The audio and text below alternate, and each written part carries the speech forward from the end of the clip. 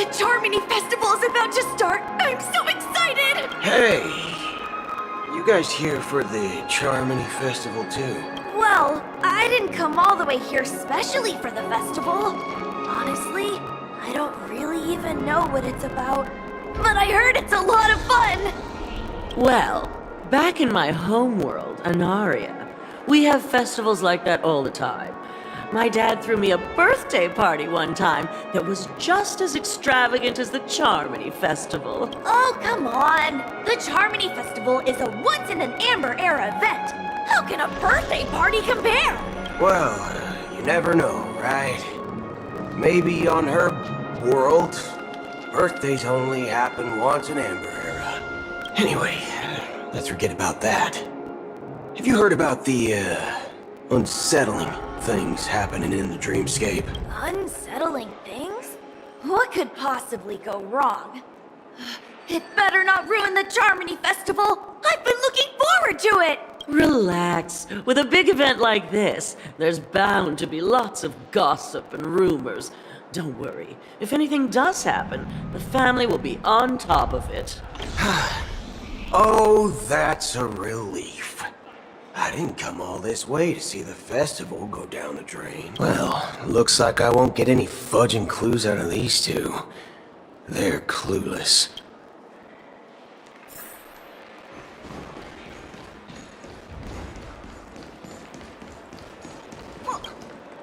Greetings. I'm Cody of the Bloodhound family, head of security for the hotel.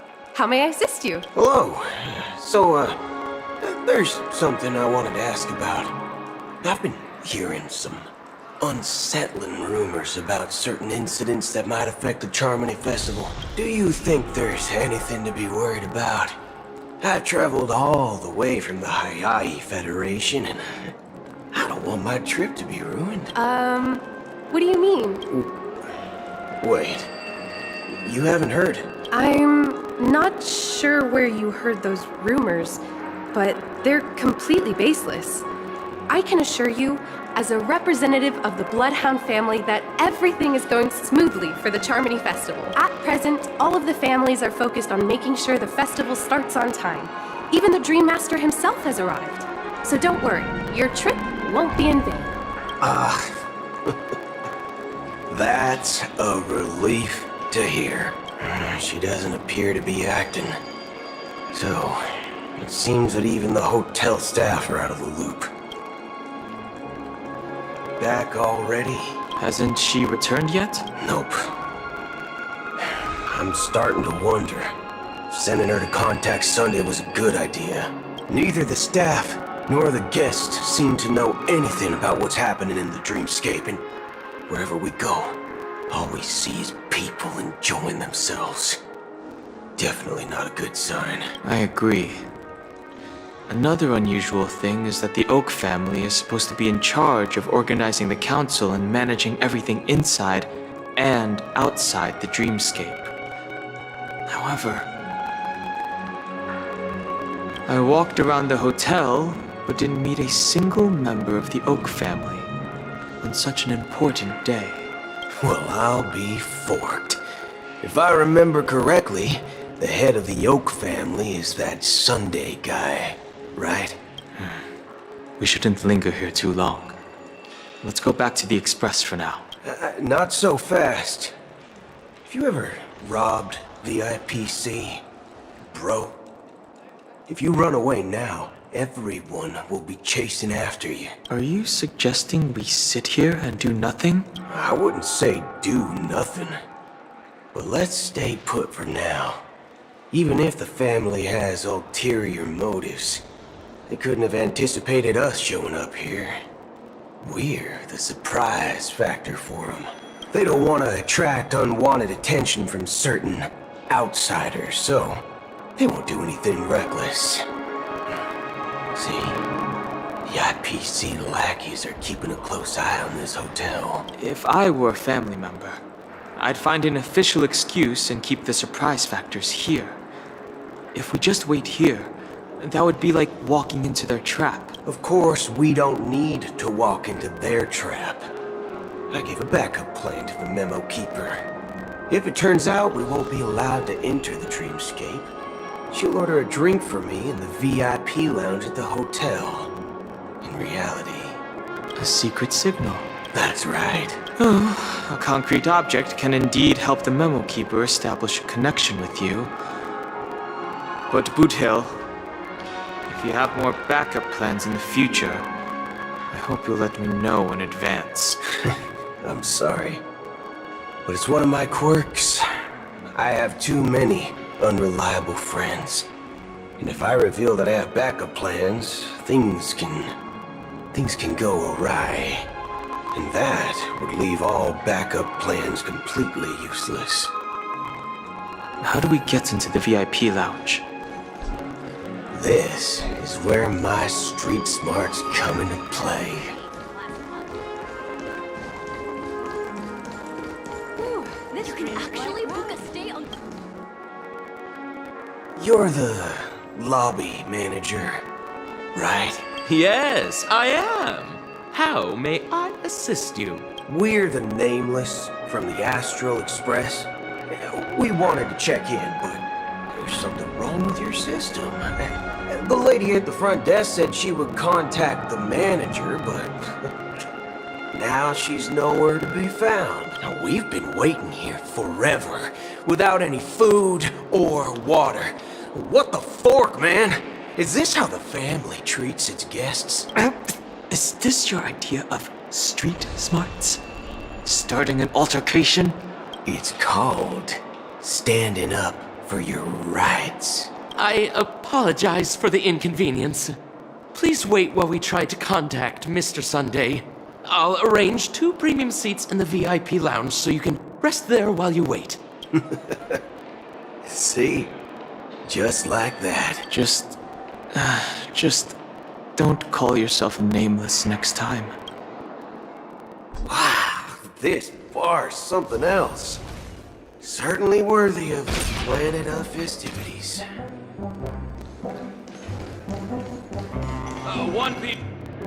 Good evening, gentlemen. Hey, I have an order for a bottle of Donna's White Oak. Can you help us find it? Donna's White Oak. I think there might be a misunderstanding. We don't serve that here. Oh, no way. Are you sure you're not mistaken? If someone had reserved such a beverage, I would definitely remember it. It sells for hundreds of thousands of credits per bottle, after all.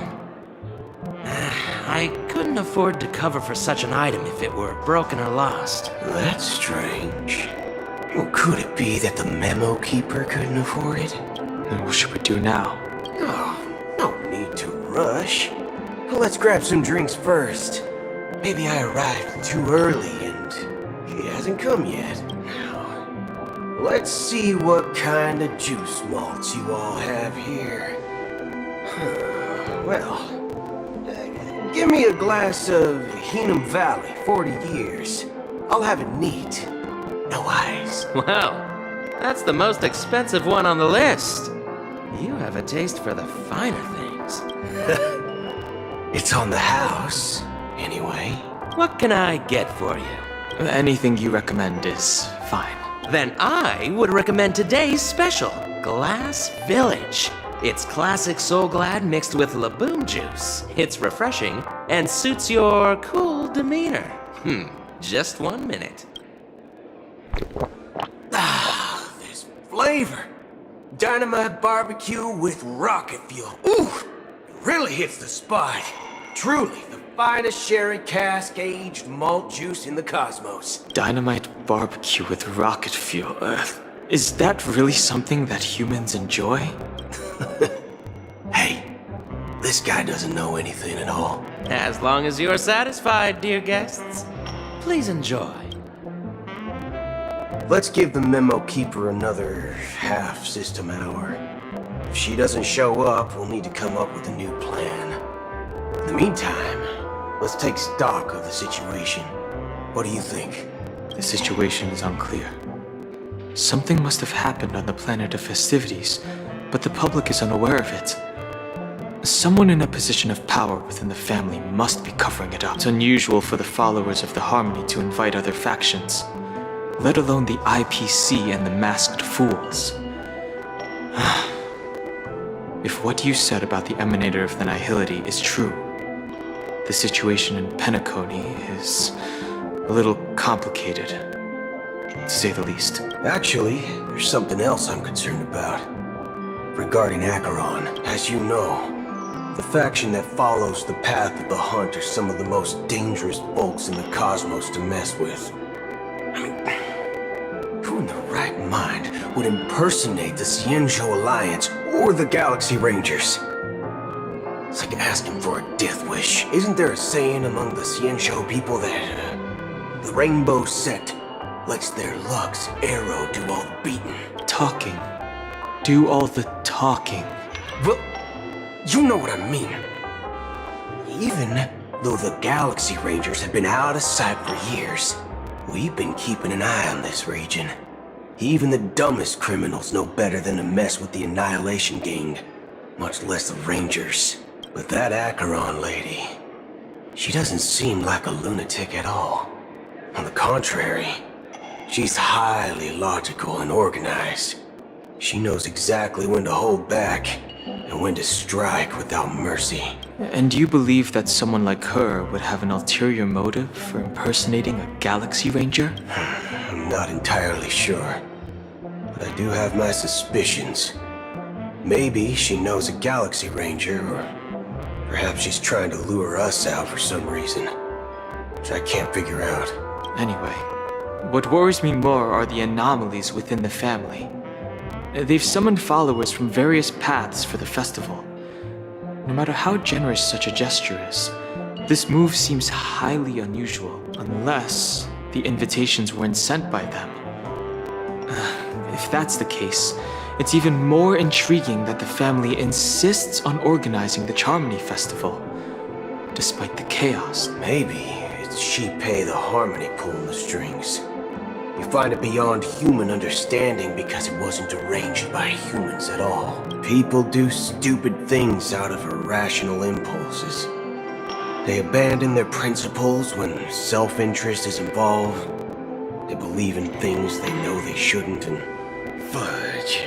They even break their own rules. But Eons don't. They stick to their determined path and never turn back, even if they reach a dead end. You think Shipei's will is behind all this? It may not necessarily be Shipei, but there's definitely some higher entity involved. I know it may sound pessimistic, but if human free will were reliable, why would we even need Galaxy Rangers? It's much simpler when you boil it down to the eons and paths.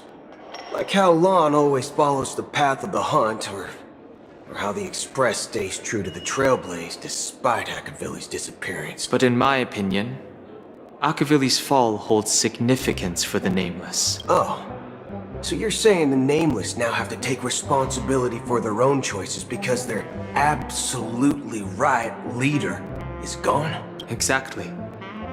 I believe the purpose of the journey isn't just about following a path that's always considered absolutely right. It's more about doing your best to choose the right path for yourself among countless possibilities, even with limited insight and judgment. I don't know what you've been through, but I agree that people must take responsibility for their choices, because no one else can do it for them. That's why the Galaxy Rangers need to uncover the imposter and figure out her true intentions. Just in case. I have a backup plan if the Memo Keeper doesn't show up. This is my final backup plan. I promise. You sure have a lot of cards up your sleeve. Well, going back to my old career would make things a lot easier. And by the way, when you were walking around the hotel, did you happen to see any important-looking guests? What's your plan? It's simple. We just grab some hostages and use them as bargaining chips with the family. Or maybe we can even take their identities. No need for that. We'll return to the Express now. Wait. Are you getting scared? Draw your weapon. Let's make a big scene. Are you leaving, esteemed guests? Would you like to cancel that Asdonis White Oak you just ordered? Huh? Asdonis White Oak? But didn't you just say... Ha ha. Looks like you are a bit intoxicated, esteemed guests. You ordered a bottle of Asdonis White Oak just a moment ago. Looks like your memo keeper friend has finally arrived. Oh, right. Sorry, my memory's not the best. You know, too many modifications and all. Anyway, let me check. Well, fork me. It says Donna's White Oak, all right. And there's a note. I'll be waiting for you on the Astral Express. No mistake, that's her message to you. She knew the hotel wasn't safe, so she suggested we find another place. Well, looks like we took a detour, but now it's back to the Astral Express. So, what are we waiting for? Let's go.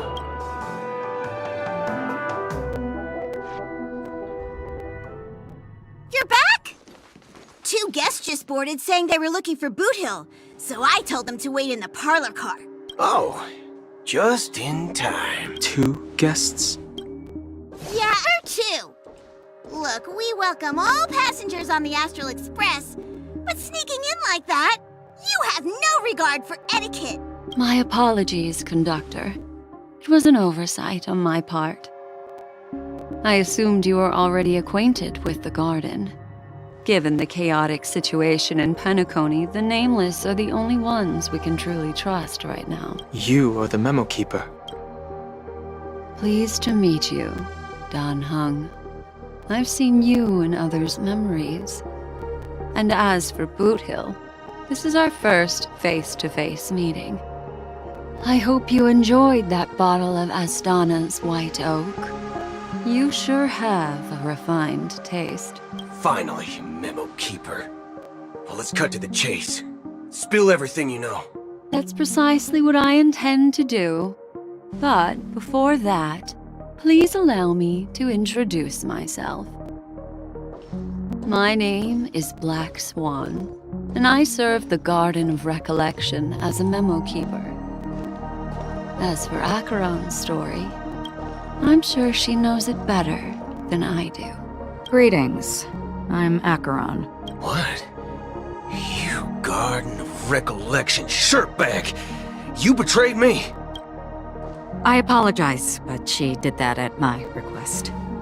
Due to certain reasons, I have been exiled by the family.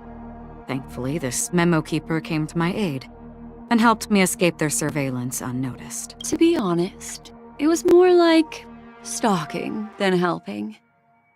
And the process was far from unnoticed. But we did escape. I asked her to guide me to a place beyond the family's reach and to contact a few trustworthy individuals. Namely, all of you. Trustworthy? Son of a nice lady. You think I'm dumb or something? How about this? I'll put a few bullet holes in your head and see what secrets spill out. Then, we can talk about trust. It doesn't have to be like that. I'm willing to answer all your questions, but not right now. If my cover hadn't been blown, we might have had more time, but at the moment, we don't have any other options. No other options? What do you mean? This is the only way I can ensure everyone's safety. I kindly request an immediate warp jump out of the Astana star system. This passenger is requesting... As far as I can tell, she's not a threat and seems to be telling the truth. I've briefly traveled with your companions and know their whereabouts, Don Hung. Please rest assured, your nameless companions are safe, but they need our help. As for Boot Hill, you may have guessed. I've been waiting for you. Galaxy Rangers are known for their elusive nature and limited contact with each other, so this was the only way I could reach out to you. Only by doing this can I find a true Galaxy Ranger and fulfill a long-standing promise. To return his relics to their rightful owner. Someone once told me that every rainfall is like a gift from the heavens, a sign of their mercy upon the world. Raindrops are said to be the tears of the gods, shed in response to the sorrows of the world. Their constant pouring is a reminder that the gods haven't abandoned us yet. So, how long has this rain been going on for? I used to believe, just like you, that it would eventually stop. Years and decades passed. And in the end, such hope faded away before the rain did. Looks like the god you mentioned doesn't exist after all.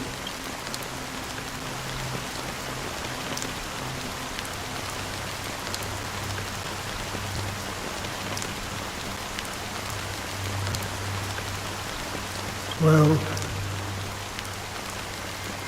let me share a story with you. Mortals who walk the paths are like sailors on a vast ocean, leaving behind a trail that creates countless ripples of possibilities.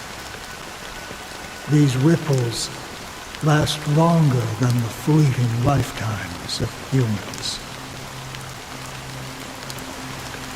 And for some, their presence leaves such a strong mark that it's reflected in the waves. Like those shadows on the ocean. Sin-thirsters, the obsessions of the Pathstriders, they emerge from the depths of IX, seeing themselves as masters of their own destiny, unknowingly repeated the actions of their past lives. They emerge from the nihility and head toward it, leading purposeless lives. However, these hollow phantoms, they were once my dear companions. A group of Galaxy Rangers. Are you watching over them? Watching over them? No. I'm guiding them toward transcendence. It was a brutal war. A crusade that shook the universe. The universe witnessed the fall of Zuro, the Lord Ravager, but it came at a price. A price so hefty that only those who were there still remember. The unwavering determination of the Hunt followers persists even in death. So someone must guide these lost souls to their life beyond. They were heroes in their time, and they shouldn't be reduced to mere puppets of the nihility. As for me, I've suffered too many losses on that battlefield to advance any further. And that makes me the most fitting person to carry out this task. But you know, these sin-thirsters, they're not who they used to be. Does this seem pointless to you? Well, some tasks have to be done, even if they are pointless. I can help you. For what? For the meaning of the nihility. That's what I've been seeking. I see. After all, this realm is off limits to ordinary souls, right? Thank you, stranger. I wish that you find what you seek. Before we part ways, I have one more question. It is true that their actions and even their entire lives may seem pointless from our perspective. But if, and it's just an if this is what the departed ones expected, should we try to change it? A good question. And a profound one. I don't know the answer. What I do know is that one day I too will pass away. And when I bid farewell to this world, someone will stand at my grave and place a bouquet of flowers on it.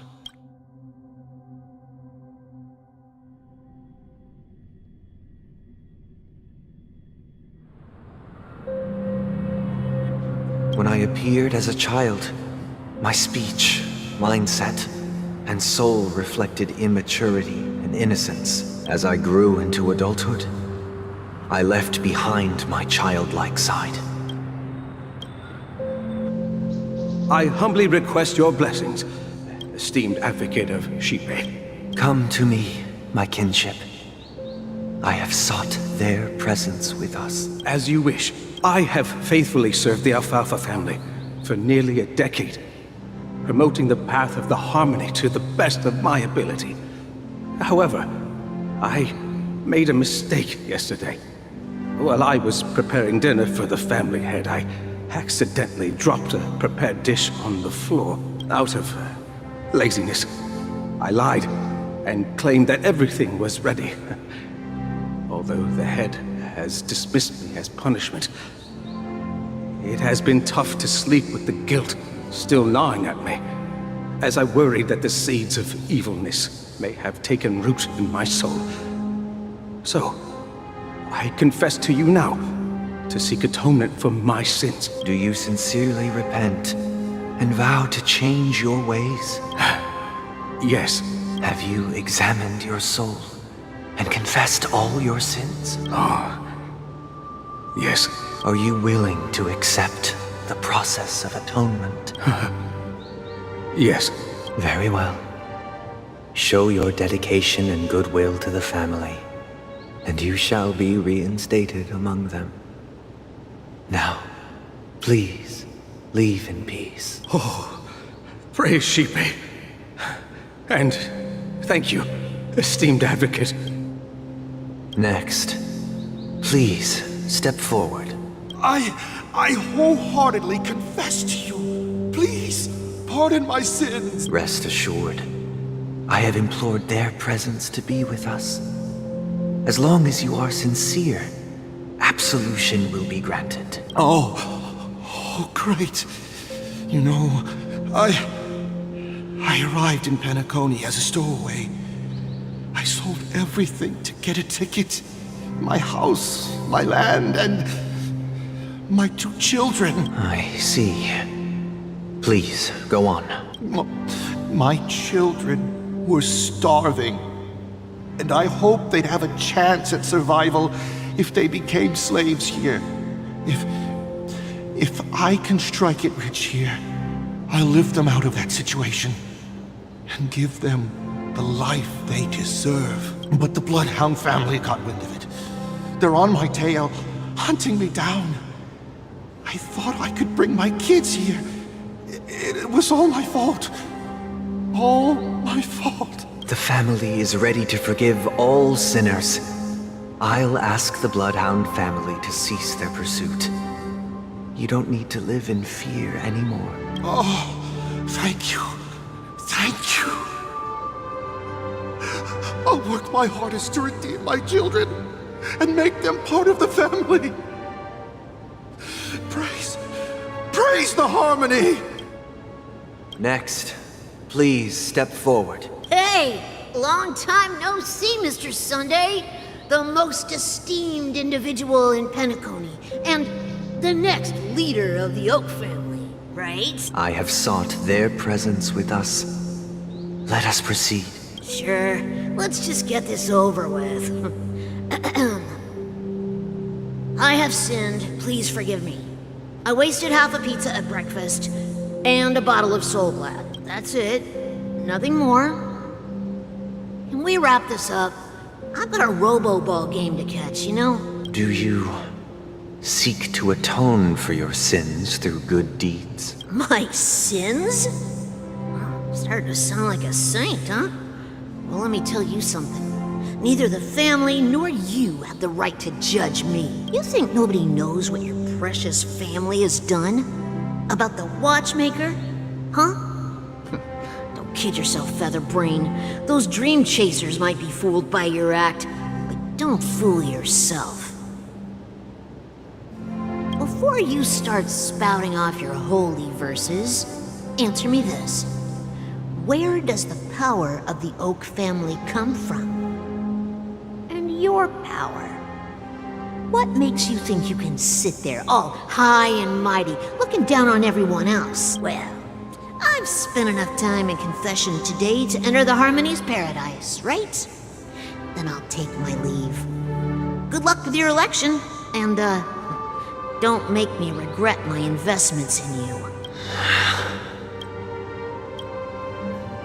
Oh, revered triple-faced soul, hear my doubts. Who can judge the strong when their power hides their crimes? Who can vouch for the weak when they will pay any price to survive? Who can comfort the purest souls when even they get led astray?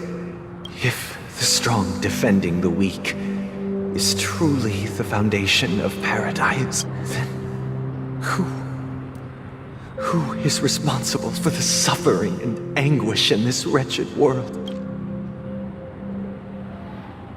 Brother? Brother? Brother, are you all right? I'm fine.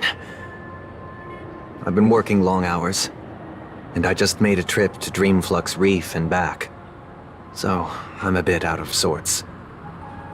But it'll all be over before we know it. You've been working non-stop on the Charmony Festival, Mr. Sunday, and no one could have predicted this incident. Even if the Stellaron does pose a grave threat, I still feel sorry for all the trouble we've caused you. No need to worry about troubling anyone. The Charmony Festival was meant to spread joy and harmony across the cosmos.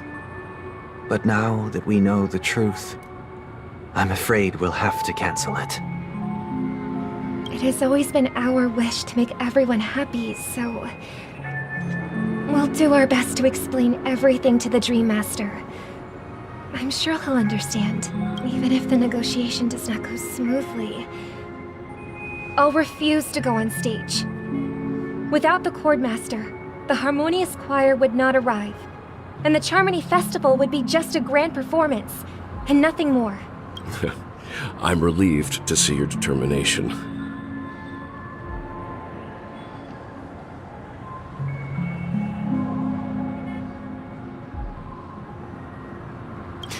You know, since arriving in Penacony, we haven't had any contact with this Dream Master himself. I'd heard of the heads of the 5 major lineages, but the Dream Master is a mystery to me. The Dream Master rarely grants an audience, even for us. But, given the urgency of the situation, he's agreed to meet us in person. Perhaps you'll be the first guest to meet the Dream Master in years, Mr. Yang. Let's hope we can reach a consensus that satisfies everyone. Indeed. Let us hope so. It's about time. We'll have to get ready for the meeting. I apologize for any inconvenience caused by the urgency. Don't worry. I'll be waiting here. Oh, dear. Thank you for everything you've done. I'll be waiting here.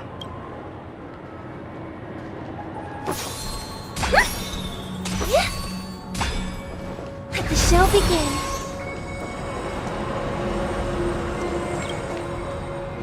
Mr. Sunday. Hey there! Okay, see the moon in the sky? It's about the size of the cap on my Soul Glad bot. If I just reached out my hand... The moon? You mean the Grand Theater? Yeah. look at me. But it's no big deal. The Grand Theater here looks They told me not to sell everything I had just to come to Penacony. Selling everything you had? Why would you go to such lengths? Why? Can't you see? Life back home is miserable. It's better to be here at Penacony. No pain, no worries about tomorrow, just sweet dreams. Is this truly living? Huh? What did you say, young? Oh, it's nothing, sir. You see, the traffic on Glock's Avenue can be dangerous.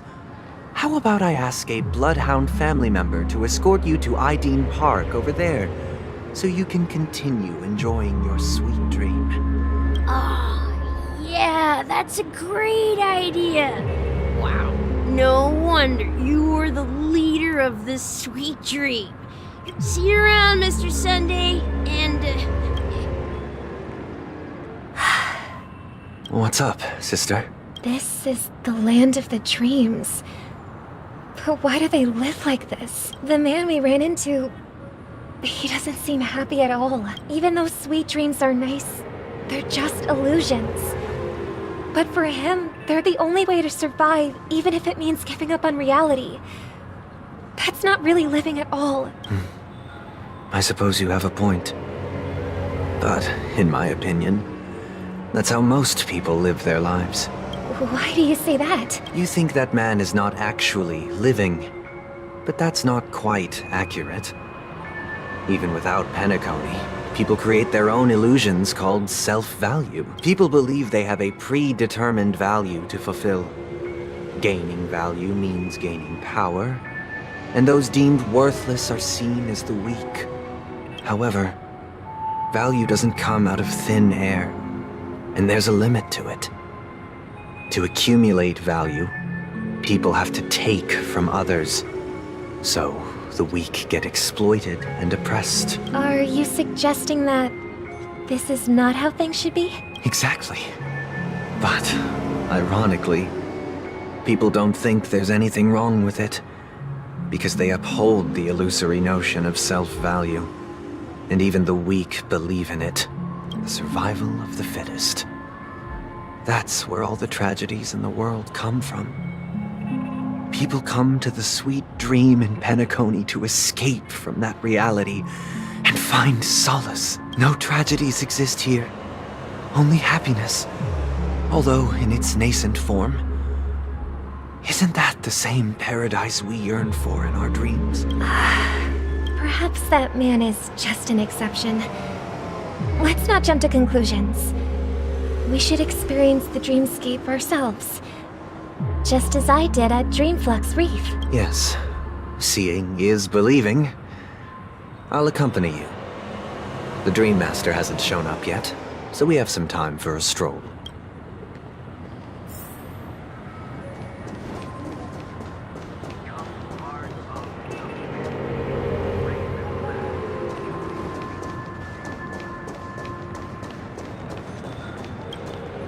Glad to meet you again, Robin. How are the preparations for the Charmony Festival coming along?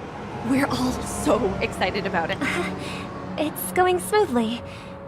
Thanks for making the trip to join the festival. You're too kind, Robin. It's a pleasure to have guests from all over the universe celebrating day and night. I can't stand being lonely or bored, so this jubilant dreamscape is perfect for me. But if this went on forever, would it get boring too? Nah, not at all. Who would get tired of having so much fun? Every day, you get to wear fancy clothes, explore all sorts of dream bubbles, indulge in delicious food without gaining weight, and you never get old or sick. As long as you can afford a room, this place is the ultimate paradise. But you know that only a few things can be brought back from the dreamscape to reality, right? That's exactly why I don't plan on bringing anything back. Just enjoying the dream itself is good enough for me. I mean, I'm not one of those long-living species. I only have around 60 or 70 years in this lifetime, and there's so much to worry about.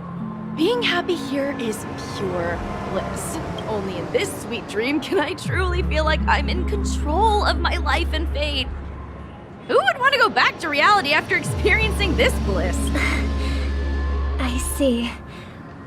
I genuinely wish you all the happiness in the world. And I wish you a fantastic performance, Robin! I'm off to the Blue Hour for the ball. See you later. Seems like that guest's perspective didn't resonate with you either. She had a valid point. I could sense her genuine happiness. It's just that... What you're trying to say is, she thinks she's in control of her life. But in reality, she's just escaping from reality and seeking solace in this sweet dream. Once she steps out of this sanctuary, everything will be lost. Well, she did make mention of being able to afford a room. Didn't she? However, the paradise in our dreams, it doesn't have to end. No. And the paradise we yearn for shouldn't be just a fleeting dream either.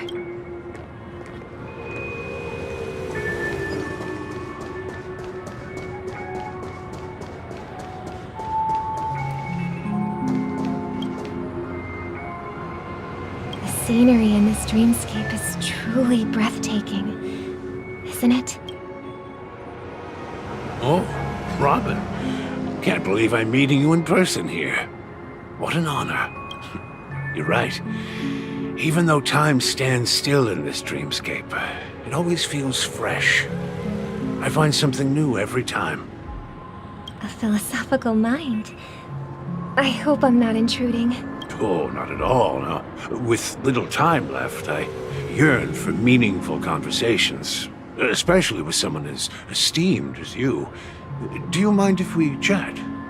It's my pleasure. No need to be formal. Just speak your mind. You said, with little time left. Please, forgive me for being blunt. But is that why you came to Penacony? Yeah.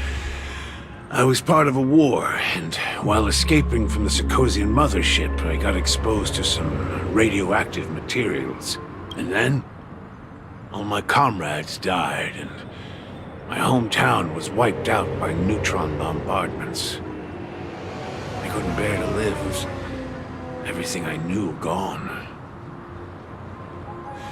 That's when I heard about a possible solution here, so I came. How heart-wrenching. I hope the family has been able to help you. They have, and I'm truly grateful for that. They provided me with a comfortable room, the most advanced life support devices in the cosmos, and a stellar team of caregivers. My physical body is now in the dream pool, sustained by life support. The me you see here is whole, rational, and no different from any other person. But I can't say the same for the me in the hotel room, my true appearance. No. I hope you never have to witness it, Robin. So, you'll be living forever in this dreamscape, right? Just being able to live at all is good enough for me. Whether it's in this dreamscape or not, well, I don't really have much say in the matter. My world has been torn apart, and my life could end any second. So, even if this whole place is an illusion, it's still my paradise. And I'll treasure every moment I spend here.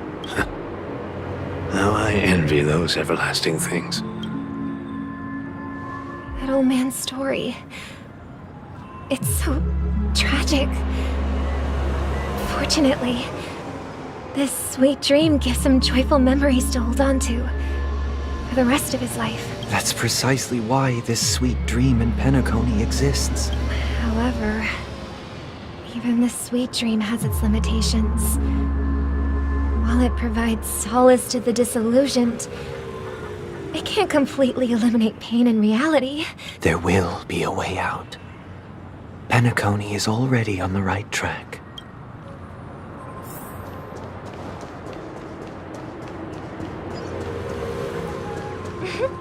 Look what we have here. A lovely young lady. Wait, is that me?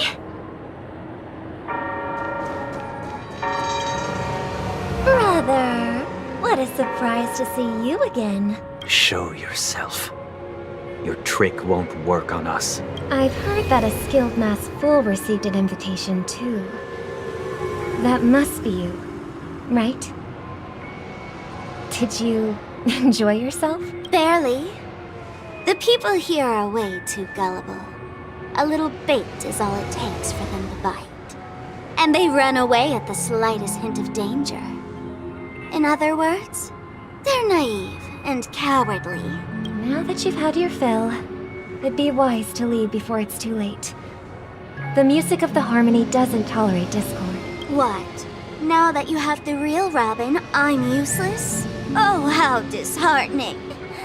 I've done so much for the family. You should be thanking me, because if it weren't for me cleaning up this mess, Penacony would still be in shambles. Don't you think? That was a personal request from the head of the Iris family, and it has nothing to do with us. Step aside and stop causing trouble for the Charmony Festival. The Charmony Festival? You think you can scare me? You think I've no idea what you're planning? I don't care what you're thinking, chicken wing boy. But I'm pretty sure our lovely Robin won't be appearing on stage. After all, you're well aware of what a sorry state this dreamscape is in under the banner of harmony. Penacony, the land of the dreams. Is this truly the paradise you desire? Stop it. What's the rush, chicken wing boy? Did I get to you? Our paradise is none of your concern, masked fool. Leave now, or the family won't tolerate you anymore. All right. I'll go. But Robin, I suggest you seriously consider this. Do you really believe those living in dreams can escape pain and find true happiness? Well, I've done my part, and now I'm simply waiting for the fireworks to begin. Here, the last 2 gifts for both of you. And don't lose them. If by some unfortunate chance the Charmony Festival starts against all odds, remember to use them during the show. And it'll be thrilling. Bang! I heard a raven cawing in the distance. It seems the Dream Master will arrive soon.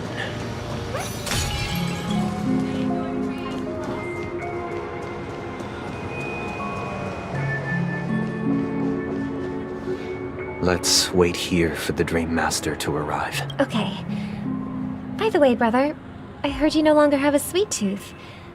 Back when we were kids, you used to steal my desserts. Seems like a lot has changed during my absence.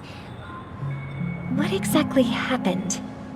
Well, someone has to stay awake even in this sweet dream. But that someone doesn't have to be you, or anyone in particular. You're carrying too much on your shoulders, brother. The paradise in our dreams. It shouldn't be like this. Penacony is nothing more than a dream. It can't erase the worries and pain of reality, or bring true happiness. It only offers an escape from reality. Nothing more. Remember the old man we met earlier? Without this dream, he might have completely lost himself. That might be true, but even without Penacony, he could have chosen another path. As far as I know, the Intelligentsia Guild has been promoting their rehabilitation techniques for a long time now. That path may have been more ordinary and challenging, but now he is receiving hospice care in a comatose state, and his fate is sealed. Is Penacony granting these people a future? Or is it taking it away from them? Well, don't forget this.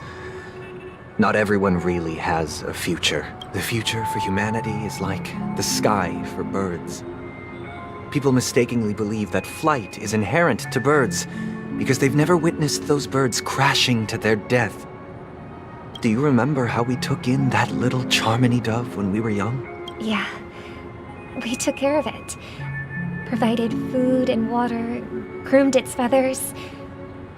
And later, when I decided to leave Penacony, I opened the cage and set it free. Well, I didn't mention what happened to it in my letters because I didn't want to upset you. Shortly after you left, it crashed to its death right in front of your window. I had surmised as much. I knew you wouldn't have avoided mentioning the bird for no reason. Despite that unfortunate outcome, I still believe it was the right decision. Birds aren't meant to spend their lives in cages. They belong in the sky, even if they can't fly. But here's the thing. If there are birds in this world that can never fly, can we really assert that they belong in the sky? Are you implying that the same goes for humans too? Let's take the Astral Express as an example. The Nameless made tremendous efforts to bridge worlds, gaining fame across the universe. However, only a few extraordinary individuals can endure such a perilous journey. That's because the pursuit of the Trailblaze exceeds the capabilities of ordinary humans. Otherwise, why would this path be filled with broken rails, an abandoned express, and even a fallen Eon? That's just sophistry. If that were true, then only the powerful would have the right to determine the future. Unfortunately, that's exactly what happens. Another name for the future is self-value. While this world has its fair share of heroes who inspire people and garner admiration for their heroic deeds, the majority of ordinary people will never become heroes in their lifetime. Some are born weak and vulnerable. Some find themselves trapped in unfortunate circumstances. Some fall victim to malice and cowardice. When it comes to survival, everyone is equal. And the weak can only watch as their value gets constantly diminished by external forces. That's why we should care for the weak and support them as if their suffering were our own. That's what the Odes of Harmony have always taught us.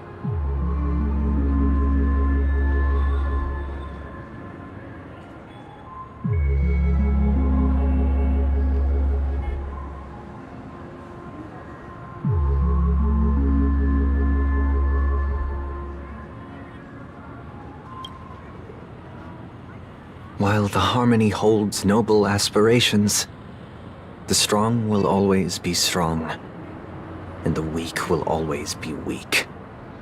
Even in this carefree dream. Human nature contains greatness, but it also harbors inherent weaknesses that can't be eradicated.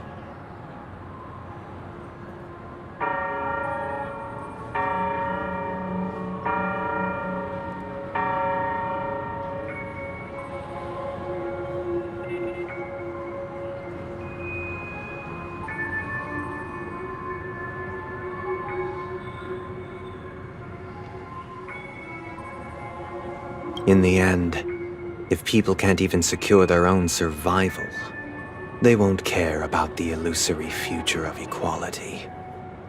As long as the law of survival of the fittest prevails, there will always be fledglings crashing to their death. But if people don't live for the future, do they merely exist for survival?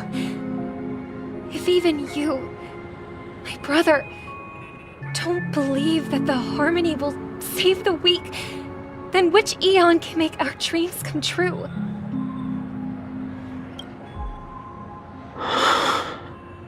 People often forget that when the first bird took flight, the entire world envisioned a future where no more fledglings would ever crash to their death. Are you reading, sister? What are you reading? Mr. Gopherwood gave me a picture book. It's about the story of the harmonic strings. If I could become a chord master, I'd like to summon Dominicus, the harmonious choir. I want to sing with everyone and spread our wishes so that all can feel happiness and joy. I see. Then I would summon the harmonious choir too. Don't you have a wish of your own, brother? Of course I do. It's just that it includes your wish and everyone else's. I long for a true paradise where everyone can find peace. Then let's build a stage there and invite everyone to our performance so that both our wishes come true through the power of the harmonious choir. It's a deal then. Yeah, it's a deal. But how can I become a chord master? Maybe you'll have to become a star first.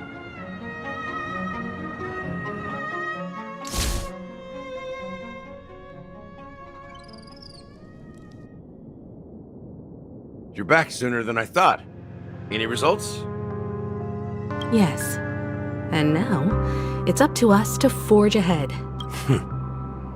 Since he's already carried out his last wish, my final mission is complete, but pardon me if I sound curt. It's good to have determination. The path Mikhail left for you is not an easy one to tread. Why else would he have chosen to sleep in solitude, staking everything on some nameless in the future? But you have the numbers, and in numbers comes strength. So that might just delay your inevitable a little more. Got any more encouraging words?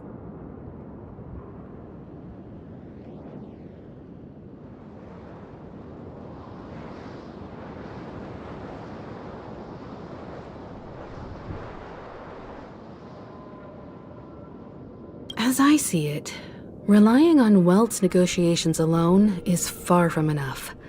Regardless of whether the other party will be compliant, negotiating simply allows us to meet them as equals and won't grant us an upper hand. Penacony is our rival's home turf, and we already have very few chips left to play with. Rather than idly sit around while the family's got us blocked off, an offensive approach might be a wiser course of action. We're more familiar with the Stellaron's properties than most, and since it's the key to stabilizing the sweet dream, it's vital to the family's interests. By attacking their core interests, they're bound to retaliate hastily. And as the saying goes, haste makes waste. That's right. As long as we pose a threat to the Stellaron, either with words or otherwise, we have a chance at gaining the upper hand. But the problem is, on the eve of the Charmony Festival opening, how exactly are we going to get close to the theater? Family security will be airtight, and if we brute force it, even if we succeed, it's too risky. So, no one's gonna say anything? Then I'll raise my hand. I know the answer to this question.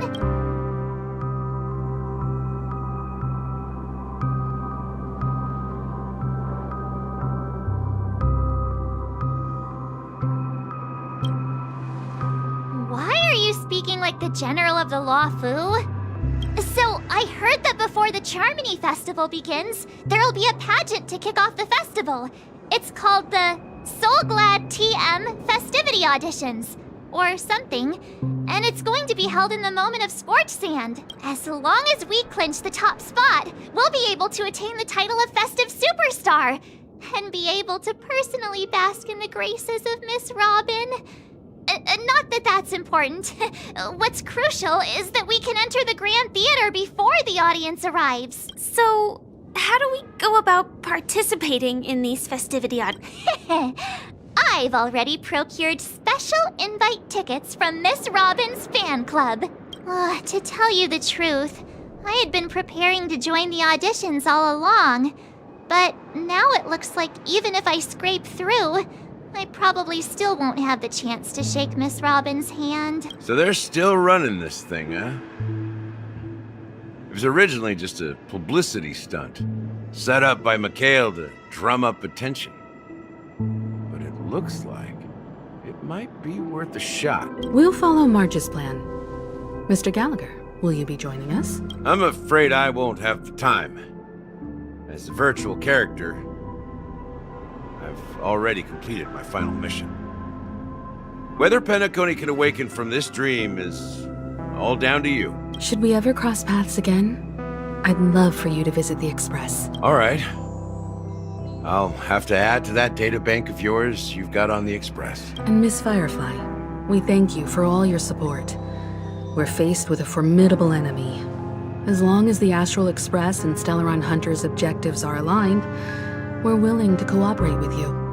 We've already come this far together. I'd like to join you for the rest of your journey on Penacony. I'm pleased that we can finally fight shoulder to shoulder.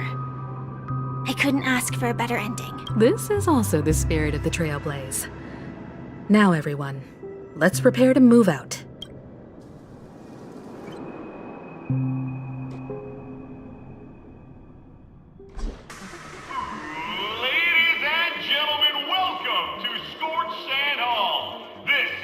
Challengers thrive and dream chasers shine, all under the watchful eye of the entire universe.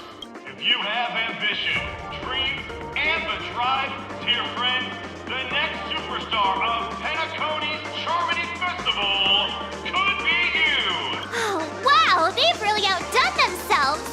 Oh, I'm starting to get excited! Behold, here come 4 friends with spirits high and full of steel.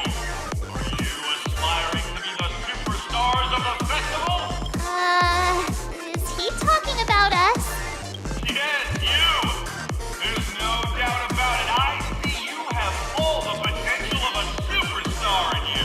Excuse me, you 4. What are you hoping to get out of all this? As the last group of contestants, how confident are you in overcoming all of the challenges? Would you be open to a brief exclusive interview with us? It'll be quick. Your journey is long and fraught with peril, yet under a sky blanketed by banners, you vie for the crown. The sword and rose! Protect the beauty! The beauty, the beauty! Magnificent and majestic!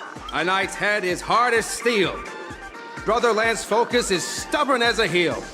We don't all have to be winners, but if we don't have fun, we'd all be sinners. People are pouring in. Kinda feels like all sorts of baddies are showing up. Let's get in there quickly and enter the competition. Ladies and gentlemen, please make way. Coming towards us now is one of Penacony's top 10 wealthiest tycoons and the soul-glad business empire's founder, Mr. I. Dean. Allow me to introduce myself. I'm the director of Soulglad's factory, Ideen Lida.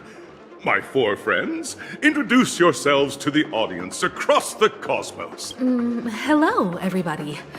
I'm Himiko, a nameless from the Astral Express, and these are my companions.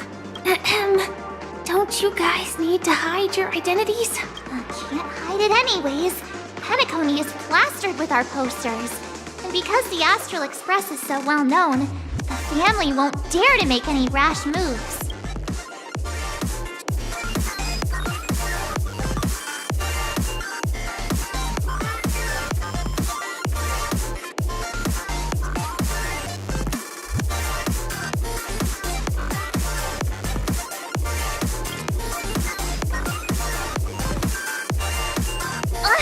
Don't expose my net handle to everyone! Hello, everyone! I'm March 7th. I'm an ordinary girl who loves adventures. Hello, everyone. I'm Firefly. I am also an ordinary girl who enjoys adventures. So it's a bunch of nameless guests. This final face-off is bound to be spectacular. Time is precious. My 4 friends, come with me. Grab a bottle of Soul Glad and make your dreams a blast.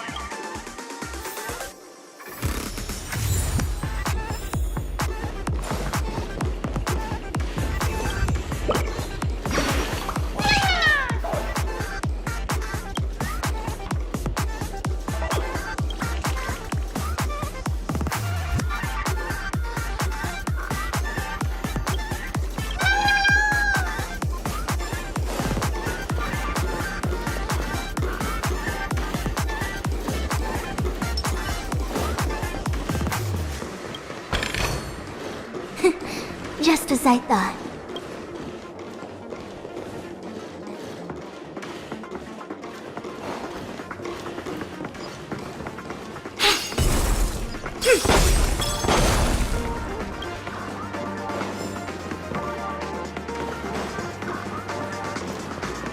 This place is buzzing. That's right. This event is a miniature representation of that time known as the Era.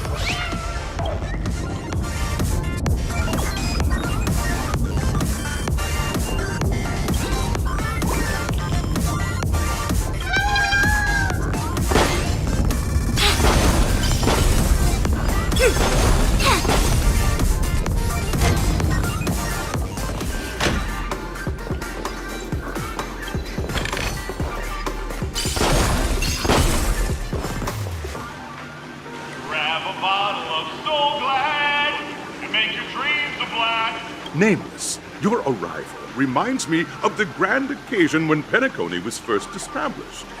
I was still a young, bright-eyed lad back then, lured here by the watchmaker's ads, full of zeal and ready to make my first fortune in life. Once, during a particularly grueling day, I passed out and was resuscitated by a drink from Mr. Sousa. That sweet taste has since been etched in my mind, and that was what drove me to create the Soul Glad that we all know and love today. The dream-chasing era was truly a wondrous time. Oh, I miss those days, and the watchmaker. Scorched Sand Hall is my homage to that time of boundless possibilities. I wholeheartedly hope you make it to the finish and emerge as the next superstars of Penacony. Now then, is there anything you'd like to say before the competition officially begins?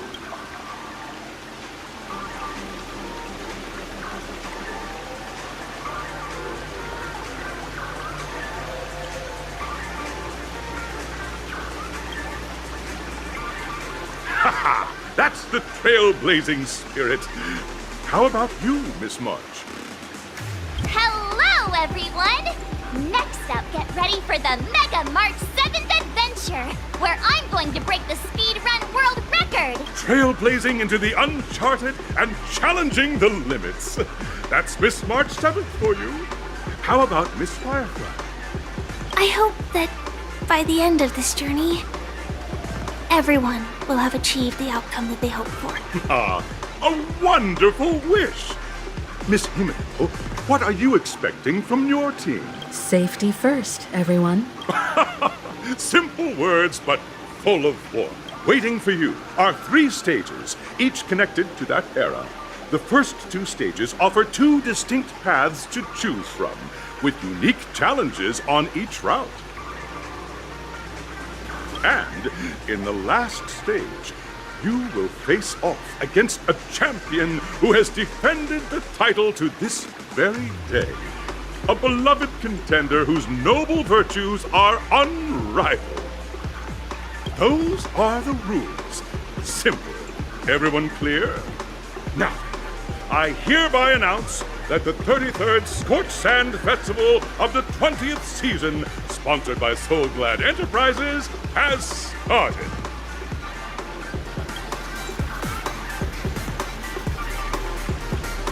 Everyone, as the Charmony Festival is drawing closer, we must reach the end as quickly as possible.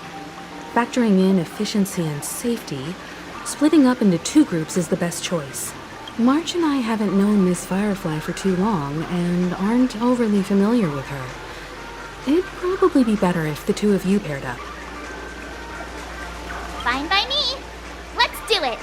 All right. I don't have a problem with that.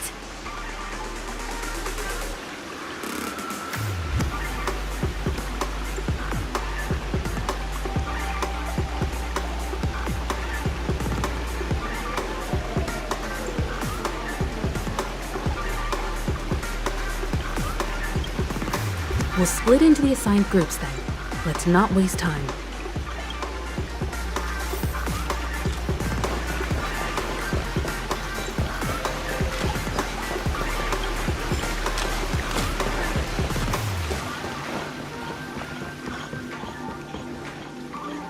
welcome to the first stage of Soul Glad Enterprises' 33rd Scorched Sand Festival of the 20th season, Dream Play Fantasia! In this stage, you can choose between two challenges, the School of Acting or School of Action. In the School of Acting challenge, you have to complete 3 performances from 3 scripts and move the panel judges. In the School of Action challenge, you have to defeat 3 groups of enemies convincingly and reach the end. Now, make your choice.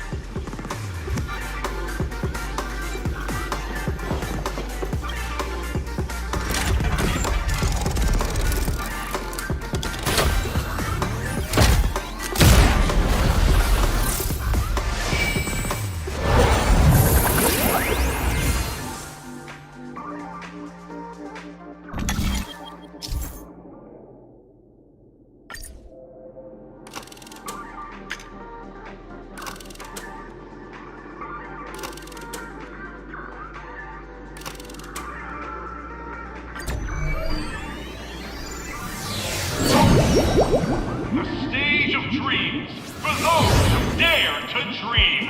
Welcome to the School of Acting stage. Step onto the stage and move the judges with your heartfelt performance. The next cosmic star of penacony could be you. Competitors, allow me to introduce the rules of this challenge to you. There are 3 stages up ahead. On each, you will find an outline of a script. These 3 scripts were written by the legendary filmmaker, The Watchmaker, and depict various stories from Penacony's era of pioneering. Your task is to bring those moments to life, find the right words, and act convincingly to make the judges feel the script's intended emotions. Oh, I wish you a successful performance. Also, a bit of trivia. The record score for this stage is held by a participant with fiery red hair. His exceptional performance brought even the strictest judge to tears. Oh, looks like he wasn't even acting at all. We are running out of time, so let's get this over with quickly.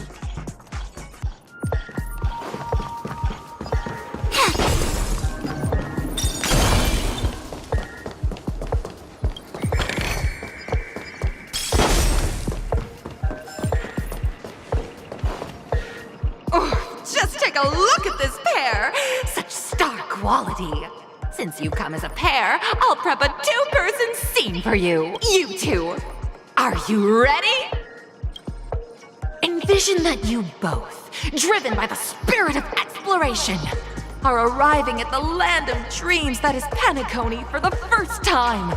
But instead of lush lands, you find yourselves amidst swirling sands and desolation, far from the paradise the Watchmaker described. You're driving an old clunker through the wilderness of the dreamscape, braving the cold wind, choking on the dust, and suddenly, a fierce memory zone meme blocks your path. Now, Miss Gray Hair, what line would you deliver to express your disappointment in Penacony?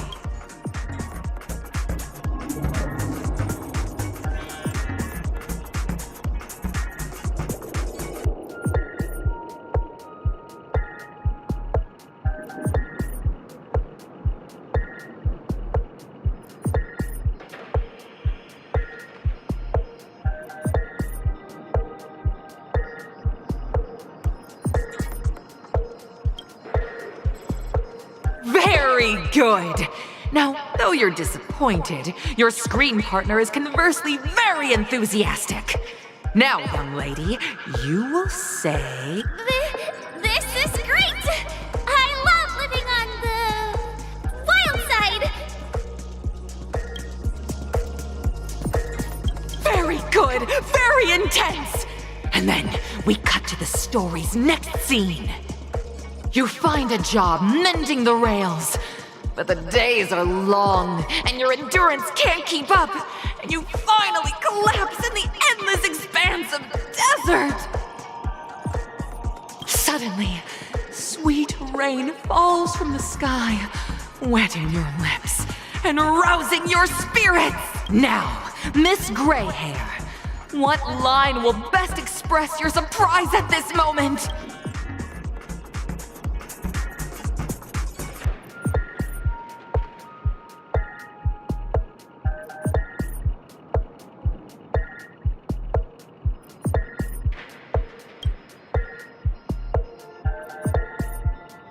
But at this moment, your partner yet gazes into the sky, both her eyes closed.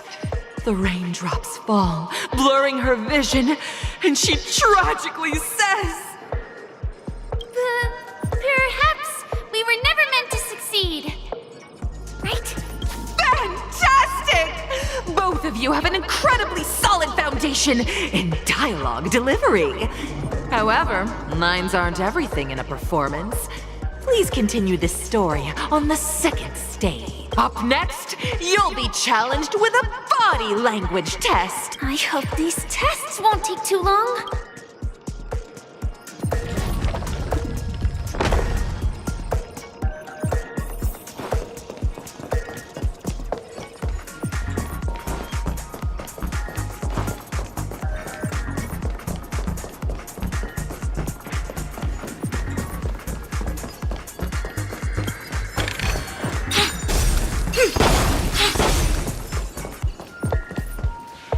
Here, you two are required to skillfully utilize body language to portray the story context I've laid out for you, picking up from where we left off. A heavy downpour saves you both stranded in the desert. This rain quenches the anger in your heart. You look to your companion, now completely devoid of fighting spirit, wanting to comfort her. At this moment, what should you do to make her laugh?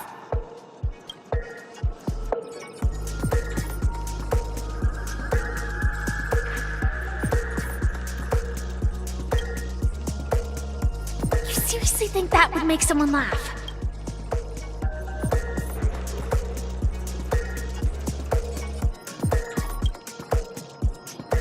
The test now is about body language.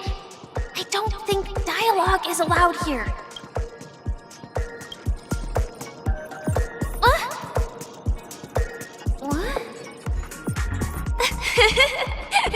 Right answer! Your companion sees you rolling about in the sand and thinks about the arduous obstacles along this journey. She can't help but let loose a laugh, rekindling hope in her heart. And so this girl... I'm gonna get back on my feet and keep moving forward. A tug at the heartstrings! The story continues to develop. The heavy rain leads you both to sense a business opportunity. So you start venturing into the umbrella industry. But just as the business begins to pick up, competitors start flooding the market with low-priced goods, squeezing your market share. You have no choice. The goods you stockpiled at high prices have to be sold at a loss. This is a pretty self-destructive move, which drives your business to the brink of bankruptcy. At this moment, what would you, who refuses to admit defeat, decide to do?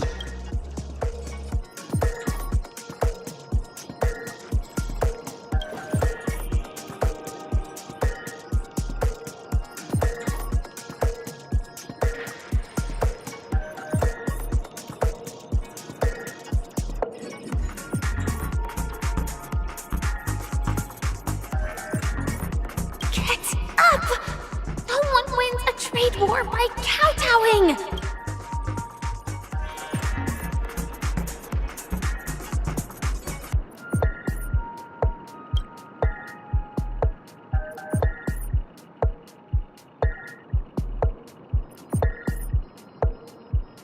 Fantastic!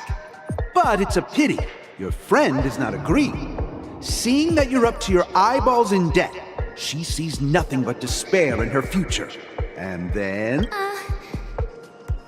I leave Penacony in utter disappointment! Is that okay? Of course! Absolutely! I was this close to tears. Both of you possess exceptional acting talent. However, the true test is yet to come. You're about to encounter the harshest judge this show has ever seen. You'll need to rely on perfect performances if you want to win them over.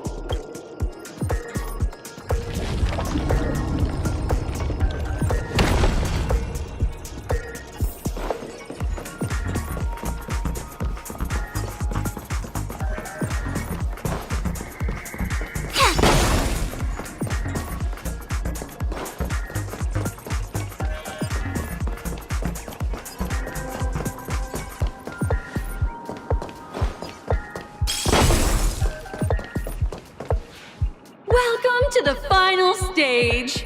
Actually, all the scenarios that you previously encountered were all from the film Once Upon a Time in Dreams. Two companions arrive on Penacony with nothing but a dream.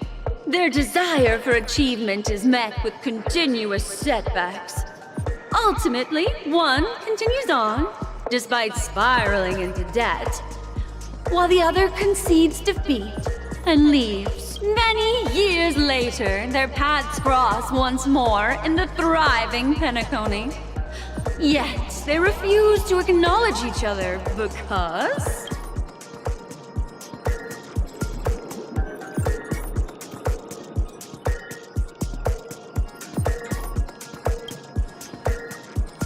Against the backdrop of a revitalized Penacony, the joy of reunion mixes with the sorrow of fast separation, the awkwardness of being strangers, and the shyness of a long-awaited encounter, all converging at this very moment. Give it a shot.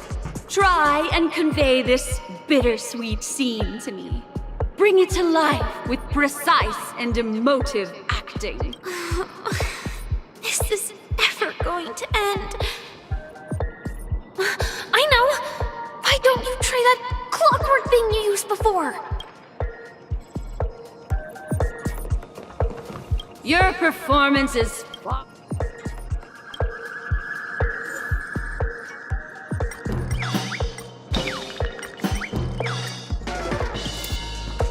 Cut! A mogul who went from rags to riches, treating a former companion with such disdain. It just makes my blood boil. Huh? But we haven't even done anything! Is her imagination running wild again? Brilliant! Your portrayal outdoes the original. It's simply beautiful! We have passed the test. We ought to hurry up. Stellaron is at stake.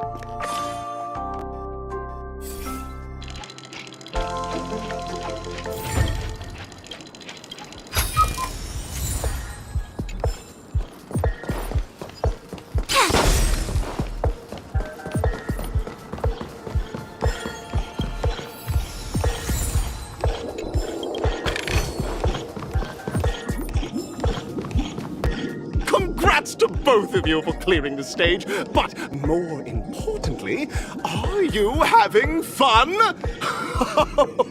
Fun is more important than success. Look at the time. You finished much faster than that red-haired contestant did. That red-haired contestant? Who is that exactly? You'll find out eventually, but only if you clear the next test first. Welcome to the second stage of the 33rd Scorched Sand Festival in the 20th season, sponsored by Soul Glad Enterprises. Gunfire time! You have the option to choose gunfire and undergo Brother Hanu's trial, or time, where you'll face Clucky's trial. And now, make your choice!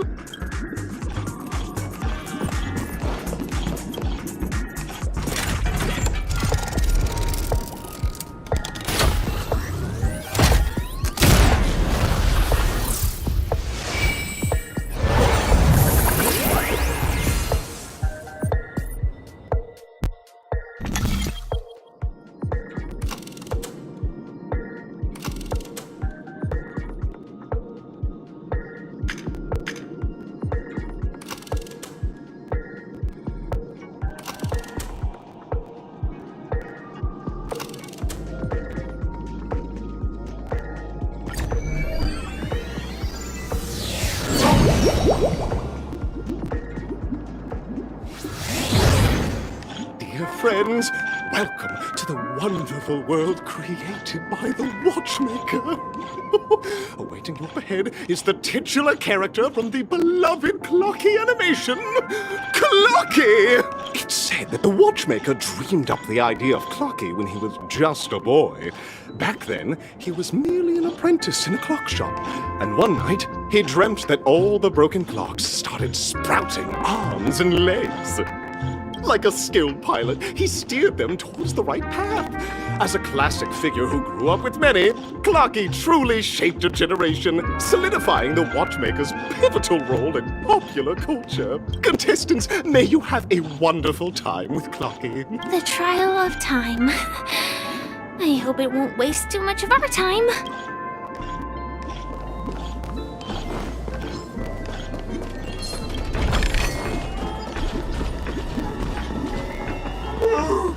Am I just a failed experiment? That statue. Did it just speak?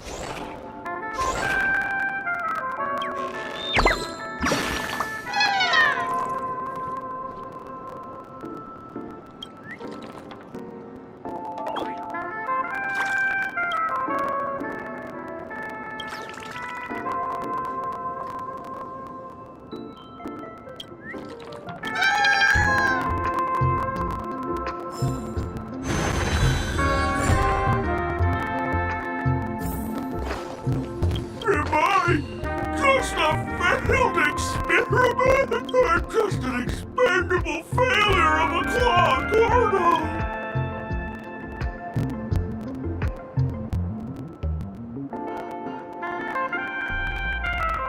Wait, so I'm not just a failed clock, I'm also a failed toy. You guys are just like the other challengers. You want to enter my inner self? Then please be my guest! But you won't find anything worthwhile. I'm just a failed piece. See? I'm just empty. Tick-tock! It's time for me to make an appearance! Clocky? I can also see him.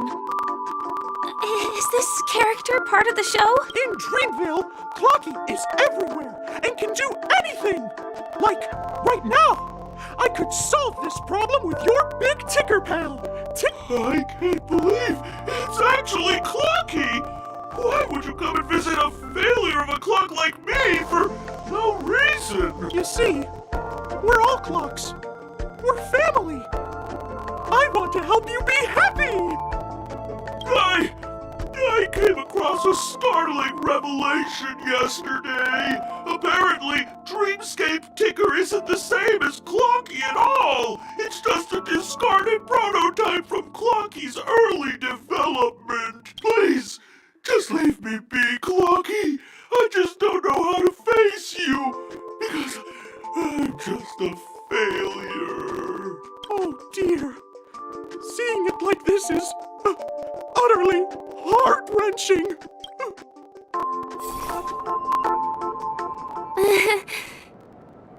I guess even troop members can experience existential crises. Don't worry, miss. I've already pinpointed its missing parts. Over here, my friends. Better use that hamster ball night speed.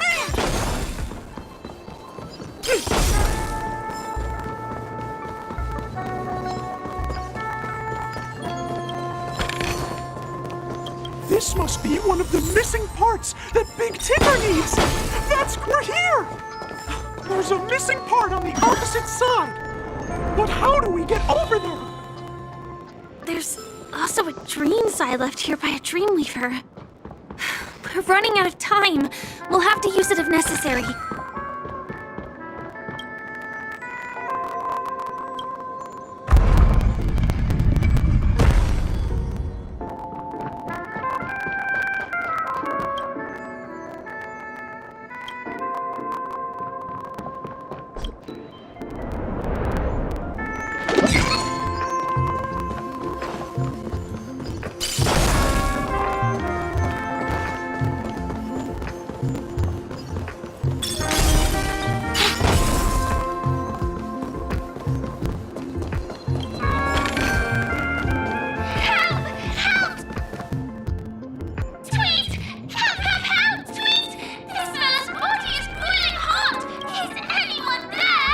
Oh dear! It's an origami bird! What's it doing in Beyond Overcooked's tail? Is that Clocky, Tweet? Please A roasted bird? Oh, this is...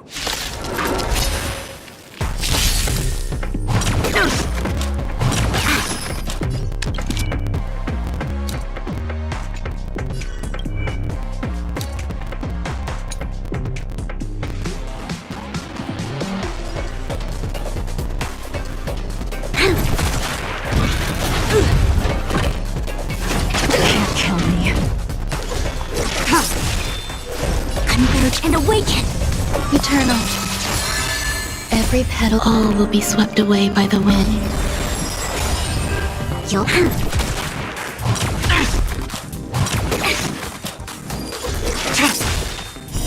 Blade of moonlight.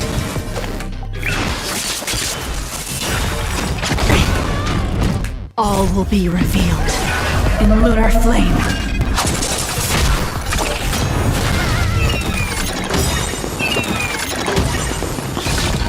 No matter. Yin and yang. All things in this world have their law, yet stratagems, constellations are human creations!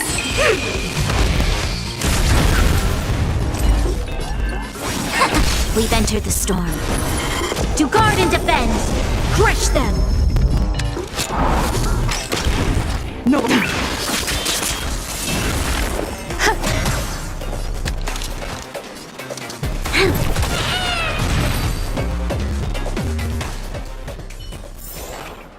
All things shift in divination. Thank you, guys! Thank goodness you're okay! Because that fella stole one of Mr. Big Ticker's pots!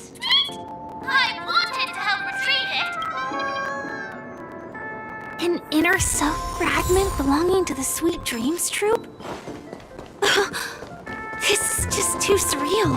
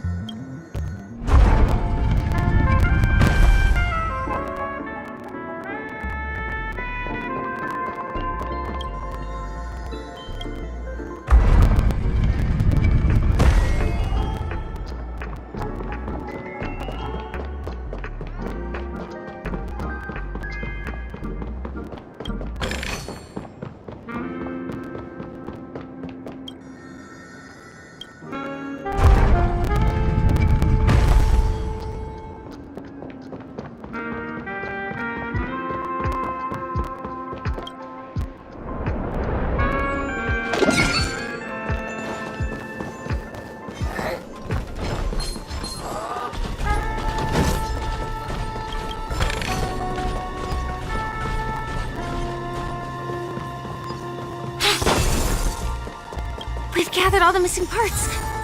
Let's hurry back. We don't want to keep Big Ticker waiting.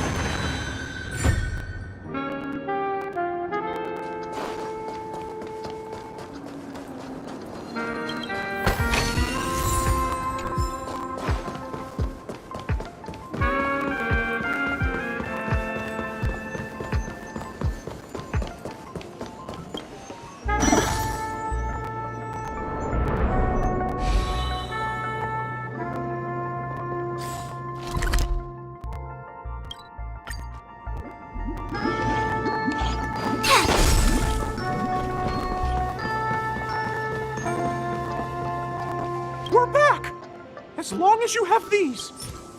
Wow! It's working! Tick-tock! Next, we just...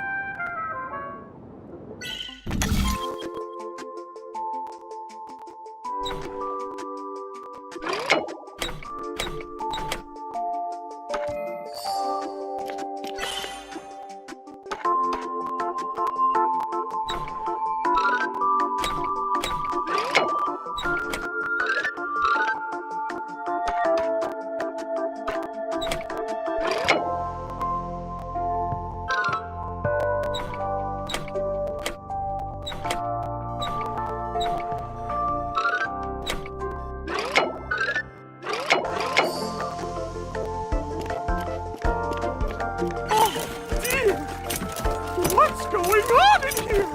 I'm not qualified to be the real clock! No! This is unacceptable!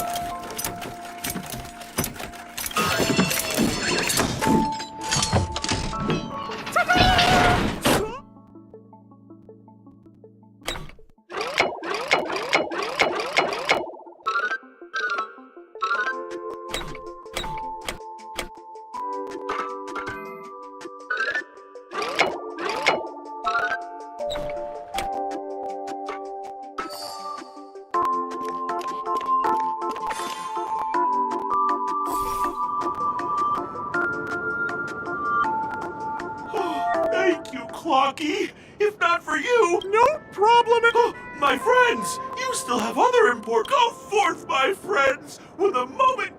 It's all done! Victory is in sight! Let's head to the final stage.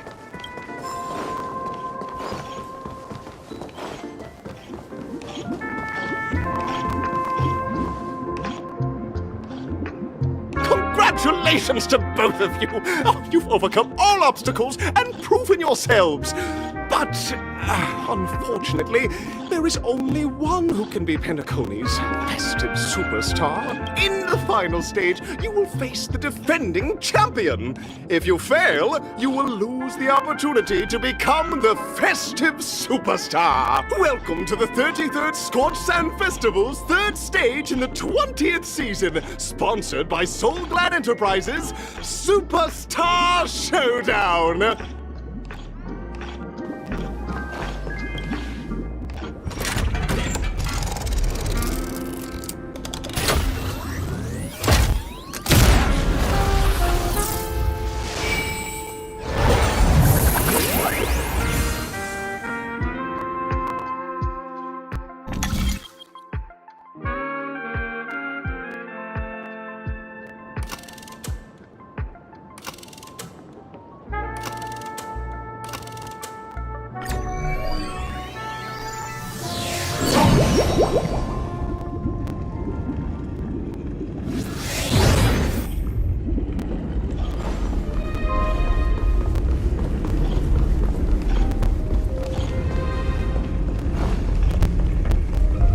No way.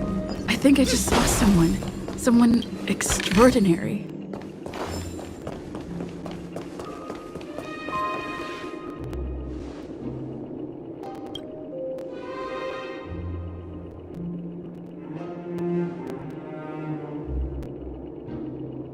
Are you a Knight of Beauty?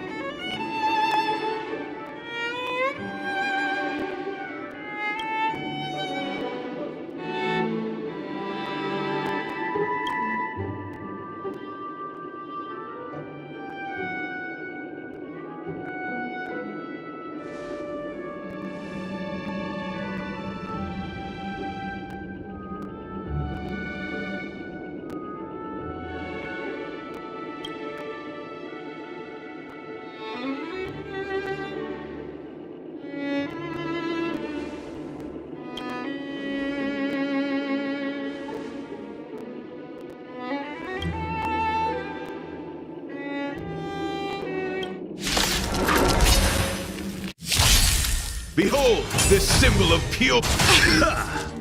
Time to change tactics. Rise to the challenge. Together as one. Some eternal. Every petal, all will be swept away by the wind.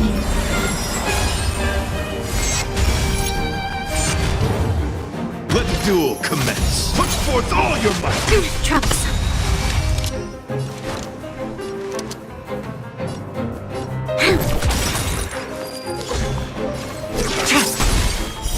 Blade of moonlight. We've entered the storm. To guard and defend. Crush them. All will be revealed in lunar flame.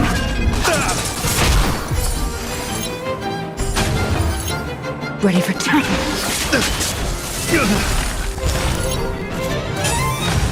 You are fighting a gentleman. Equipped it.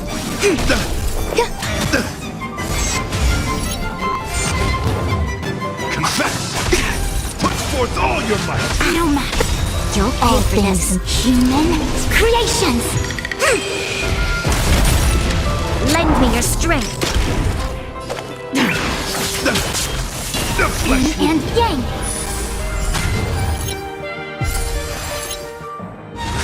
No matter. Yin and yang. We've entered the storm. To guard and defend. Crush them. All will be revealed in lunar flame.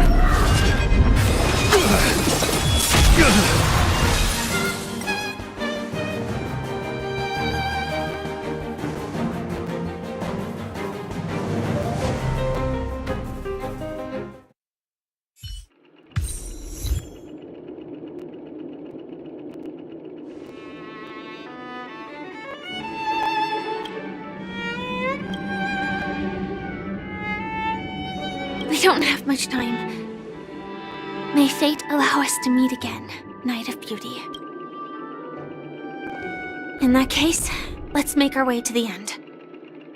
Penacony's really thronging with talent. I hope we make it in time.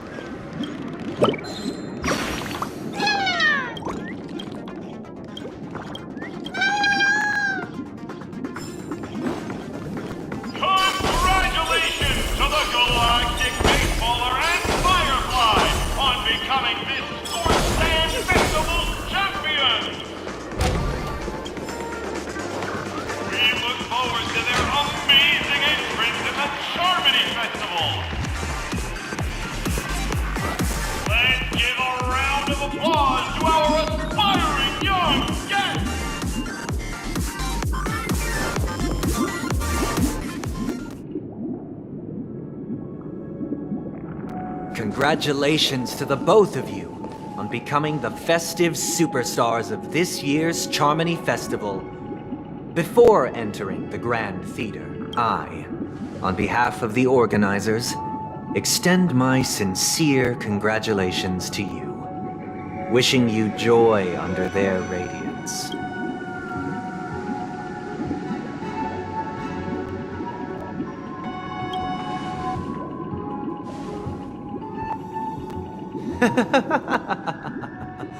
Your endeavors are worthy of extra recognition, and I've taken steps to ensure that. However, this reward is not a material one, but rather the opportunity for an open and honest communication between us. As previously promised, my sister, Mr. Yang, and I have met with the Dream Master. We delved into the truth about Penacony and its Stellaron, and have come to a consensus. Both I and the Oak family cannot acquiesce to your request. Just as expected.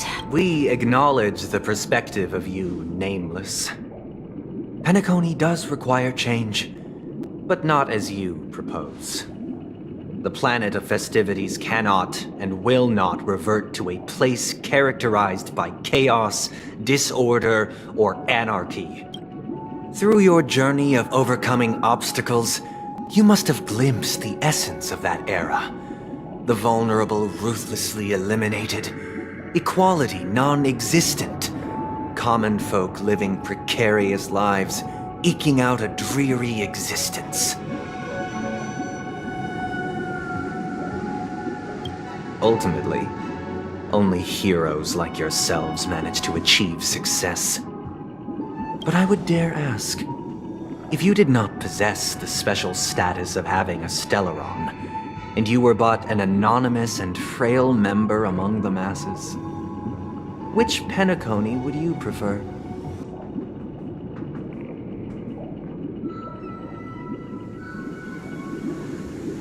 A dystopia for the survival of the fittest, or a sweet dream paradise for all?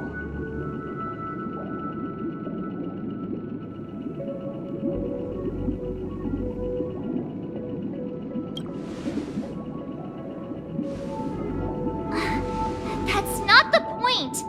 Don't let him mislead you! Mr. Sunday, even if the members of the Oak family can't fully agree on what to do about the Stellaron, now's not exactly the time to be holding an extensive discourse about Penacony's past and future, is it?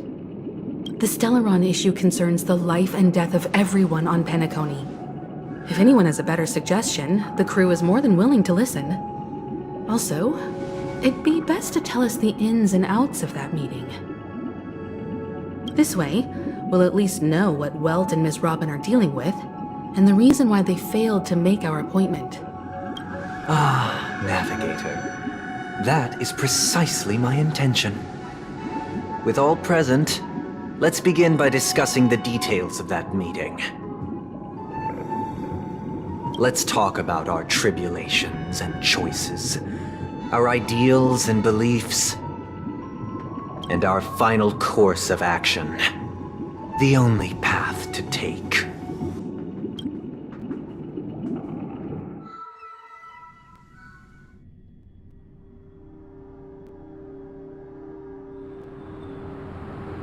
You mean to say that for the longest time, there have been scoundrels who would use the Charmony Festival that I have bequeathed to the masses as a tool to realize their ambition? Indeed, Dream Master. Once the Charmony Festival begins, the Stellaron's powers, along with the song, will be broadcast across the entire planet of Penacony. And then everyone in their dreams will be unable to awaken. This is indeed surprising to me. The dreamscape is maintained by the collective effort of the 5 families.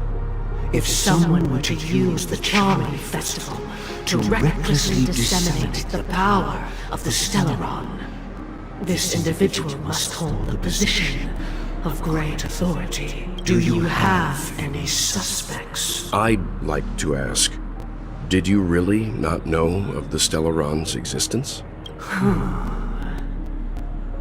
I would have never thought that this Nameless would point the spear at me. Quite astonishing indeed. If I have offended, the Astral Express extends its sincere apologies.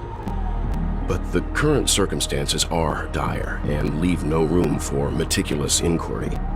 we're doing this out of concern for the Dreamscape's safety. So, if you could, please alleviate our concerns. Dream Master, it's just to prove that the Charmony Festival has nothing to do with the Stellaron. If we're being overly cautious, I will return to the stage to offer tribute in song, just per the arrangement. Sunday, Robin. I've watched you two grow up, and know your dispositions like the back of my hand. Both of you, right now, can surely be lauded as their most devout advocates. I already know your resolve. The magnitude of this matter is enormous, and cannot be taken lightly. Since Mr. Yang has asked with such earnestness, I will personally respond in kind. If there is a need, the entire Oak family will be mobilized to heed your call. Someday, might I ask you to beseech them to cast their light unto me, and question me in their stead, so that no lies may be concealed. I will do as you command. Robin, could I entrust you to be present as a witness, to document the truth, and to proclaim my innocence, so that all slander may be utterly dispelled? I will do as you command. May thy will be carried out on earth, just as it is in the heavens. Oh, triple-faced soul, please sear his tongue and palms with a hot iron, so that he will not be able to fabricate lies and make false vows. Let us begin. There is nothing else to prepare. Understood? Question.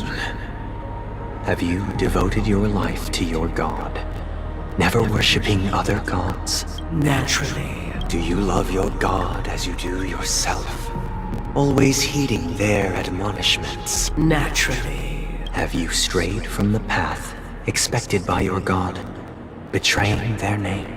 Never. Have you ever been inordinate with your asks of your god, coveting more than the foundation of the creation itself? Never. Then, a final question. Do you swear to fulfill all vows, past, present, and future? With the Eon as my witness, if I do not deliver on my words, or if I renege on my vows, may I be cursed in accordance with divine law. They have seen your faith, and have endorsed your faith. With this, it can be evidenced... Just a moment. What is it, Mr. Yang? I have another question I hope to have answered. To my understanding, the family's harmony and prosperity have never relied on so-called divine laws. The god you both mentioned, are they truly Shipe? Mr. Yang should know that those belonging to the family toil together as if they were kin, embracing solidarity and unity under their light. All duplicity is laid bare before the harmony. Such a delicate and complex symphony. Which other god could perfectly harmonize this, if not for the great one? Shipe. Perfectly harmonize. Therein lies the problem. It isn't an outsider lurking in the shadows who changed the harmony, but a dissonance that has surreptitiously emerged from within this very symphony itself. In the distant past, there existed an Eon. With one flick of the wrist, they crafted the laws of the cosmos. Their followers formed the Beyond the Sky Choir, spreading solemn and reverent hymns throughout the universe. Later, they fell. The route traversed by this Eon clashed with the harmony, ultimately being absorbed and fused into it. The chorus that once reverberated across worlds fell silent, and when it echoed anew, it was transformed into the hymn of harmony. Though an Eon may perish, paths with no masters still linger. in the all-forgiving harmony, echoes of bygone dissonance may subtly arise. Mr. Yang, being overly astute can be a detriment. Especially when you find yourself alone and without allies. So this is how it is. For the sake of our grand cause someday, please afford these two an opportunity to rest. What?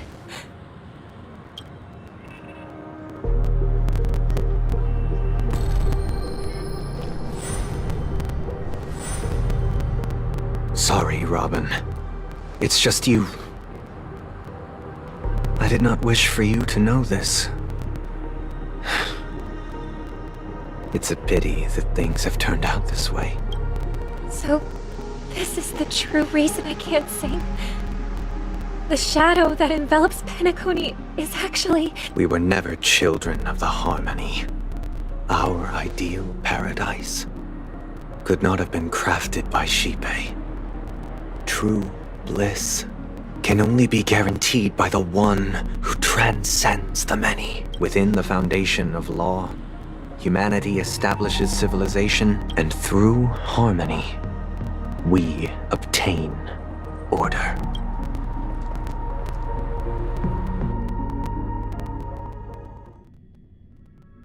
Unbelievable. To think that there would be remnants of the Order on Penacony. What have you done with Mr. Yang and Miss Robin? Don't worry. I just gave them some time alone to ponder their fates. You should know that these actions make you an enemy of the Astral Express. Should we need to stand against the Nameless, it would only be myself and the Oak family involved. But we haven't reached that point yet, have we? Your efforts for the justice of Penacony are evident to everyone, and have been widely observed.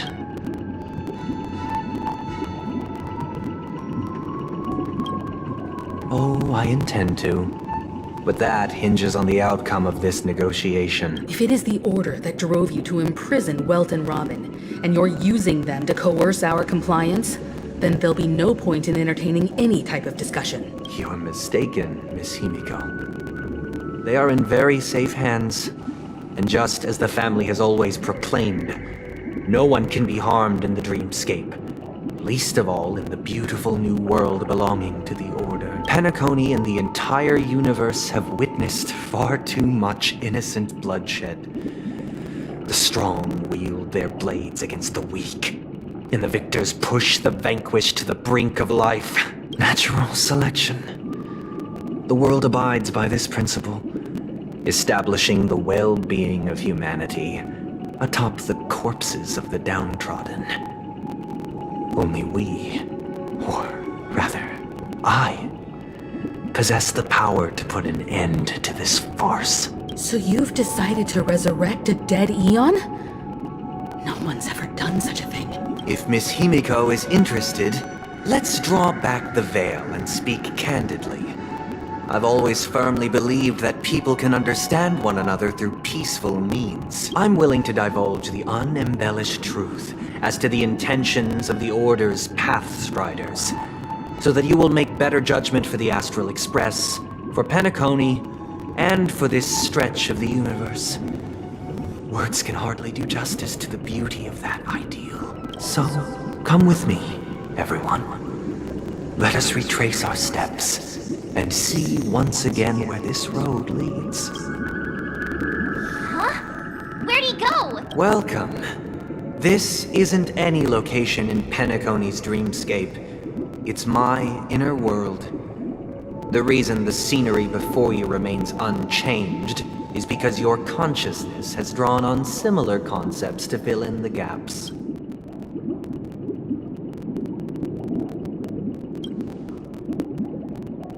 That means... Did you do the same to Welt? It's a tuning process.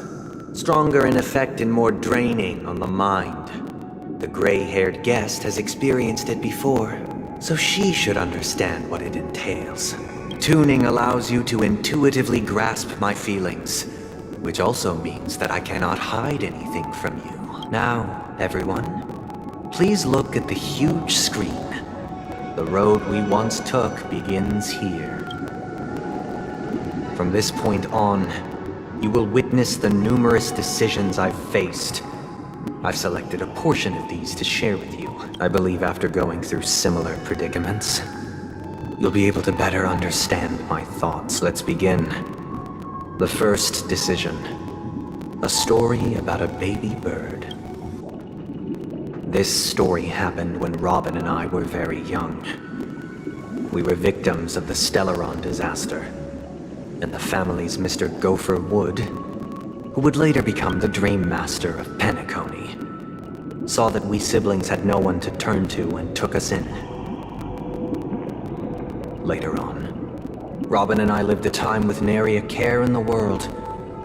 One day, after dinner, while my younger sister and I were lounging about in Mr. Gopher Wood's yard, we spotted a fledgling Charmony dove all on its own.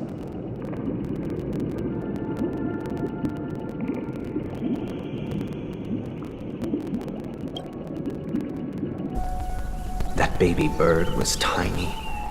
It didn't even have all of its feathers, and it couldn't sing. When we found it, it was already on its last breath, having fallen into a shrub, probably abandoned by its parents. We decided to build a nest for it right there and then. However, thinking back, that winter was unusually cold, with fierce winds at night in the yard, not to mention the many poisonous bugs and wild beasts in the vicinity. It was clear that if we left the fledgling in the yard, it stood no chance of surviving until spring. So, I suggested we take it inside, place it on the shelf by the window, and asked the adults to fashion a cage for it. We decided that when it regained its strength enough to spread its wings, we would release it back into the wild. The tragic part, something that we'd never considered, was that this bird's fate had already been determined long before this moment. Its destiny was determined by our momentary whim. Now, I pass the power of choice to you all. Faced with this situation, what choice would you make?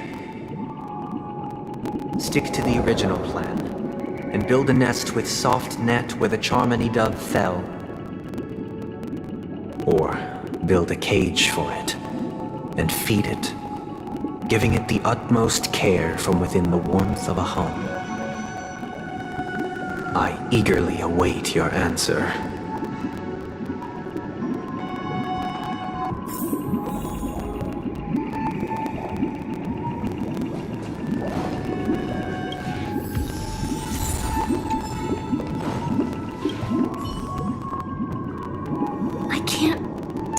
His intentions right now, but based solely on that question, I would probably choose to build that dove a cage. Even if I was gonna release it back into the sky, it'd have to be strong enough to fly first. If I left it where I found it, I fear it'd never get the chance to fly ever again.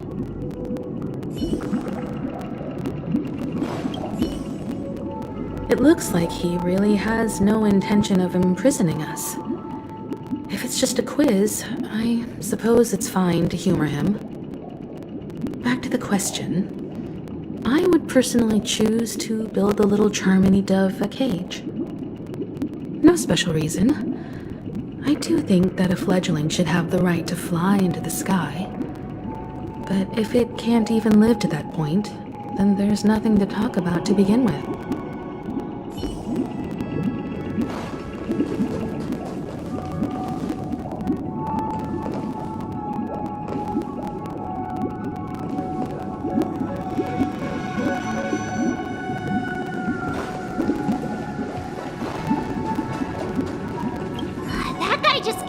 Throws this kind of question at us?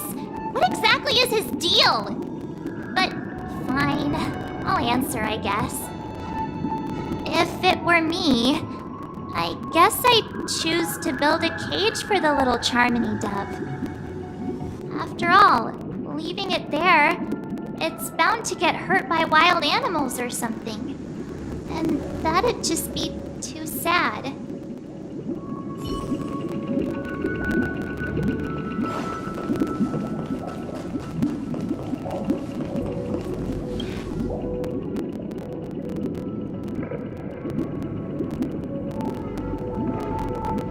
I'm happy to see that you made a choice similar to ours. If your mind is made up, let me reveal the outcome of this choice. We passionately nursed it back to health, preparing only the best food for it every day. We even preened its feathers. Later, on the day that Robin left Penacony, we opened the cage door and let it fly back into the sky. I watched it for a long while by the window, probably about 3 or so days. In those 3 long days, the little Charmony dove tried again and again to spread its wings to fly into the sky, but fell to the ground, only to keep trying. Finally, on the 137th attempt, it succeeded. But its attempt did not go perfectly. After flying unsteadily for a while, it fell to the ground, unable to grasp the direction of the air currents. The fall shattered its wings. It writhed helplessly in my embrace. But it was all for naught, finally succumbing to a painful demise. And in that instant, our tender care, our given love and hopes, they all became the inevitable push that sent it to its death. I deeply regret the choices we made. Next, let us head to the second decision. This time, it's the story of a dream chaser. This story happened when I was appointed as Bronze Melodia, a position exclusive to the Oak family, charged with listening to the problems and vexations of Dreamscape residents, and providing them with the relevant guidance. It was during that period that I had the opportunity to hear voices from all corners of the Dreamscape. Joy, sorrow, arrogance, regret. The complex tapestry of human nature that formed the world. And I was fortunate to catch a glimpse of it. He was a dream chaser, and an illegal stowaway. Just like the rest of them, he came to Penacony in search of a better life, except that, to most people, the price he paid, I suppose you could say it was everything. He told me, I sold everything I could at home. The house, the land, even his 2 children. He said he could not afford to raise them, and that at least they could eat if they lived as slaves. He had a plan in place. He would buy back his children once he had made his fortune, and enjoy Penacony's beautiful dream with them. Alas, his plan to smuggle himself was somewhat clumsy, and he was sniffed out by those pig-headed hounds. After hearing the Dream Chaser's story, I immediately appealed to the Bloodhound family to cease their pursuit. That way, at least he could live peacefully. But I was still too naive to the ways of the world. I did not anticipate that what I thought was a kind gesture would later lead to dire consequences. I'll tell you the outcome soon. For now, I'd like will you do as I did, and try to convince the Bloodhound family to stop their pursuit, so that the Dream Chaser may live peacefully and realize his wishes? Or will you remain silent, leaving him to languish while the hounds are hot on his heels, until his inevitable judgment arrives? I look forward to everyone's decision.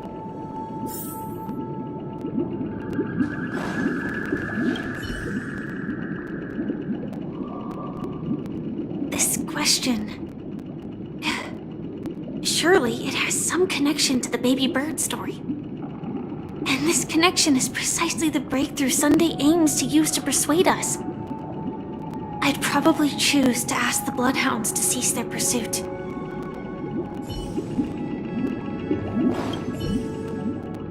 A dream chaser story. If I acted out of kindness, I would probably ask the Bloodhounds to stop their pursuit and lend them a hand. But what cruel repercussion would this choice result in? I think Sunday must have been deeply impressed by the limitations of the strong defending the weak through this incident.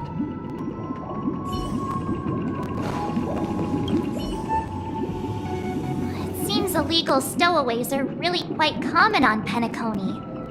But that guy in the story, I don't think he deserves any sympathy at all. He sold his kids to chase a dream. Even if he intended to go back for them, it's still insanely irresponsible. With that thought, there's only one choice. Let the Bloodhounds send him back home. This person deserves to be punished.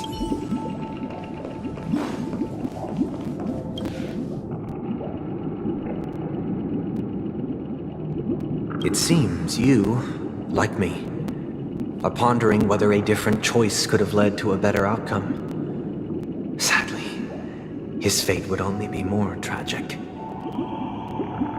Say he never gets caught. He would only die from delirium. The methods with which illegal stowaways enter dreams are unorthodox, not flawless like the hotels. Living in the dreamscape would be a mere pipe dream. Should he be apprehended? Could the hounds afford to turn a blind eye? The answer is a definitive no. They couldn't bear the resulting consequences, and thus wouldn't dare extend a helping hand.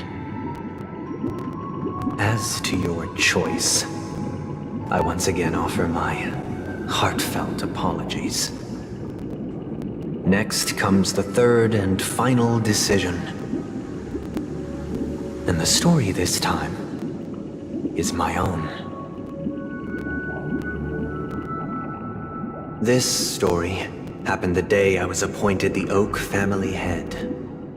At that time, Mr. Gopherwood was the current Dream Master, and as per his wish, we had a private conversation. What surprised me was that the Dream Master had only come to deliver a letter to me. He let me read its contents, and it was a letter from my sister. The letter contained the usual pleasantries, anecdotes from her travels, nothing out of the ordinary. Just as I started wondering how this letter related to our discussion, the Dream Master began to speak. Do you know who wrote this letter?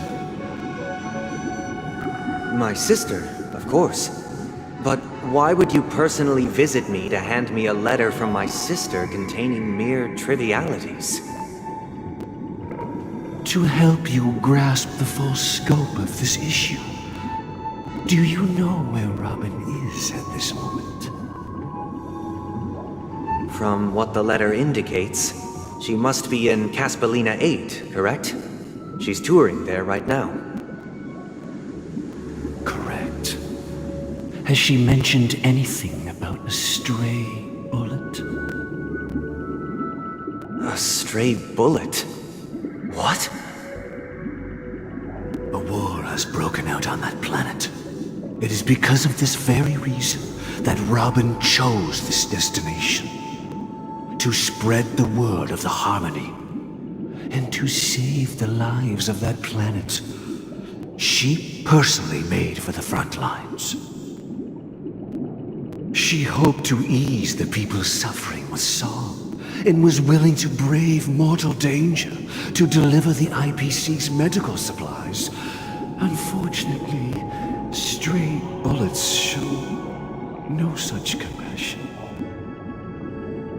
Is she alright? If the operation was successful, she should probably be recovering in the field hospital. By the eon above, the bullet struck her neck directly, yet possibly as a reward for her consistent deeds of harmony, it didn't hit any vital arteries. Once you've attended to your outstanding tasks, it'd be advisable to write her back as soon as possible. Those damned savages! I'll pack my bags right away.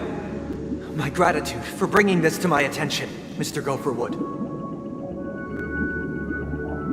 Now you understand why she always wears such elaborate neck ornaments, don't you?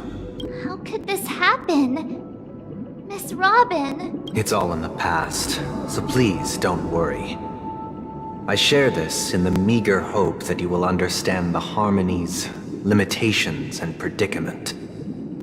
As grandiose as the strong defending the weak sounds, many times, it is nothing more than wishful thinking. Likewise, I've prepared one last question, one last choice. But rest assured, this choice will not have any grave consequences, because this is merely a figment of imagination, a nightmare that has haunted me through countless nights. If you ever had the opportunity to make a choice like I did, would you still support Robin's journey on the path of harmony?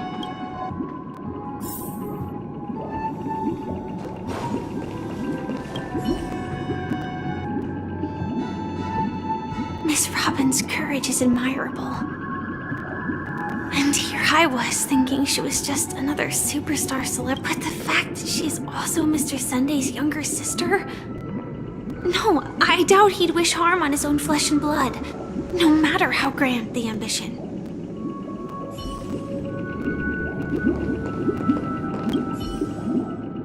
I often feel like I've dreamt of similar scenes on certain nights. In the dream, I see blurry faces. I don't know who they are, but I sympathize with all of them, fighting for survival against some unfathomable force. Their confusion and fear are lucid to me, but I also remember they chose never to give up. Just like Miss Robin.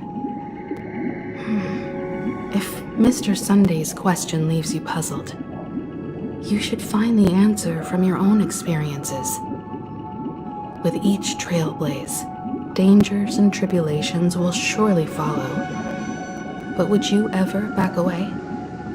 Would you stop March and Don Hung from reaching their next destination? I believe you have an answer of your own in your heart.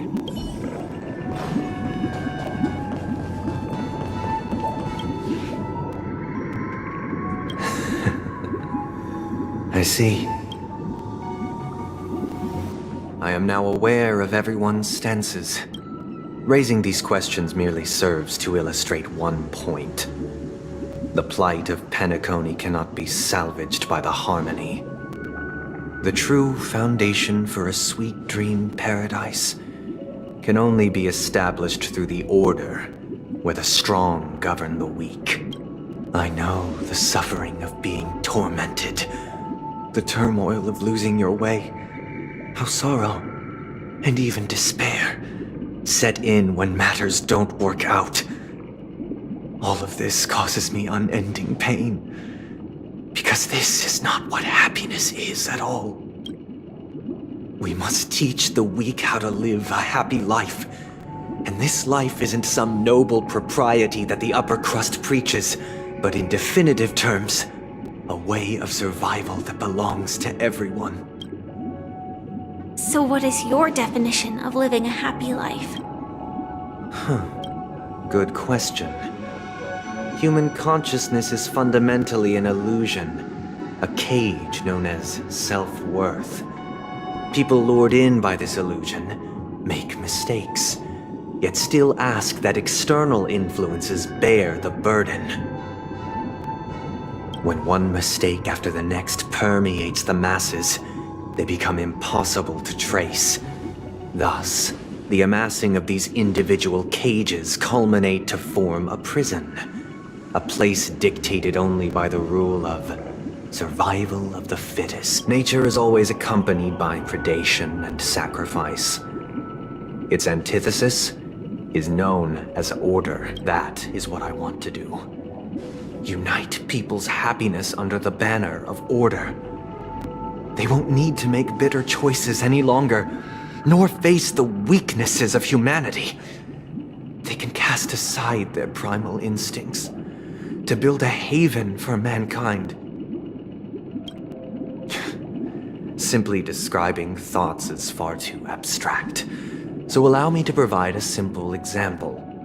As you all may know, there are societal norms like weekends and long weekends that exist on some worlds.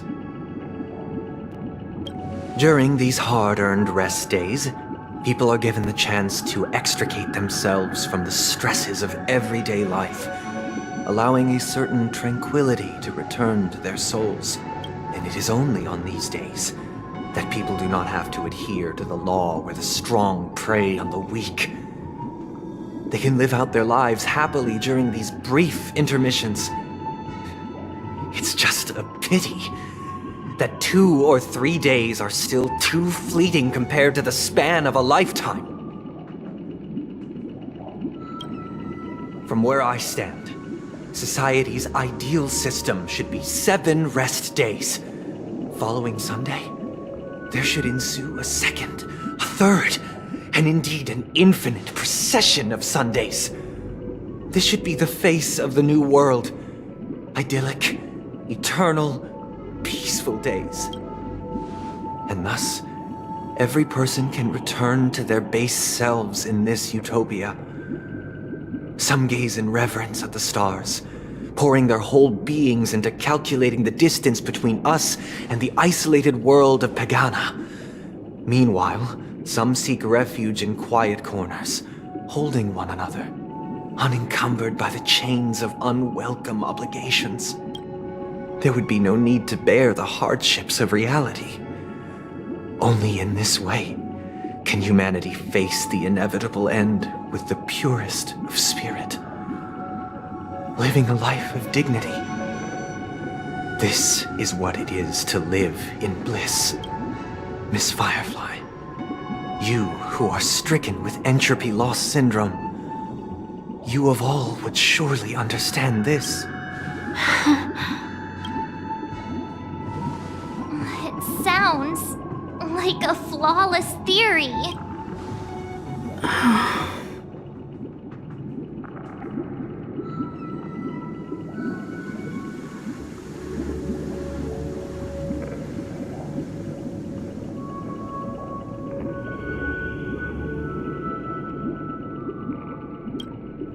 But what is the price to attain all this?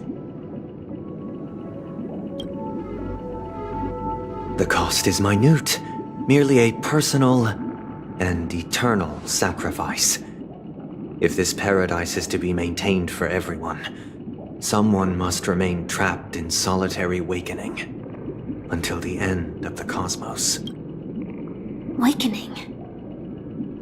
Which means that this so-called paradise is still a dream. Stepping into this paradise means forsaking reality, correct? It is not forsaking, but transcending. Flesh, blood, sorrow, weakness. If the physical is the root of spiritual suffering, it is only logical that we defeat it. But in this supposed bliss, people won't have defeated their demons. The chance to overcome their tribulations would be forever lost to them. In other words, it is an escape.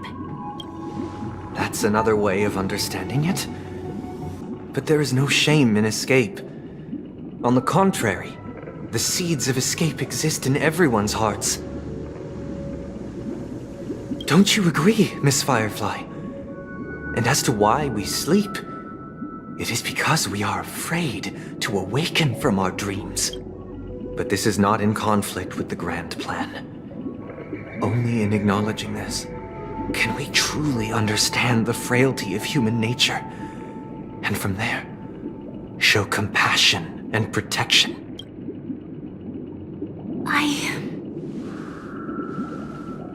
I admit that you are a born leader. Your perspective on humanity brims with pessimism. Yet you express compassion for all, even when your heart pities them. But unlike you, I live for the self. From my perspective, individuals making choices for themselves is their birthright. The want to escape may be innate in the weak. But whether they are weak or not, it is not up to another to decide. Perhaps in your mind, you also view me as weak? Because I don't think so. Since Miss Firefly has said her piece, the Astral Express will also naturally give you our answer. We'll leave it to you. Just as Mr. McHale instructed before. Tell him our choice.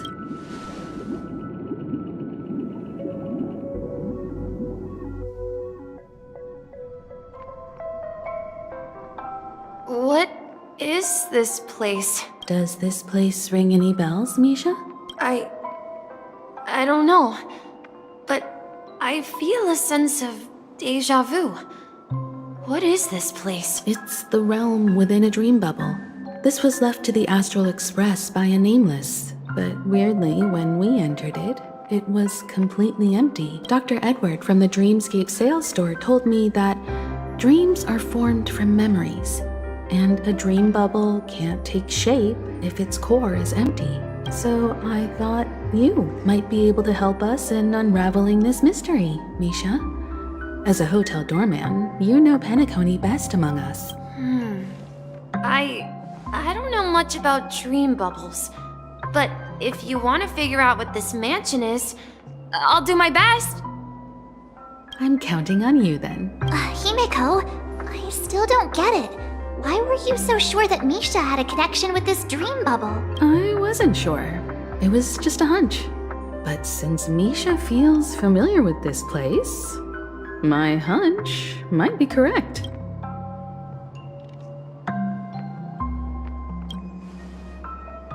Exactly.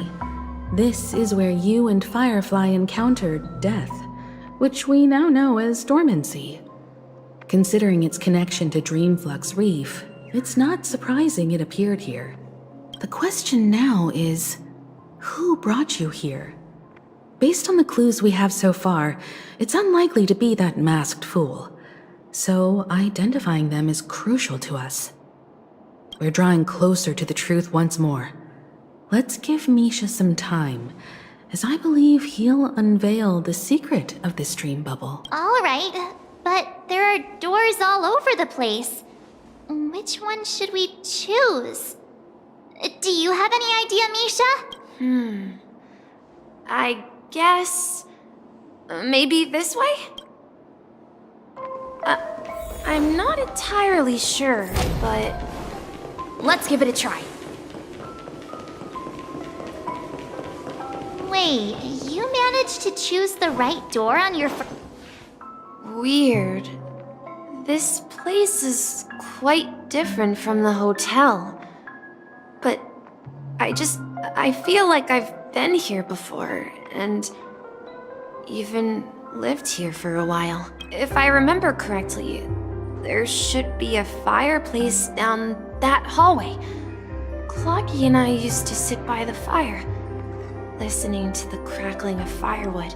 And the room on the other side was the toy room. I loved spreading out all the toys from the box on the floor and making up stories for each of them. Hold on. doesn't make sense. Didn't I grow up in Dreamflux Reef? So, what is this place? This could be a case of amnesia. Don't worry, Misha. It's common for everyone to forget certain aspects of the past. Those memories haven't vanished. They're just lying in the depths of your mind. We can surely get them back. Since this place seems familiar to you, why don't we explore a few more rooms and see if you can recall anything more? Yeah, then let's check out the rooms I just mentioned.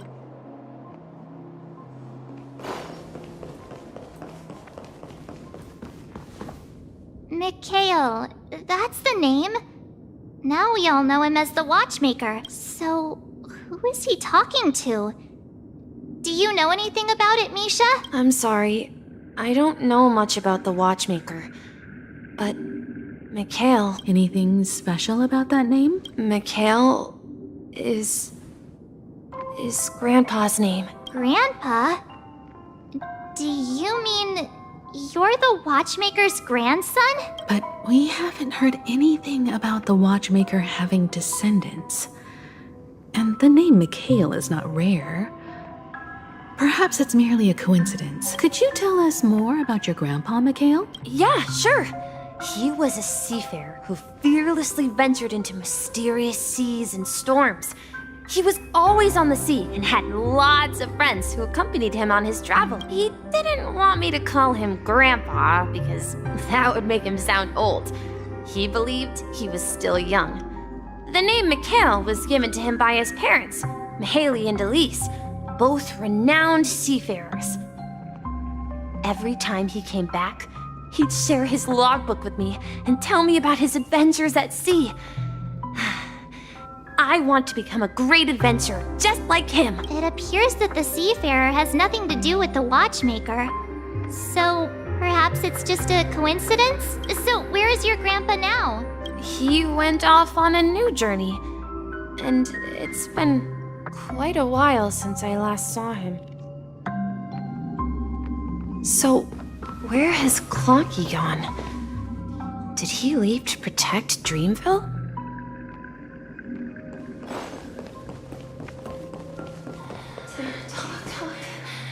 Tick-tock, tick-tock. Is something very important? I heard some noises from the room. Origami Bird? That's a friend of mine. You and Origami Bird are friends? Yeah. It's a member of the Compass crew, just like Clocky and Miss Mirror. And there's more than just one Origami Bird. They are a big family with lots of brothers and sisters who look the same. They follow Miss Mirror's orders and handle all sorts of jobs on the ship. They're the best sailors. Sailors? Can origami birds be sailors? Could you tell us more about the Compass, Misha? The Compass is a ship bound for the New World. Clocky and his partners travel through layers of fog to the depths of the sea. Whenever there is danger, Clocky will use a compass and guide the ship in the right direction. That's a great story. But in the Penacony cartoon, Clocky and his partners have always lived in Dreamville and never ventured out, right? Huh? Oh, that does seem to be the case. Weird. I clearly remember Clocky arrived in the New World in the end. Perhaps Clocky has a hidden past. I think I hear the sound of water. You once mentioned there's a magnificent fountain up ahead. Look, there it is! The water resembles a precious jewel embedded in the dreams of all seafarers. Every time I gaze at the shimmering lights beneath the waves, it feels as though I'm back in this place, standing by your side. Have you recalled anything, Misha? Yeah, I saw these sentences in Grandpa's logbook. He used to say that despite the perils of the sea, whenever he stood on the deck in the afternoon, overlooking the sparkling waves, he would think of this fountain in front of his house. He often said that those moments felt like returning to his family's side, and the difficulties at sea didn't seem quite as challenging. You know, I quite understand such sentiments.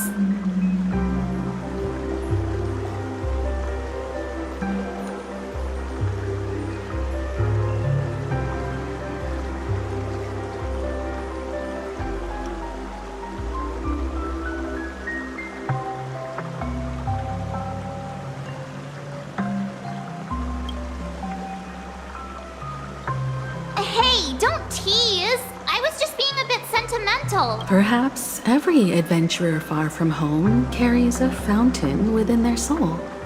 Even though the other side of the sea remains shrouded in the unknown, the fountain in front of his house serves as a compass, leading him back to his cherished ones. Yeah, while Grandpa was at home, we would stand by the fountain and place the compass, a toy boat that I made, into the pool back then. I would ask him when I could go on adventures like him, and he would always laugh and say I was still too young. It seems this Mikhail is truly a seafarer and has nothing to do with the watchmaker. Yeah. Based on Misha's recollections, the scenes in the dream bubble appear to be his childhood memories. But this raises more questions. According to Misha, he was clearly born on an oceanic planet and led an ordinary life, with no connection to penacony at all. Could this be some sort of metaphor? Perhaps the sea refers to the memory zone. I'm sorry. I don't know, but my memories keep pouring out uncontrollably, like water flowing from a fountain. Perhaps I'll remember more things if we go further. I wish to share your burden. We're going to the opposite side, right? No, we should turn left. Huh? Something feels different about this place. This is it. Up ahead is Grandpa's study. The atmosphere in this room feels totally different. Misha! You finally come! Clocky, you're here! Huh. Yeah. This is the room where we first met each other. Are those books on the bookshelf logbooks left behind by that seafarer? Yeah. Whenever he came back, he placed a logbook on the bookshelf in his room. They contain records of his expeditions to every corner of the world. He described our world as a fountain. At some point, the sea started to gradually swallow up the land where people lived. To ensure that everyone had land to settle on, he had to continue exploring the sea and search for the source of the rising seawater. On that day, he called me to his study, telling me that he was embarking on another journey. However, I could sense the gravity in his expression. It was the same look I had seen on my father's face before his final voyage. I asked him if I could go with him, but he said that my adventure lay elsewhere and told me to stay home and patiently await a certain sound at the door. What sound? He told me about a vast ocean in the sky, an ocean of stars. He spoke of a train that transports children with a desire to venture far away, traversing the sea of stars without ever stopping. He said that he knew the crew on the train, and that he had asked them to take me along. He said the journey I had always dreamed of would start there. A train? Could it be? It's the Astral Express. I remember now. Grandpa's friends are a group of nameless who came to this world to resolve a disaster caused by a star. Then, he gave his pocket watch to me. It was his cherished treasure, appearing in every one of his adventure tales. He explained that difficult times were ahead, but assured me that the watch would guide me. He said, as long as I kept moving forward, I'd eventually reach my desired destination. And then, it was as if I heard the distant sound of a train whistle echoing throughout the room. Exactly, Misha! And then we followed that whistle, didn't we? Yeah. I think I can still find the way we took back then.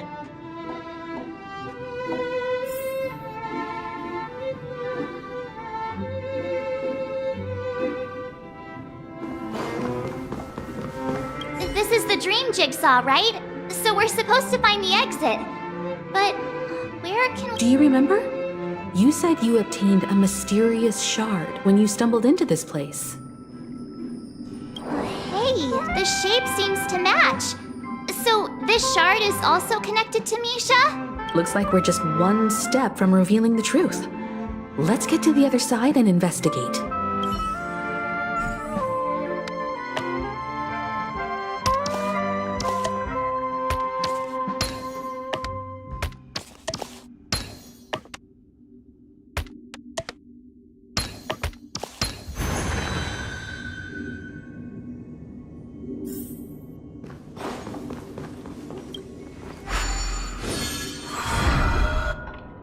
This is it.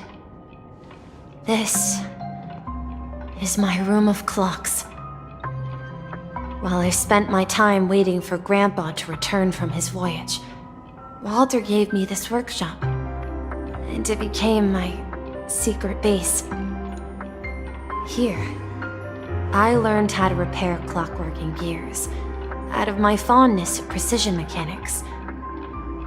In my dreams, I was the captain of the compass, embarking on adventures with my companions, Clocky and Miss Mirror, in search of the new world. I was born and raised here. So, this building in the dream bubble is your childhood home? Yes, but not exactly. To be more precise, this dream bubble itself is my home. Looks like you've remembered everything now. Wait. Why does it feel like everyone else knows something I don't?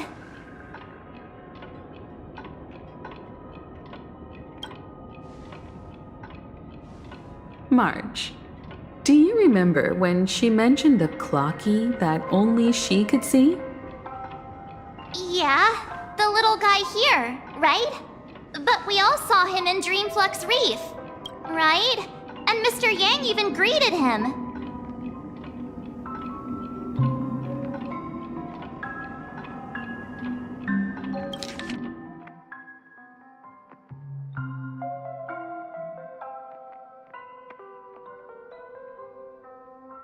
Looks like everyone on the Astral Express has a childlike spirit. The answer lies in the Astral Express. Her experience shows that neither Firefly nor Acheron can see this clocky. And when we were in Dreamflux Reef, you may have noticed that for some reason, nobody outside of the crew had ever talked with Clocky.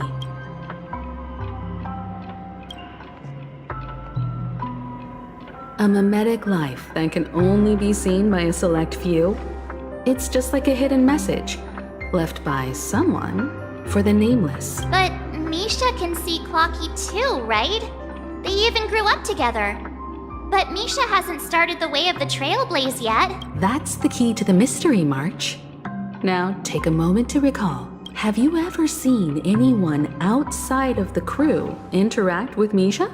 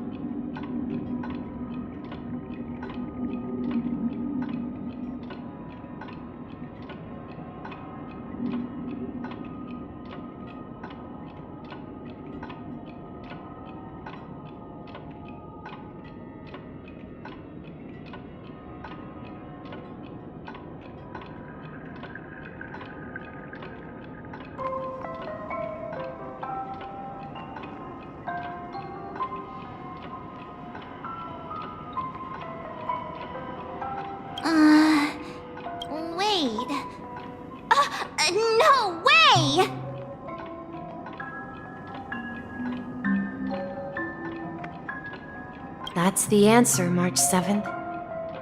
This dream bubble is the place where I was born. And I'm a dweller in this dream. Just like a memory zone meme. I should have stayed here and waited for you. But when reality and memories merged, I unconsciously pushed open that door and left the bubble with Clocky. So it's not that the Watchmaker's dream bubble is empty, but rather the stuff inside ran away? And the whistle you heard was the sound of the express arriving at Penacony? That's one way to see it, but I believe there's a longer story behind all this. It's best for Misha himself to explain all the details. How about we start with your name? Now, should we call you Misha, or...? Thank you all for helping me rediscover my true self.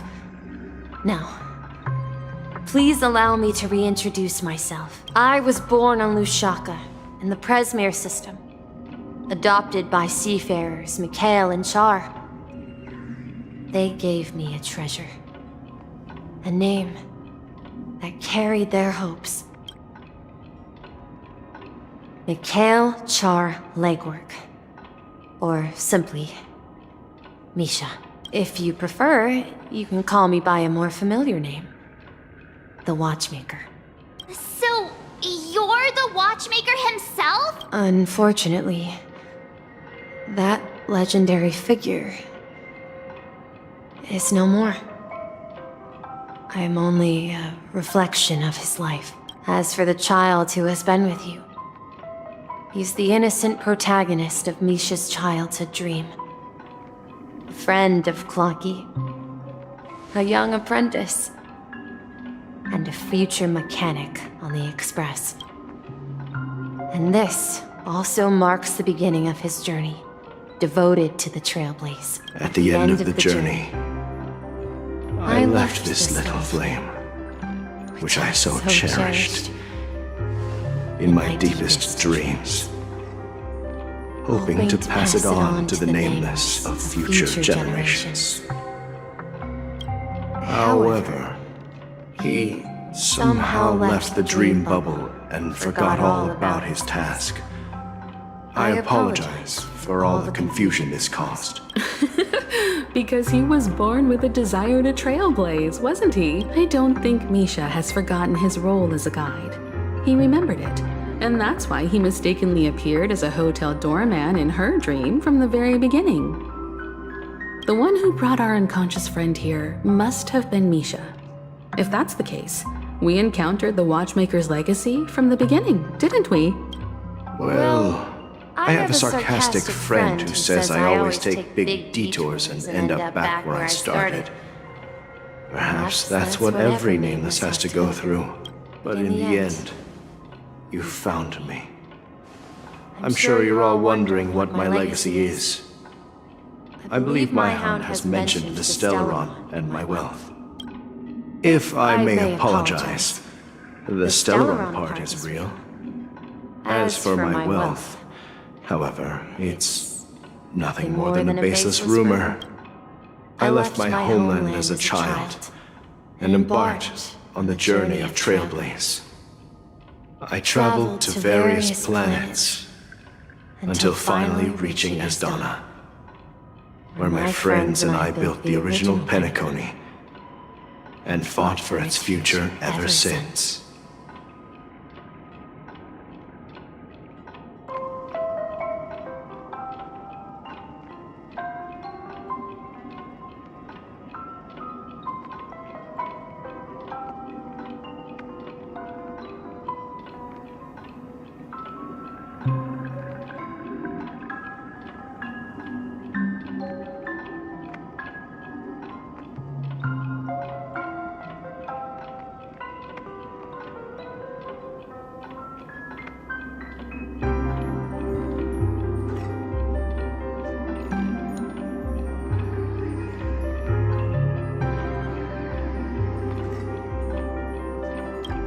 I've been moving forward all my life, doing what I could to overcome the obstacles in my path. But ultimately, my journey reached its end. and I left behind no possessions worth entrusting. So, if you ask what's left within this worn-out train engine that can be called a legacy, I suppose it's the things that are still burning in the engine's furnace, now that you're well aware of the current situation of Penacony. I certainly hope that you'll help me get this world back on track. But I'll leave that decision to you, for the path of Trailblaze is never paved by others. All I have for you is a story and 2 gifts. I want to give you my pocket watch. It has accompanied me throughout my long journey, guiding that naive child forward, and has been blessed with the presence of so many great people up to this day. And my hat, too. The one who navigated for me placed it on my head and planted a fanciful thought in my mind. The trailblazing expedition will never end. Now, it's time for you to make your choice. Once you've made up your mind, open that door and enter the long dream of an old man. I'll be waiting for you at the end of this corridor of time. All right, everyone. Let's make a decision, although I don't think anyone will have any objections.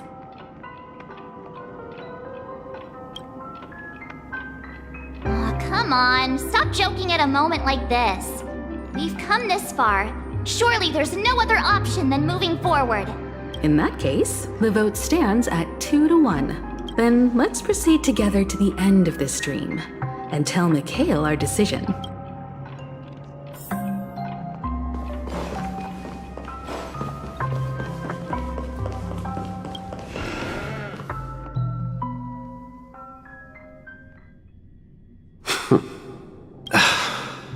Mikhail, where are you going? Someone has to step up and save Lushaka. So why can't it be me, Misha? Please don't go. And if you must, please take me with you.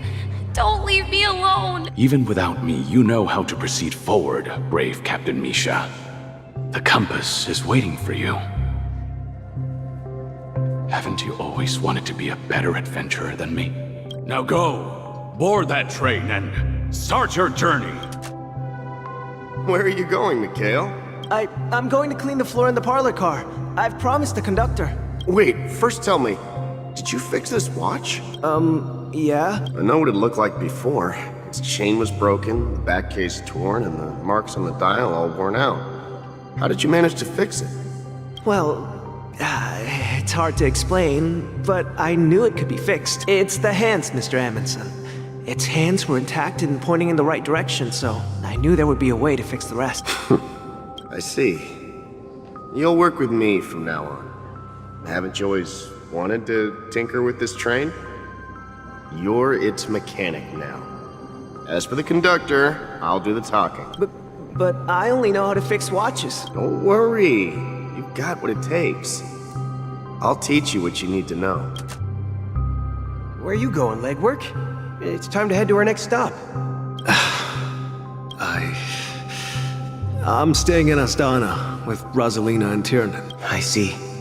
This place reminds you of home. The people of Astana have only achieved a tiny victory and still have a long way to go towards true freedom. Hanunu needs us. Don't worry, not all journeys lead to the stars.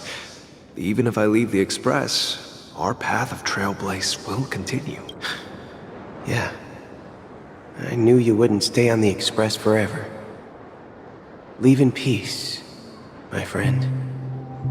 And, take this with you. This is Mr. Amundsen's hat. But why? When he departed, he said he would leave it to his best student. Well, I suppose the time has come.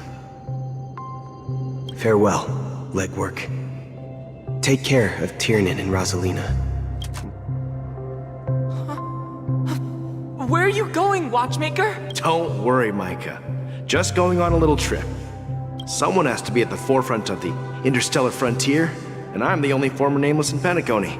So why can't it be me? Because you're all we have! Have you forgotten about Tiernan? The cosmos is way more dangerous now. What will happen to Penacony if we lose you too? But what will happen to Penacony if we don't find a way out? Ah, Tiernan. How can I ever forget him? I've spent countless sleepless nights asking myself why I didn't go with him back then. We Nameless won't stop. Don't worry, Micah. It's just a matter of getting back to my old profession. Just wait for me to come back. But if, and it's a big if I don't come back in one piece, then you'll become the next watchmaker. Where are you going, old man? Oh, you're here. Answer my question. What are you up to? Relax, Gallagher. I just came up with a great idea. Wanna hear it? Oh, come on. Aren't all your ideas just ways to get yourself killed? I may be blunt here, but you're the last remaining hero in Penacony.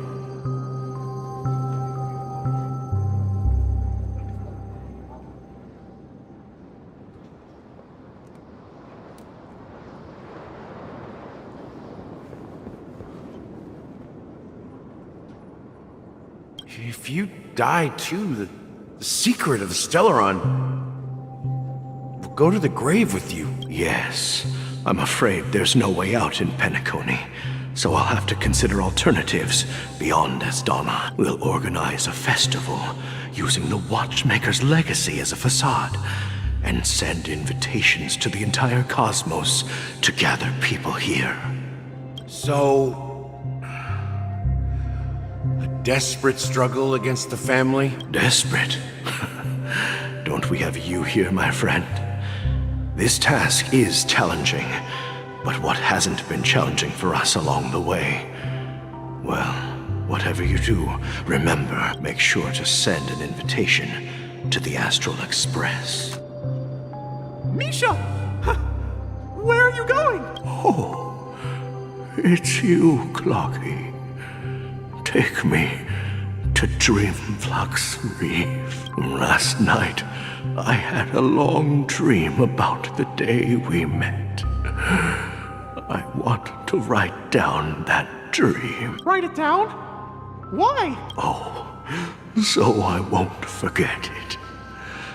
Do you remember how you got your name, Clocky? Of course!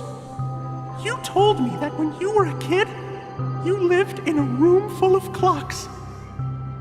Those wall clocks and pocket watches grew up with you and were your best friends. Yes, but what I didn't mention was there's a funny misunderstanding behind it. I was a kid, and there was always a special pocket watch in my memories.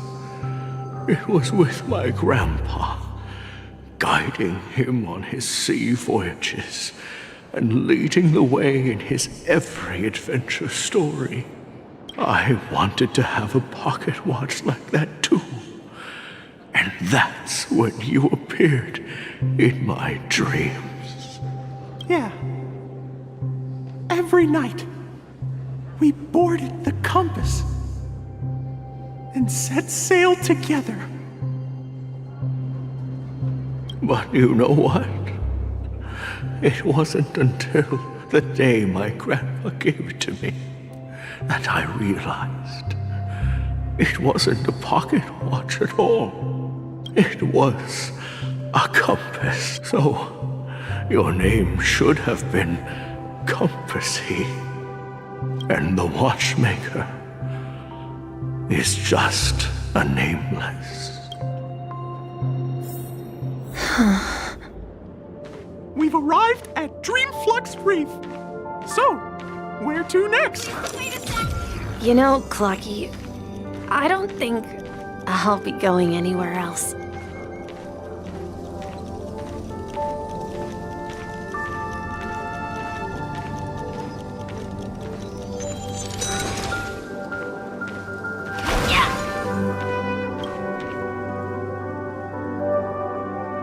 traveled far enough. And it's time for a little break. Oh. So, we'll set out again. When you're rested? No, I'll stay here. And then, this is where it ends. This is... where it ends? What do you mean, Misha? You told me that the trailblazing expedition would never end.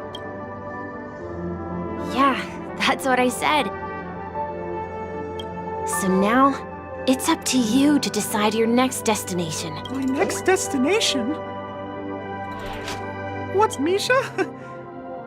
You're acting weird today. If you're feeling... No, I'm not feeling down. As for clockwork, yeah, it resolves all problems in this dream. So, do you know what clockwork actually is? Well, everyone gets lost at times. They may hesitate and doubt which way to go. That happens in this dreamscape and beyond. But don't worry. Everyone goes through moments of uncertainty and hesitation. Eventually, they gather the courage to make bold decisions. Whether it's calming, joyful, angry, or sad, all they need is a little nudge to take that step toward where they truly belong. I'm leaving that little nudge with you, and I hope you'll share it with others. Such is the essence of clockwork, the will of the trailblaze. Clocky's hands spin around non-stop, indicating confusion, frustration, and weakness. But ultimately, people still need to move forward. Just like your hands, always pointing ahead. This is where my journey ends. From now on, it is your path to walk. Trailblazing means taking paths your predecessors forswore and venturing even further. The penacony in Mikhail's dreams does not belong to order.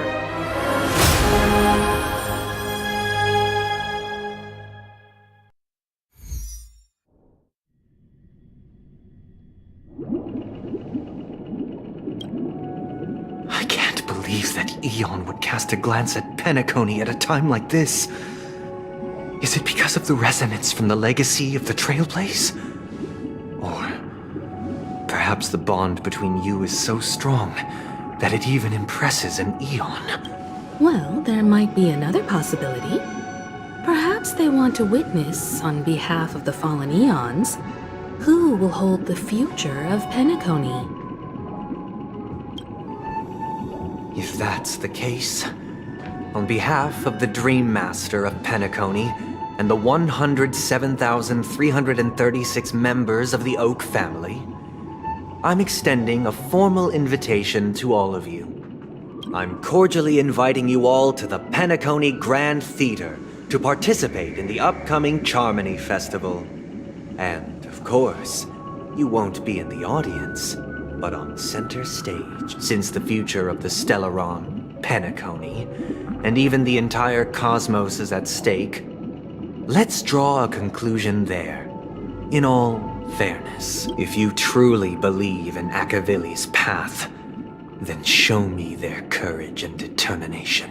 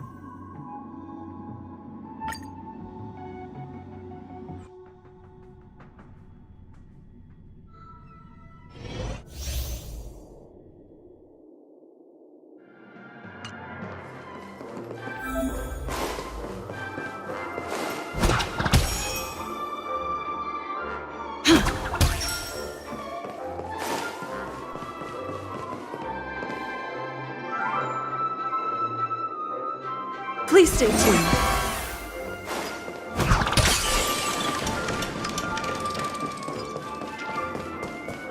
We need a strategy. Please stay tuned.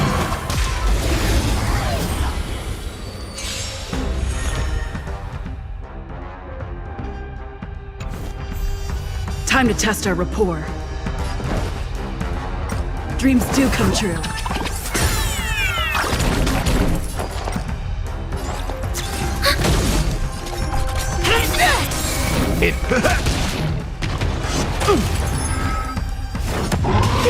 With me. Take your positions. Ready for another? Net markers activated. Time for a good old counterattack.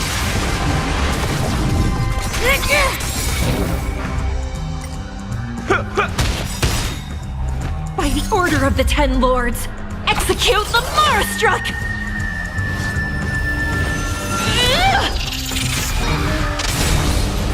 No amnesty for the Marastruck. Did the rhythm get messed up? Let's improvise. The mood is set just right. Let the show begin!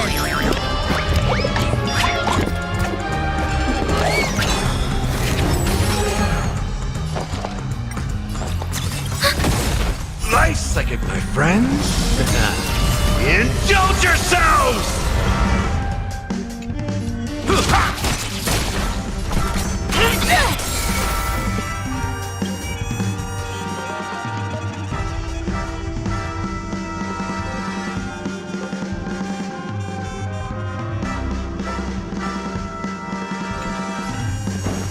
Dreams do come true.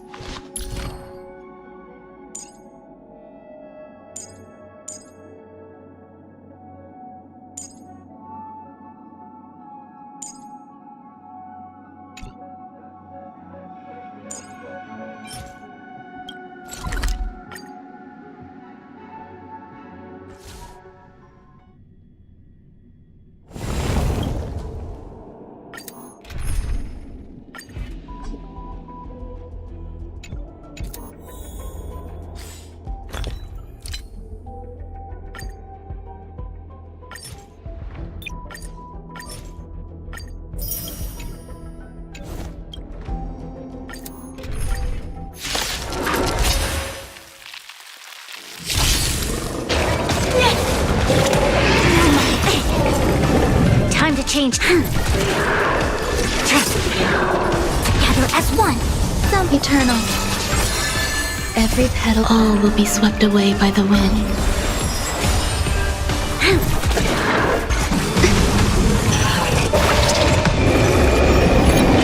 Troublesome.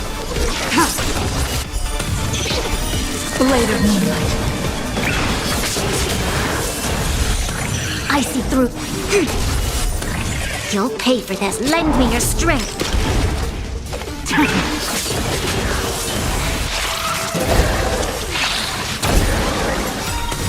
All will be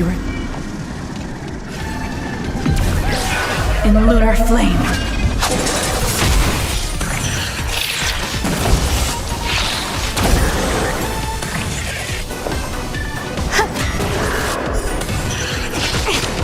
Yin and yang. Stay away. All things of human creations. We've entered the storm. To guard and defend. Crush them. Ready for death.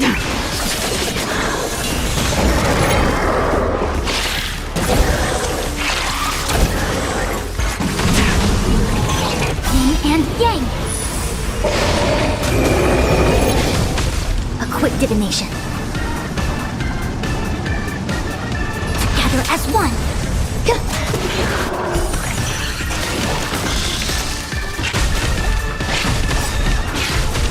You'll pay for this. Converge and awaken. all things human creations. Every petal, all will be swept away by the wind. There's... Enjoying yourself? This battle is lend me your strength. Tedious. We've entered the storm. To guard and defend! Crush them!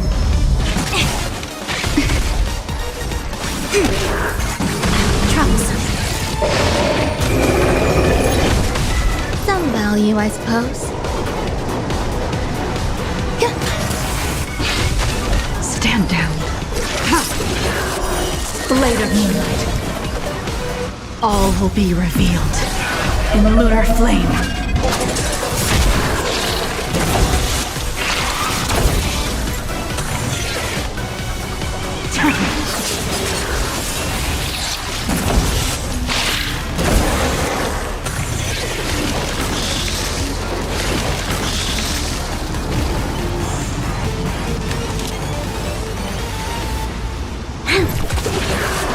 Was this predestined?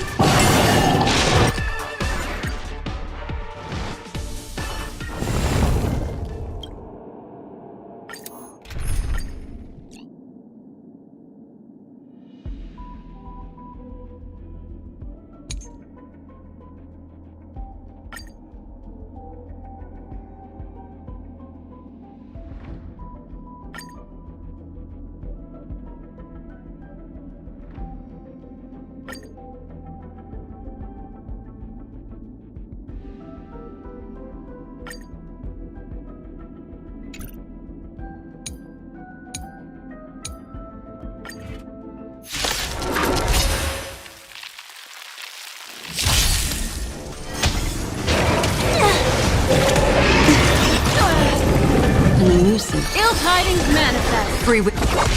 I see together as one. Existence is unity. Every petal, all will be swept away by the wind.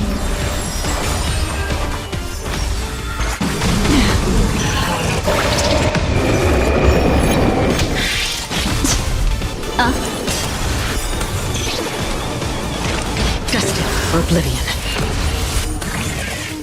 I weep for the departed.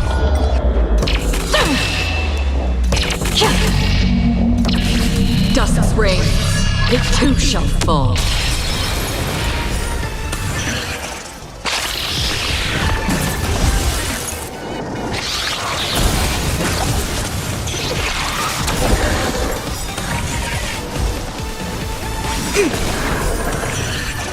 I weep for the departed. It too shall fall.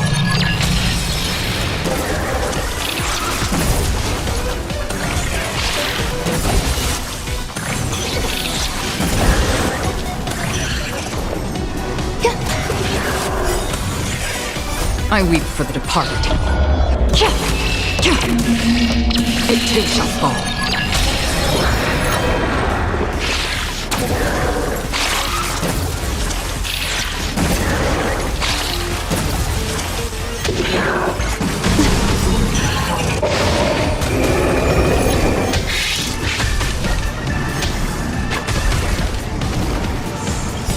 Memories are beneath the waters lies an endless abyss.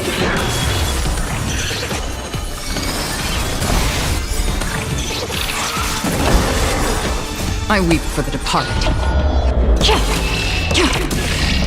It too shall fall.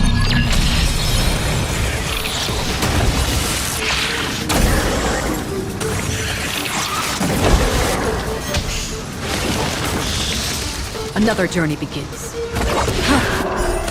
A quick divination together as one. Yet stratagems, constellations are human creations.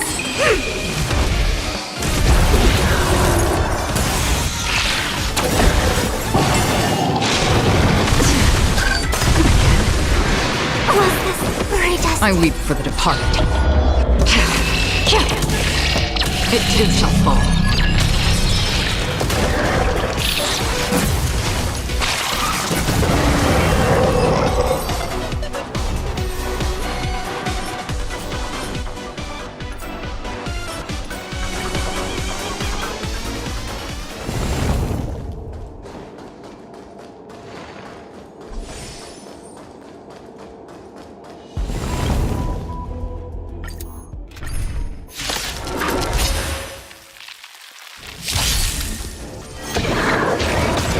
familiar.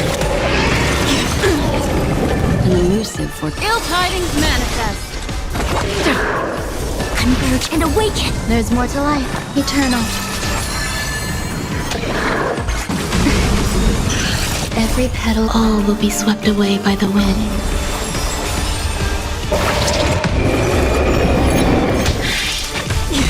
What do you want to know? Memories are beneath the waters lies an endless abyss. I weep for the departed. It too shall fall.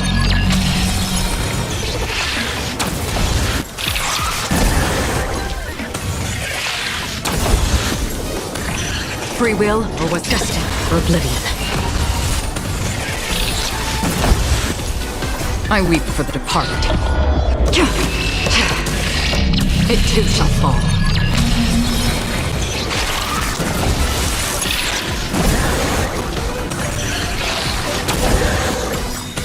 I see through you, together as one. I weep for the departed. It too shall fall.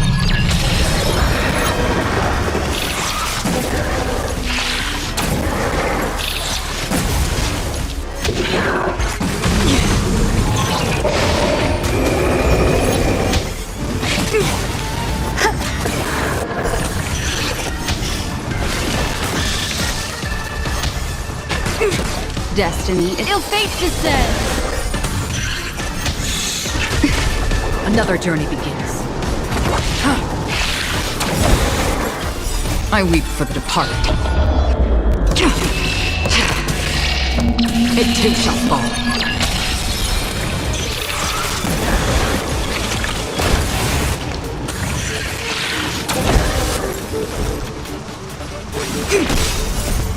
Human creations!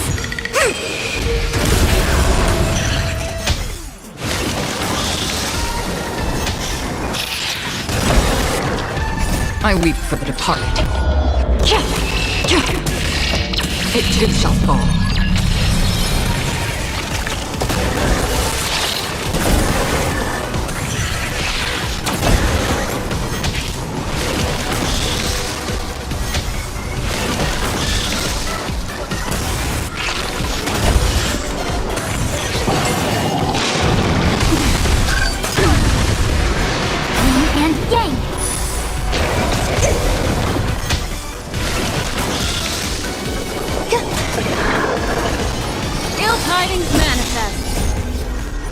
Beneath the silent waters lies an endless abyss!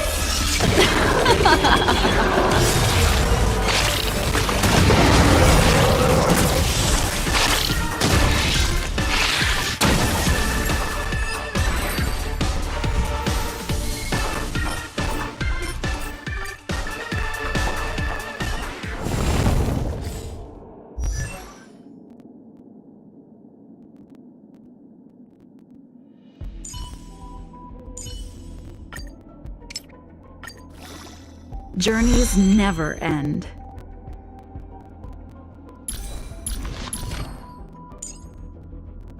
Before our paths diverge, savor the shared journey.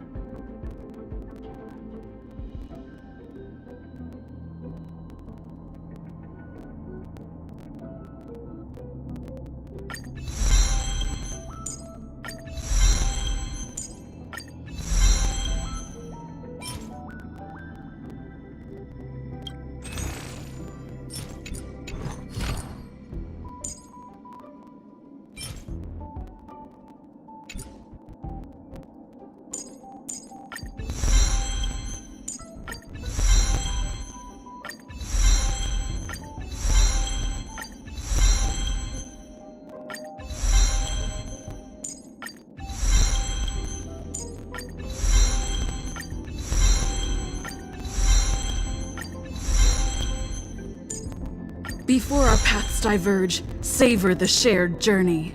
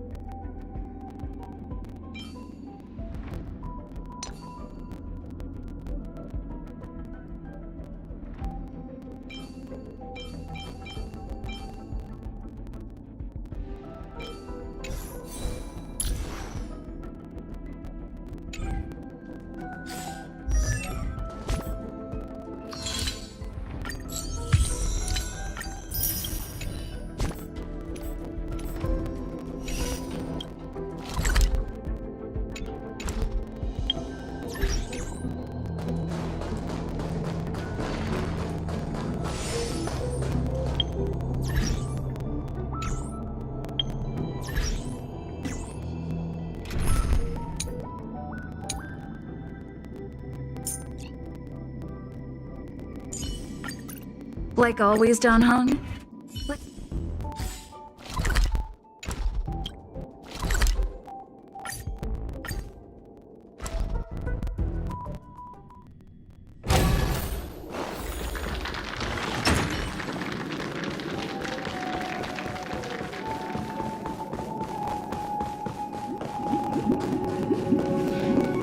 Does that mean he wants to fight us during the Charmony Festival?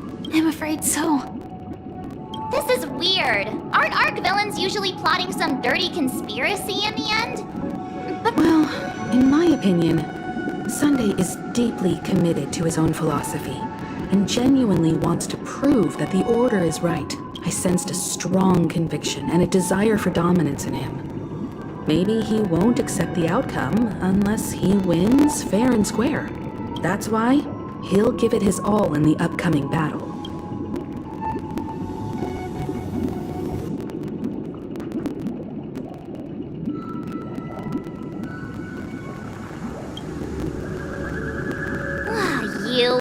Every time an important moment arrives, you hesitate.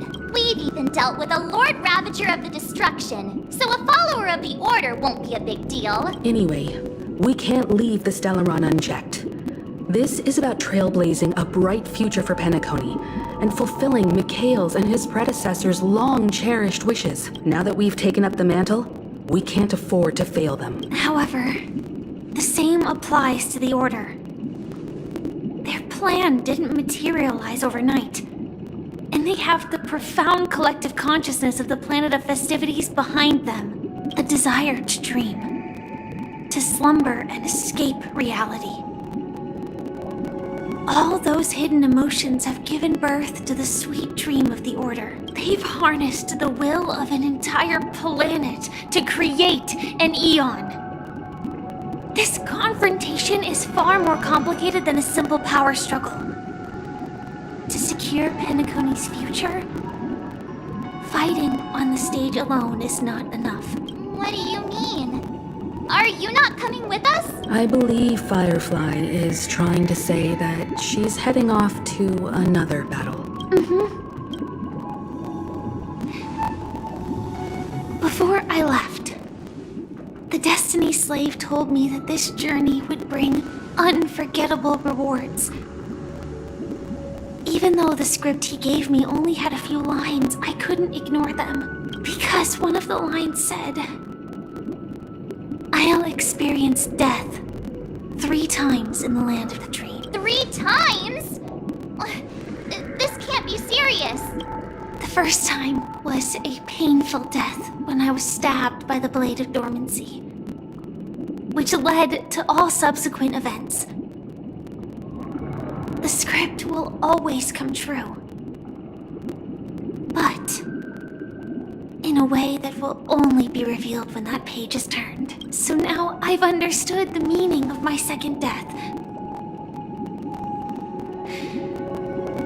and I am prepared to face it. If all goes well, my efforts will provide crucial support for you. Only by achieving victory in this battle can we secure a future for Penacony. And only then, my third and final death won't come true in the most terrible form. The most terrible form?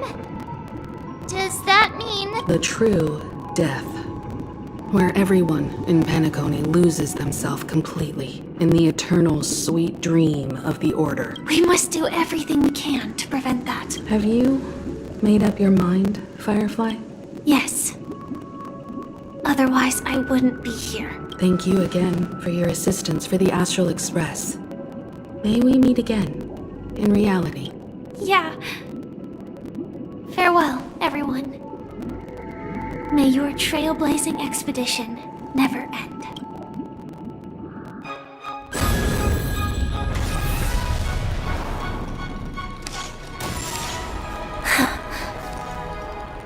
I dreamed of a scorched earth. Everyone, are you ready? A new shoot sprouted from the earth. It bloomed in the morning sun and whispered to me. Like fireflies proliferating, my biggest death. May we meet again in reality.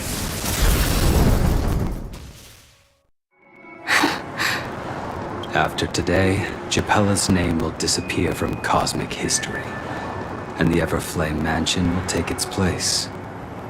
In the not-too-distant future, you'll receive an invitation. That's your next stop. Land of the Dreams. I hope you find whatever you seek there. Be it answers or salvation. You mean my 3 deaths? Silverwolf told me about it. It's such a shame that it's not part of my script. Well, I want to live. I'm never afraid of death. The opposite of death is eternal life, and that's something I'll never desire. People die, and I am no exception. Death is like a script, a fate that cannot be defied. But that we have to choose where we want to rest forever. Do you exist just to perish? Are you not the same, Blade? The end you desire is not one dictated by others. If I were to die now, I would only be a weapon. I believe I should die as a human, though its definition escapes me. Isn't this the answer that ordinary people look for their whole lives? A name that can be carved onto their tombstone. The tombstone that belongs to me once bore the inscription, Glamoth's Iron Cavalry. Then it changed to Stellaron Hunter. But one day, it will bear the name Firefly. And all the brilliance she showed at the end of her life.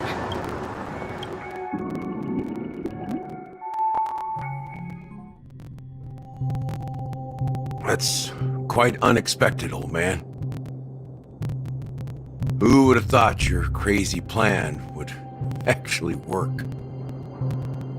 Do all you nameless fools just act on a whim? I can sense that this false sweet dream is coming to an end. The Nameless may be young, but they had the ability to achieve this goal. Just like you did in your time. It's a shame you won't be able to see it firsthand. Maybe I won't either. Once something fictional is seen through, it ceases to exist. Yeah, not just those Nameless. Even Mr. Wings is just like you. Stubborn, won't listen or give up, no matter what. Well, fate is unpredictable, I guess. If we weren't bound by those cursed paths, maybe we could have had some good talks. But in the end, we managed to do it. And now we can find solace. Remember how those idiots cursed us? They said, "Go to hell, you worthless traitors!" Well, I don't know if they really meant it, but if longing for freedom means going to hell, then I'll be joining you soon, you fool. Let's get together and have supper again in hell. Oh, almost forgot. There's one more thing. Here's to you. A glass of hello and goodbye, Trailblazer, to the imperfect tomorrow.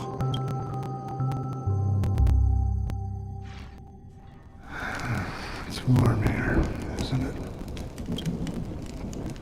You're lucky to have found shelter from the rain. Let alone fresh berries in this desolate place. I was just following the scent of life. It's particularly strong in a place like this. It's a shame these berries don't have much flavor. Seriously? In case you didn't know, this fruit is pretty juicy.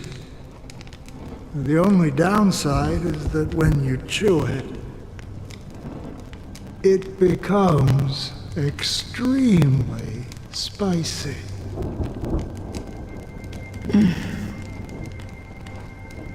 Have you lost your sense of taste? can still taste certain things, like a faint sweetness. Before coming here, I stopped by a place called Orkron. It had barren cliffs and nights lit by bonfires. Burgundy snow would fall from the sky, and when it landed on my tongue, it tasted like raspberries. The flavor wasn't exactly sweet, but it left a lasting impression. When I think back on my past, I realize that what's tying everything together isn't the big events, but rather these small yet unforgettable moments. Don't worry about it. Losing oneself is a reality that every self-annihilator must face. At least I haven't completely lost my senses and memories yet. Well, congratulations on adding another footnote to your journey. By the way, are you always alone? No, I had a companion in Orkron. She's a short, nameless girl who aspired to explore IX. She always said she'd walk a path deeper and farther than Akavilis. Quite an ambition for such a small girl. So what happened? She became stagnant water. Well, my condolences. Condolences. I don't need them. The girl left with a smile. She never regretted her choice and most definitely wanted me to say goodbye with a smile. So, that's what I did. That's proof that you're grieving for her. Or perhaps I'm just afraid. Afraid? I rarely sense that emotion from you. What do you fear? I'm afraid I'll forget the 30 days I spent with her, just like all the other days in my life. Most of them have already washed away with the rain, disappearing into an unseen realm. I fear that those vivid red memories will fade away too. There isn't much color left, and besides this faint, warm red, there's almost nothing. Hard to imagine. A ranger accustomed to bloodshed, destruction, and chaos finding warmth in the red color. Because I have experienced this warmth many times. Long ago, I promised someone that I'd bring it to more people. And that for every remaining moment of my life, I'd strive for a better ending for all. As long as this red color still lingers, I have a chance to fulfill that promise. It represents a burning fire, a blooming flower, the berries in this cave, and life itself, fleeting yet still dazzling. In the end, it will lead me beyond the horizon of existence. And on the other side, I will cut off nihility. The one blessed by the sleeping and shapeless is considering how to kill them. That's truly pure nihility. But you're right about one thing. After spending so much time near this stagnant water, only when I look at this vibrant red fire do I realize that I'm still alive. When will this rain ever stop? Perhaps when the sorrows of the departed have finally quieted down, the sky will clear up.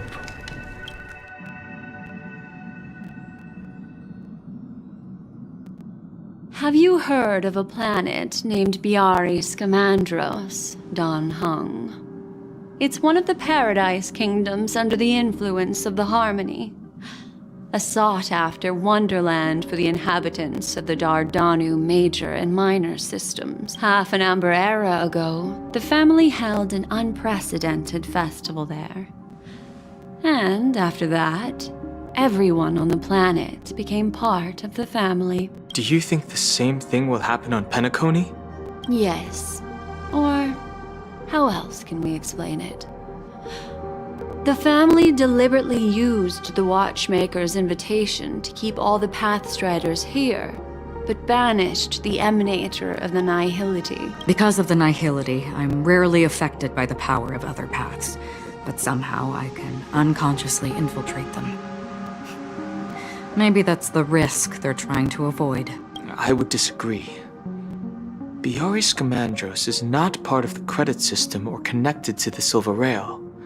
It's nothing more than a remote civilization sheltered by the Harmony. But Penacony is different. If the family messes with Penacony, that would be like declaring war on almost half of the factions in the cosmos. They have no reason to do that. No, they don't. If they truly serve the Harmony, that is. What do you mean? The path in Penacony is impure. The Harmony here has impurities. Do you remember the Ancient Swarm disaster?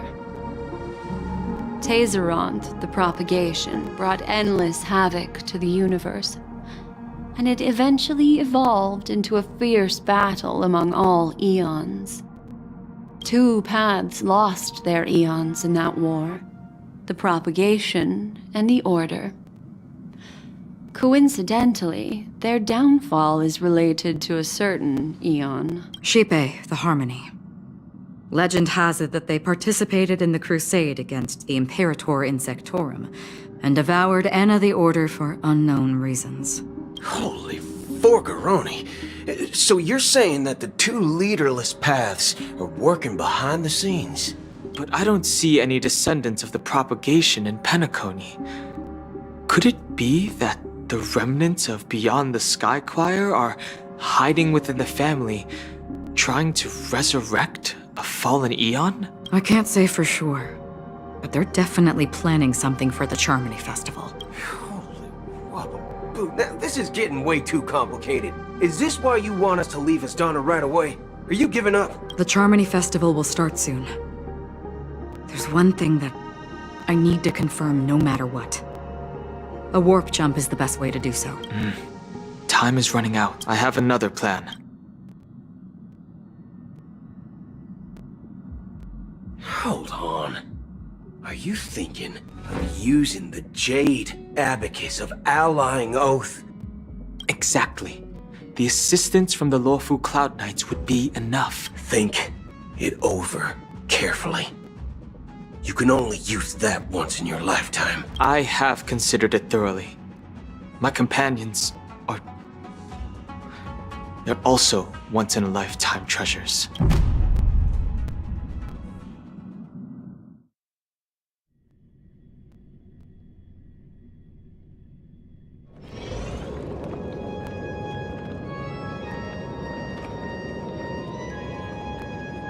Are you the only one here, my child?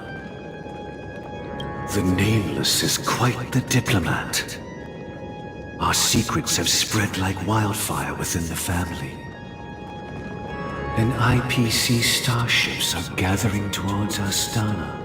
This is a crucial moment for us. So, where is the Chosen One who harmonizes the varied sounds? What do you mean, Master? I'm right here in front of you, aren't I?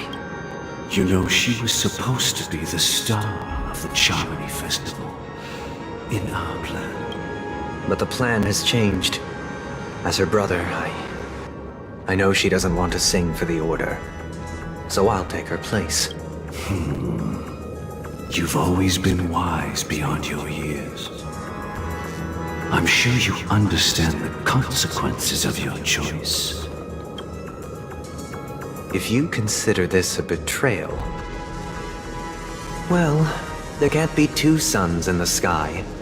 I'll step up and take down the other son if necessary. Do you believe in karma? If karma exists, then everyone has their own karma. You have yours, and I have mine. And my karma has nothing to do with you, Mr. Gopherwood. All right. Since you're willing to sacrifice yourself for her, I'll grant your wish. Well, the compromise came sooner than expected. Why? You and your sister were born as twins of the Order. And one of you is destined to follow this path to the end.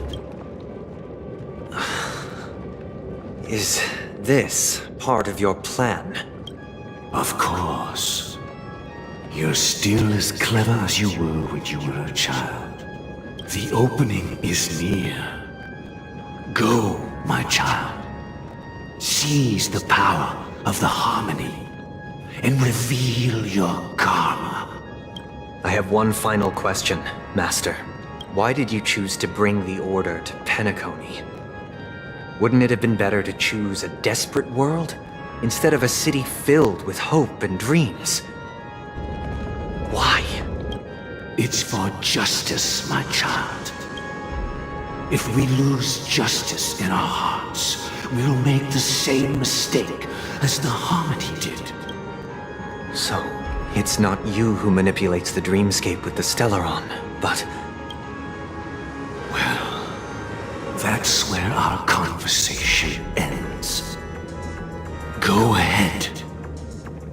The 107,336 souls of the Oak family have dreamed of this moment too many times.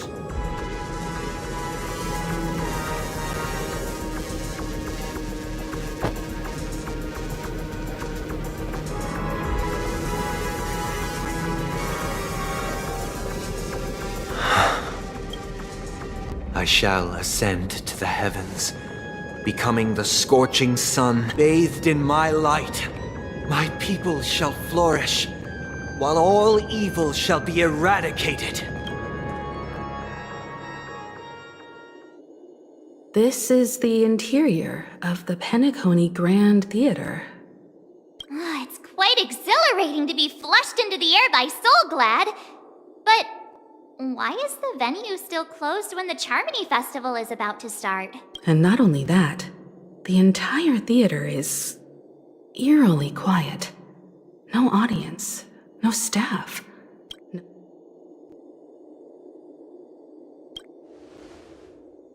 Yeah, I wonder how many tickets... Hey, that's not what we should be concerned about! Let's explore around. Be careful, everyone.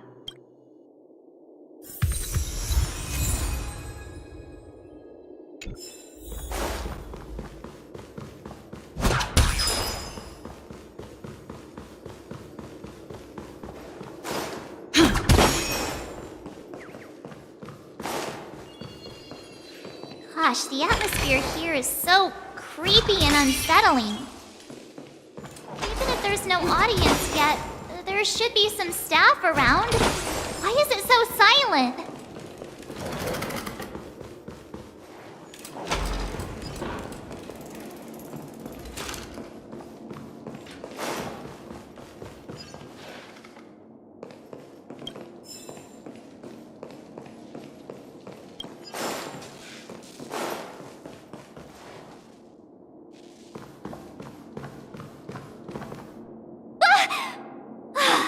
Yikes! They scared the life out of me! Why are there so many puppets at the ticket office?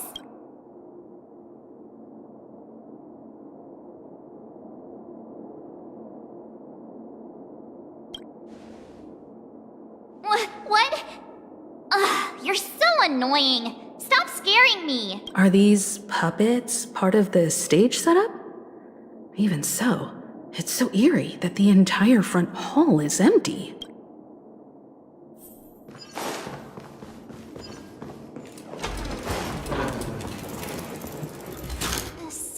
feels off.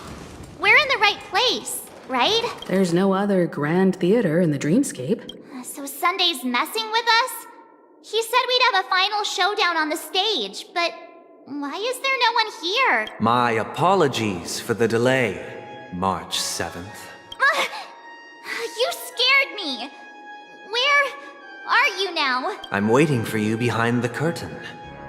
Following the Asdana tradition, I invite you to enjoy a stage play in 3 acts before the festival begins. History is a mirror reflecting the universe's true essence. Let's use this opportunity to delve into the rich history of Penacony and the eons.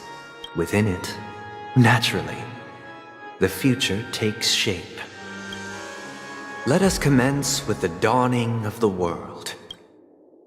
After the Dusk Wars, darkness veiled the sky, and chaos consumed the earth.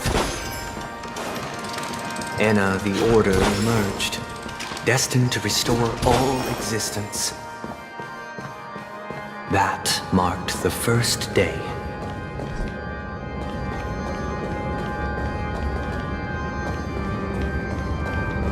They gathered nebulae and forged them into picks, thus creating a grand lyre with black and white keys. Strike the white keys, and the sun rose. Strike the black keys, and the moon rose. And so, the cycle of day and night arose. That marked the second day.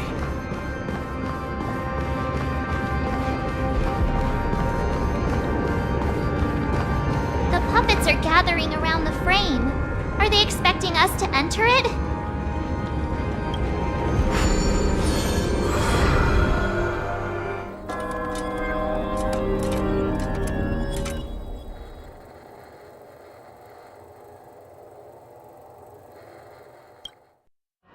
Where are we now? The atmosphere here looks similar to Sunday's inner world. Perhaps this so-called stage play is created with his abilities.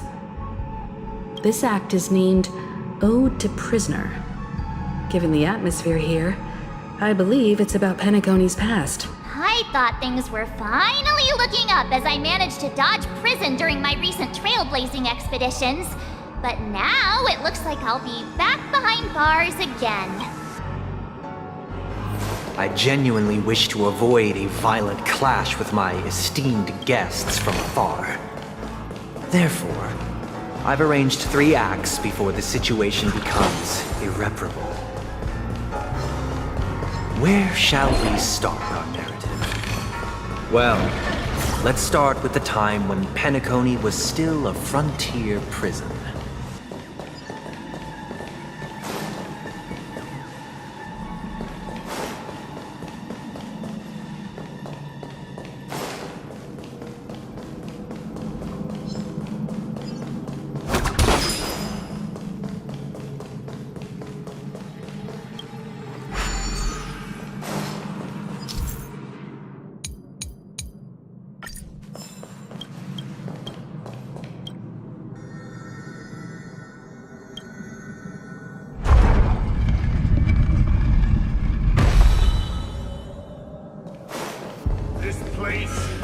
In 2147 AE, a prisoner named Hanunu ignited a struggle for liberty and emerged triumphant.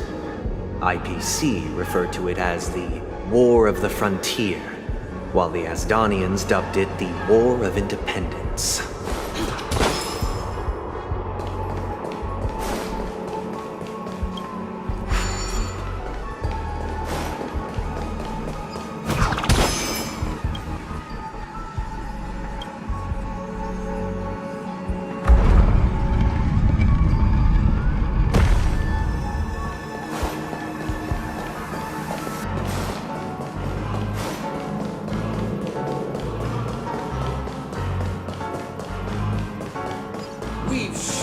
The cages and It's true that Hanunu was a legendary hero, But it must be acknowledged that while he bestowed freedom upon the prisoners, he didn't grant them truth. The three nameless stayed on the planet, endeavoring to spread the tenets of Trailblaze throughout the frontier prison.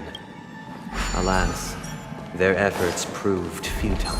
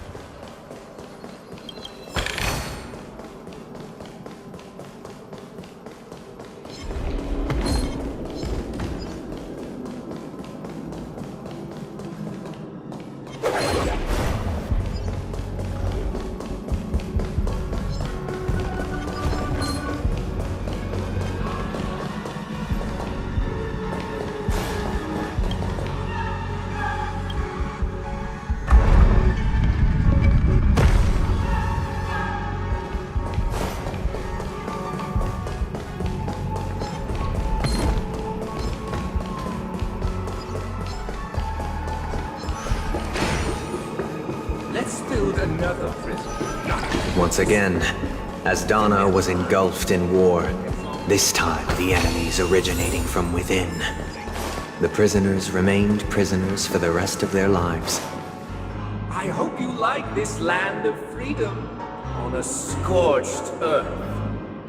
As you can see, their sentences have long ended, and the IPC guards have long been expelled. Yet, these prisoners remain enslaved, not by external forces, but by the confines of their own minds. Freedom permeates every corner, except fragile souls. It gives solace only to those who believe in its existence. Prisoners, this is my order. Learn the essence of freedom and teach your fellow prisoners to fight for their lives. Hey! Why do we have to fight while enjoying the show? For I desire not only your enjoyment, but also your assistance in completion. Show begin! Every petal, all will be swept away by the wind.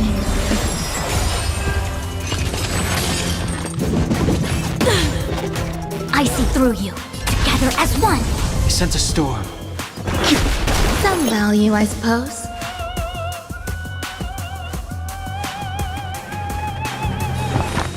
Existence is unity.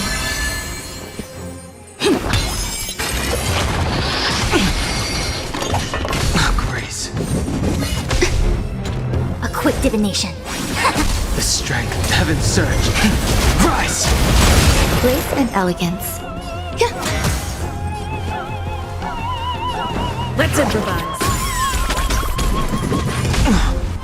I see through you. I sense a storm. All things in human creations.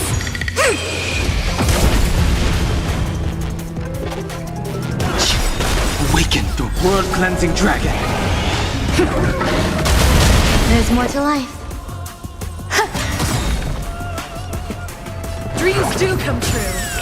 A quick divination. Converge and awaken. The mood is set. Let the show begin. Take The strength of heaven's surge. Break! Some value. Yin and yang. Still the same old. Let's improvise. I sense a storm.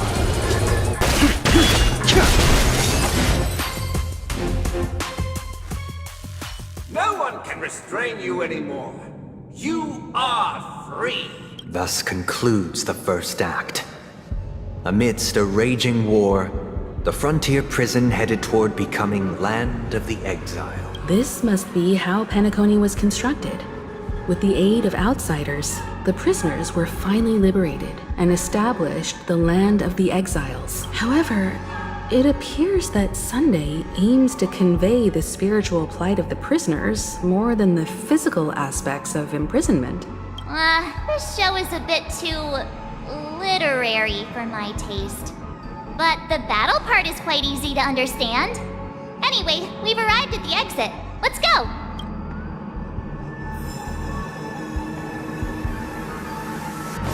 These puppets... Where are they guiding us this time?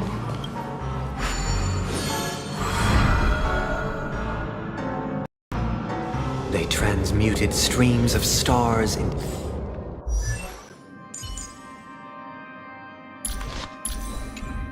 inked nibs, creating symbols to be pronounced and counted.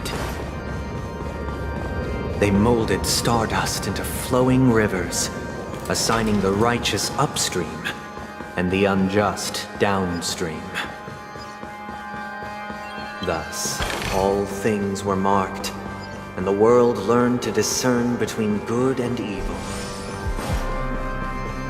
That marked the third and fourth days.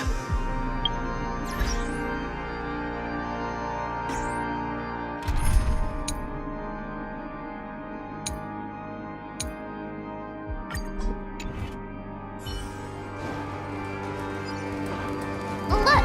Another frame!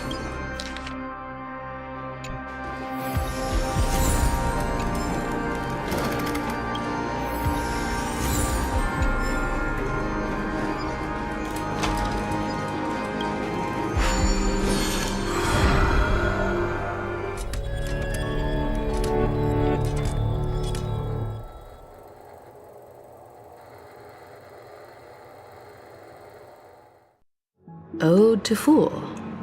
This must be the second act. The surroundings are different from before. The stage decorations look a bit tidier now.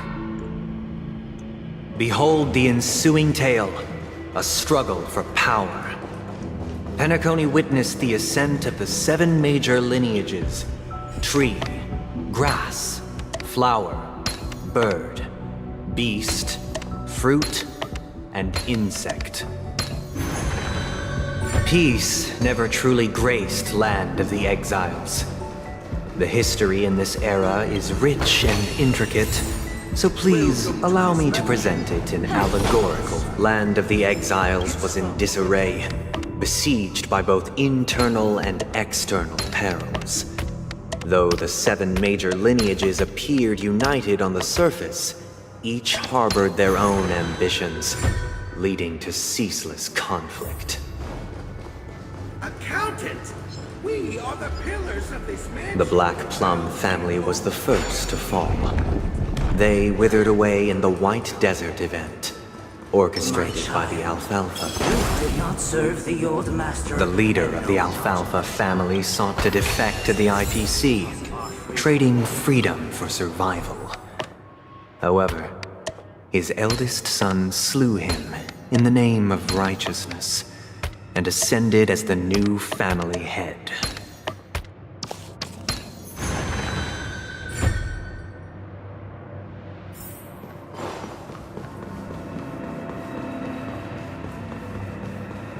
Those who dance peace.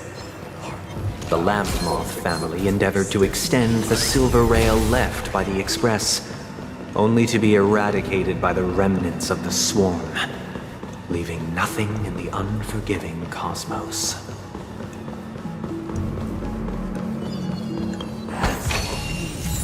I shall you Only when Gopher Wood led the family to Land of the Exiles and earned recognition from all 5 major lineages did Penacony earn its new name, the Land of the Dream. Dear outsider, I beseech your aid in purging this mansion of the poison spread by the lurking instigators. You want us to help you? What do you need? I wish they could regain their reason and cast away the shackles. This is the second act. Looks like it's about Penacony's journey to becoming the Land of the Dreams, during which the family plays a crucial role. But this new master seems like a bad guy to me. Perhaps this is the truth Sunday is trying to express, if you read between the lines. The Harmony changed Penacony just as the guards once did. Looks like we've gotta help those guys kneeling down over there calm down a bit?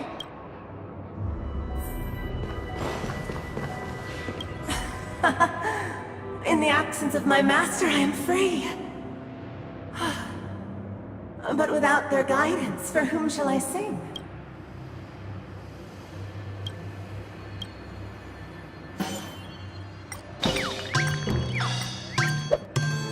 I shall sing for my new master, just as their noble voice once resonated throughout the cosmos. Master! Oh, you will return in due course, and I shall stand vigilant, awaiting the reward for my loyalty.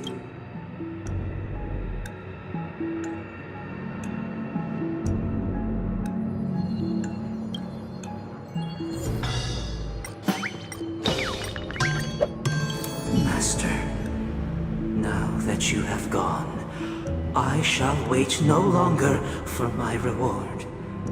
I shall seize what is rightfully mine.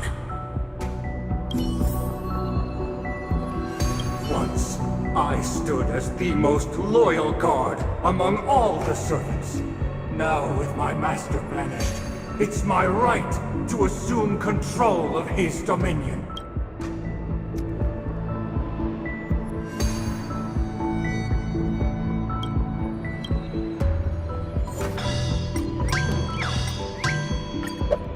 My former master has long departed. But why do I still fear the remnants of his creation? Master is no longer here.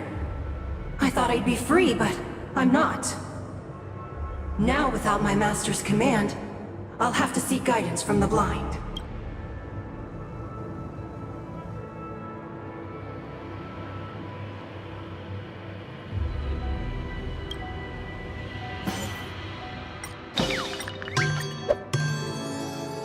Master is no longer here. I must seek a new master and serve them faithfully.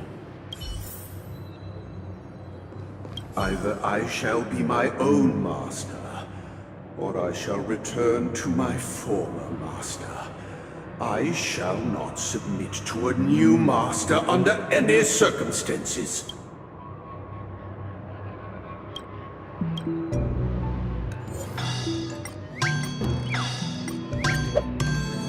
Without a master, who can grant me true freedom? Thank you, dear outsiders. My servants have regained their sanity. Heed me, one and all. Your former master shall not return. It is through righteousness and unwavering support for one another that we shall attain true perfection. Cast aside the veils of hypocrisy and embrace one another. Get ready. Looks like another fight is about to begin.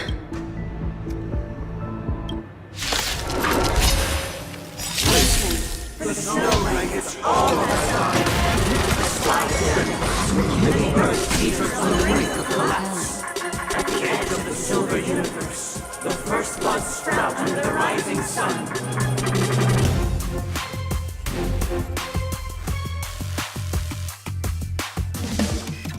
Ill fate descend! Every petal, all will be swept away by the wind.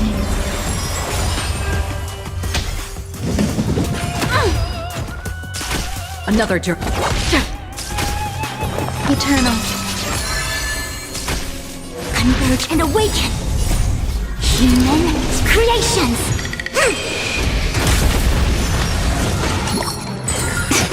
Yin and yang! No matter. What do you want to know?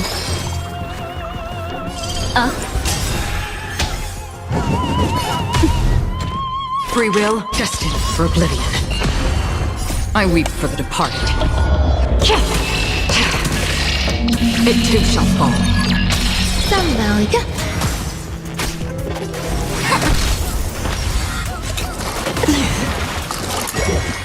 Mind your manners.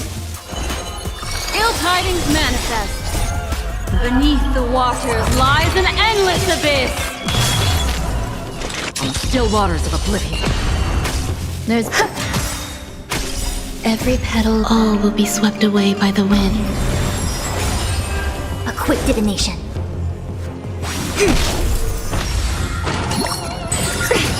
Yin and yang. Destiny. Ill fate descends! Another journey destined for oblivion.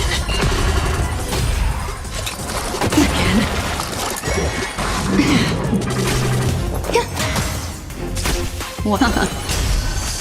I see together as one. Again.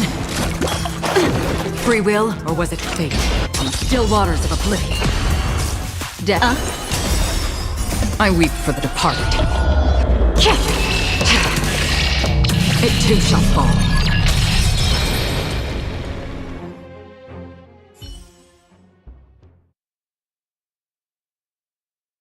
Alas, they remain but slaves till the very end, with the illusion of freedom. Thus concludes the second act. Amidst an illusory harmony, Land of the Exiles charted its course toward becoming the planet of festivities. This is how Penacony fell under the family's control.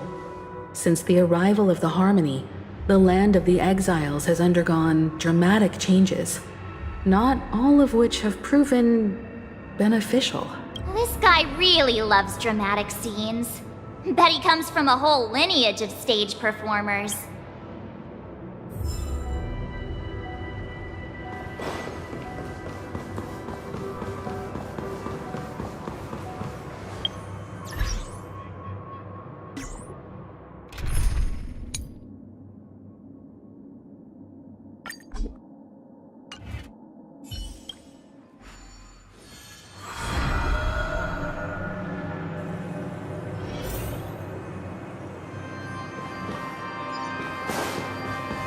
They used the planetary rings to establish the law, forging a code of conduct among the masses.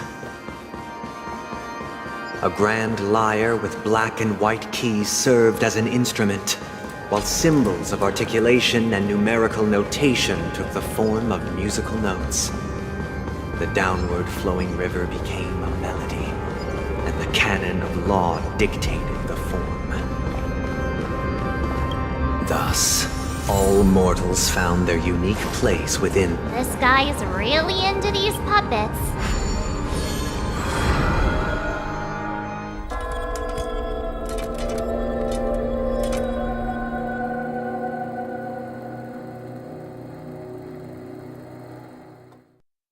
Oh, I get it now. The last scene is all about singing the praises of the Order. And the atmosphere here is completely different from the previous two scenes. This is the concluding act of this play. I have showcased the past and present of Penacony, hoping that my desire for change resonates within you. And now, I shall reveal its future to you.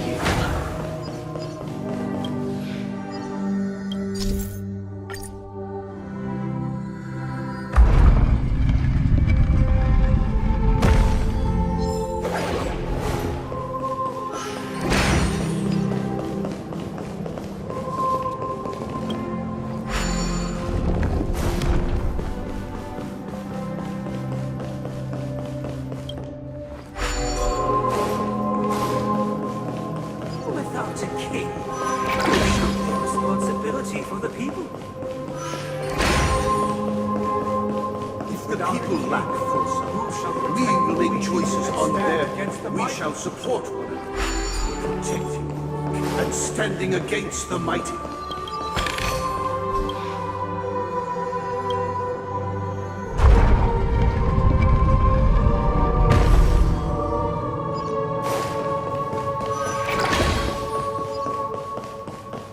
Without a king, who shall govern the movement of stars? Before the arrival, everything followed After the king's departure, we no longer have need for a king, for we.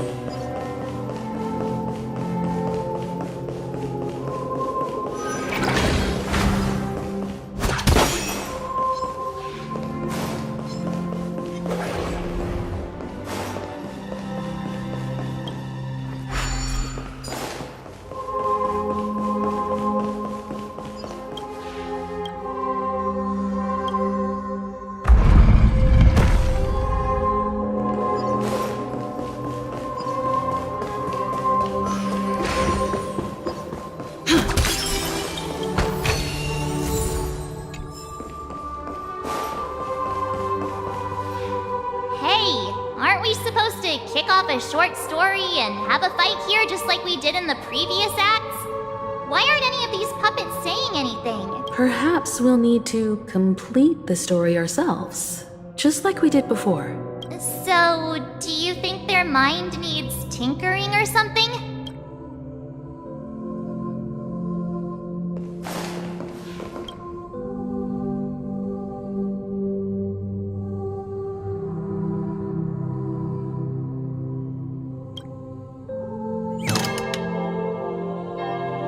Farewell, former king. How did it go? You can't change them? What does that mean? My apologies for my negligence.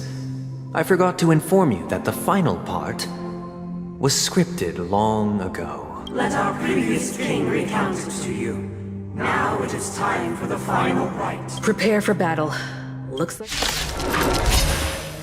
Descending from the infinite spiral staircase, I traverse towards the future with measured steps. No need to remember me or seek my existence. For the contours of my mind shall intersect with common experience. Converge and awaken! Human creations! There's more to life. Eternal. Take your... The mood is set. Let the show begin!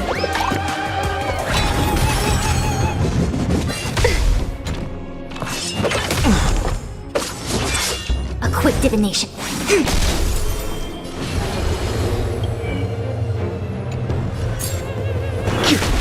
Awaken the world-cleansing dragon! Every petal, all will be swept away by the wind. Dreams do come true. Still the same old. I see through you, together as one. The strength of heaven's serpent, break! Stay in step.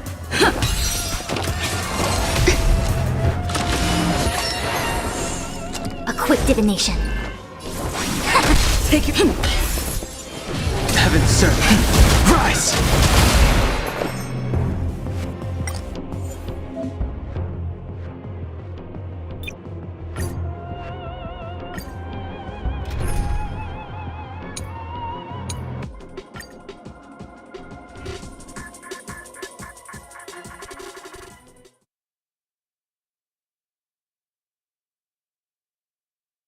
Descending from the infinite spiral staircase, I traverse towards the future with measured steps. No need to remember me or seek my existence. For the contours of my mind shall intersect with other experiences.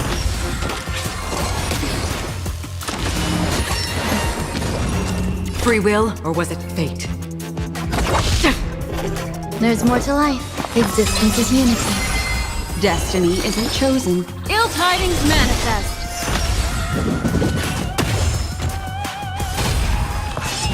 Again?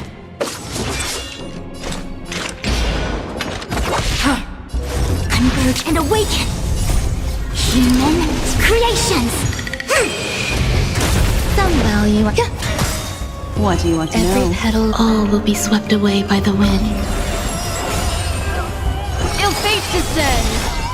I weep for the departed. It too shall fall.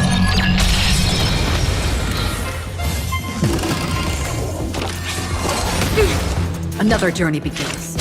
Still waters of oblivion. It came together. Destiny isn't chosen. Destined for oblivion. I see through you, together as one.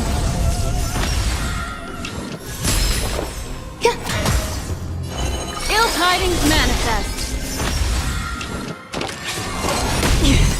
Memories are beneath the waters lies an endless abyss. Still waters of oblivion.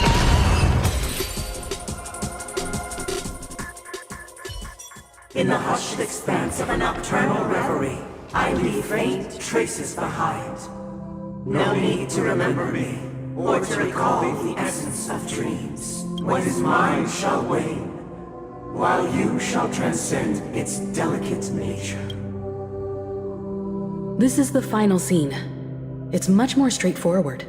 He wants to expel the Harmony and establish an empire based on the Order. Let's go. Once this stage play concludes, it'll be time for the main event, the Charmony Festival.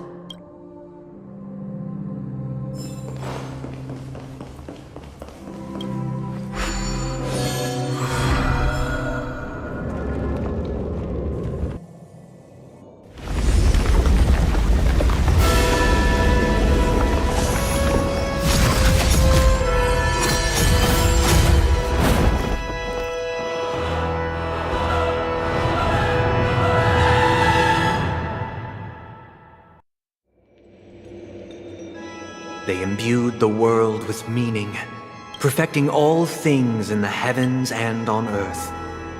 Then, they rested from the labors of creation, yet all beings cried out to Enna. Under the banner of the Order, you have defined all things in the cosmos. But this made us realize that we are but puppets in your hands. Thus, on that day, all beings united and cast the Eon into the abyss of oblivion. This Grand Theater looks totally different. Is this the power of the Order? Everyone, get ready. This could be a tough battle.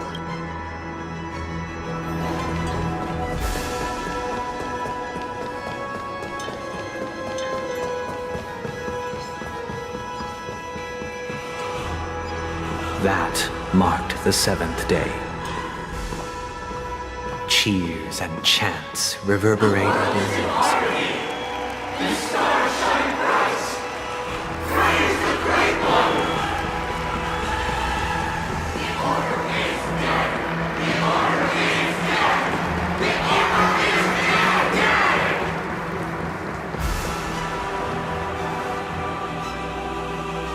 Look, there he is!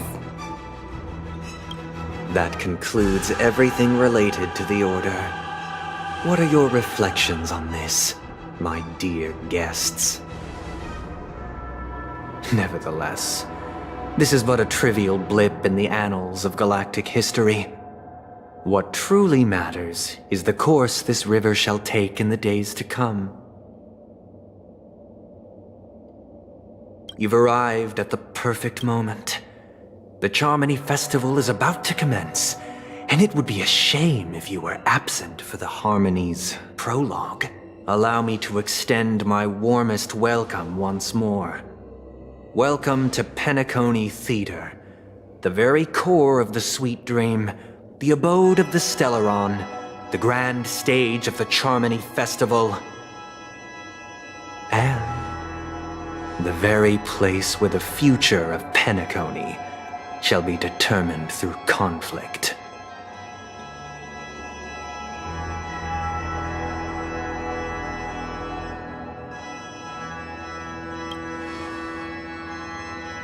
Your unwavering faith in the Trailblaze is truly impressive. True goodness can only be achieved through faith. Allow me to point out that falling into a permanent slumber is not happiness, especially when those people are driven by someone else's will in their sleep. Do you still believe that the Order only seeks to control the universe as their puppet, Himiko? No matter how perfect your vision of paradise may be, a cage remains a cage. People will never achieve true happiness in a world like that. They would just be toys for the Eon. It seems you have misunderstood my intentions. Allow me to clarify. My desire is not to resurrect a fallen Eon, or become one myself. My sole objective is to create a paradise free from Eons, where the Order ensures the dignity and happiness of all humanity. A paradise exclusive to us human beings. That's not the case. If people are to live with dignity, there must be nothing and no one above them. In your so-called paradise, you would be the one reigning supreme. Looks like we won't be able to convince each other. Now that our conflict has been destined, let's unveil our paths and reveal to the universe the true path. However, before the prelude to the future begins, please take a moment to ponder the questions I've posed. Is darkness equal to daylight? Are sinners equal to the righteous? If you are born weak, which god should you turn to for solace?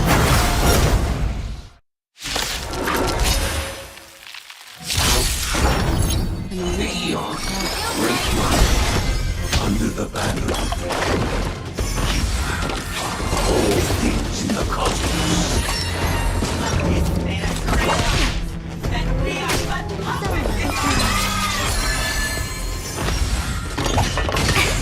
Destiny. Enjoy yourself. Again? Still waters of oblivion. A quick converge and awaken. Human creations. Every petal, all will be swept away by the wind. No matter. Ill fate descends. I weep for the departed. It too shall fall.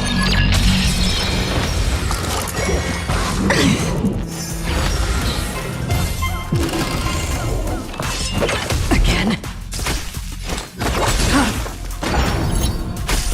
Yin and yang.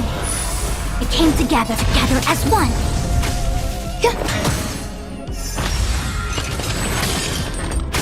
What do you want to know? Ill tidings manifest. Beneath the waters lies an endless abyss.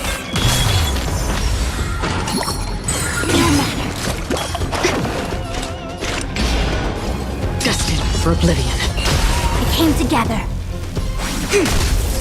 There's more to life. Existence is unity. Death.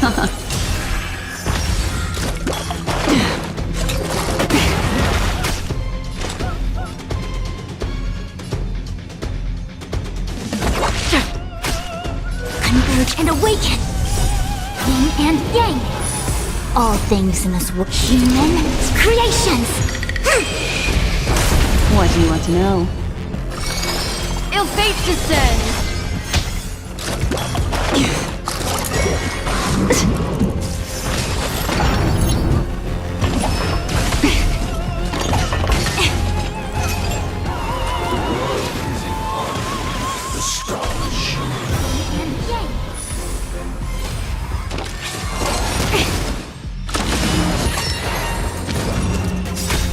Every petal, all will be swept away by the wind.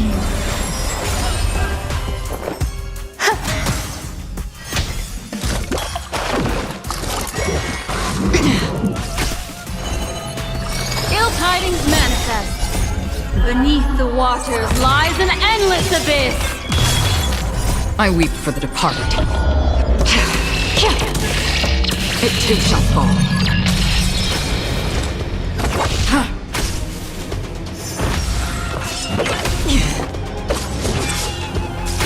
Some value.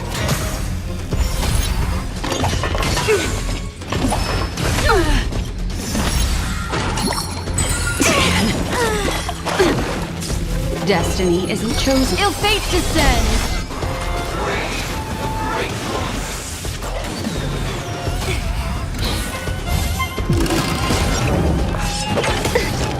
All will eventually rest upon. There's more to life. Every petal, all will be swept away by the wind. Mind your manners. Enjoying yourself? What do you want to know? Ill tidings manifest. Time's passed. Ouch. great might. Under the banner. All things in the cosmos.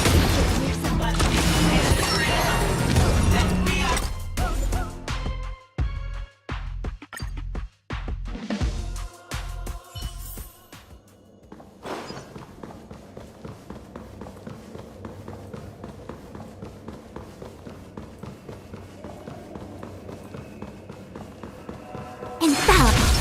Sound lingers. Make a wish.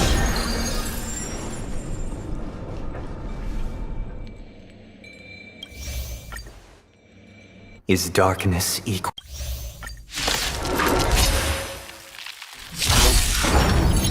Beyond great might. Under the banner. All things in the cosmos.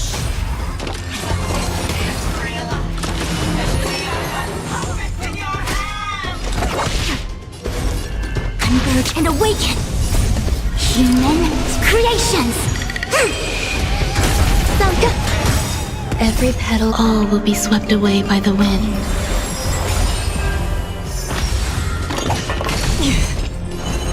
Ill fate descends. I weep for the departed.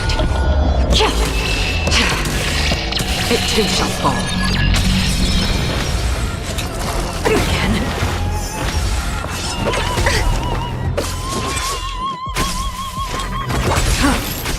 It came together as one. There's more to... Destiny. Ill tidings manifest. No matter.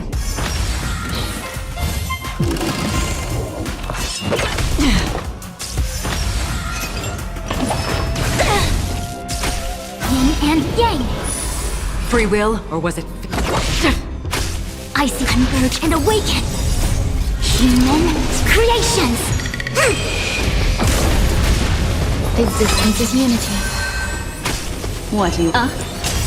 Memories of beneath the waters lies an endless abyss. Mind your manners. Yin and yang. Another journey Together as one. Every petal, all will be swept away by the wind. Ill fate descends.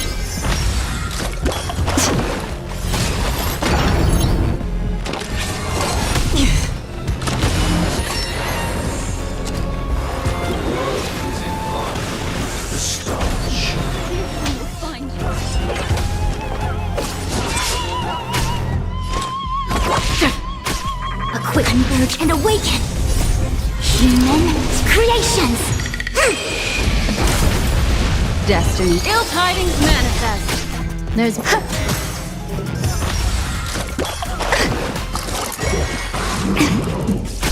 Yin and yang. What do you want? Ill fate descends. Beneath the waters lies an endless abyss. I weep for the departed. It too shall fall.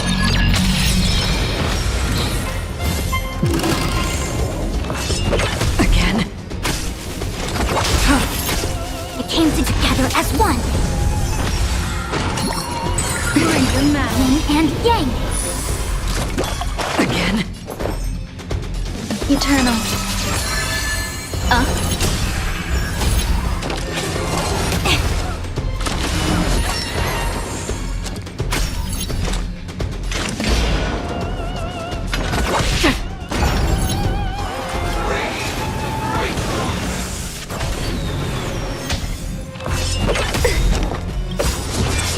Every petal, all will be swept away by the wind. I see converge and awaken. Human creations.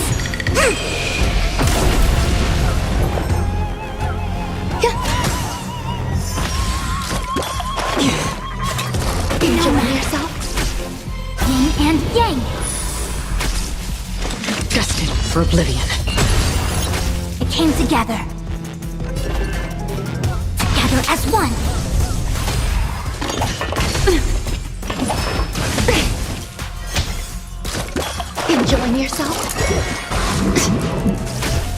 about... Destiny isn't chosen. Ill tidings manifest. Converge and awaken!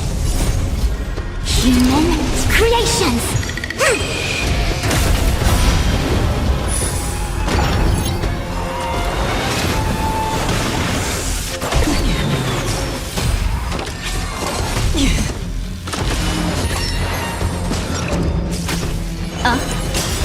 Memories beneath the waters lies an endless abyss. Again. Still waters of oblivion.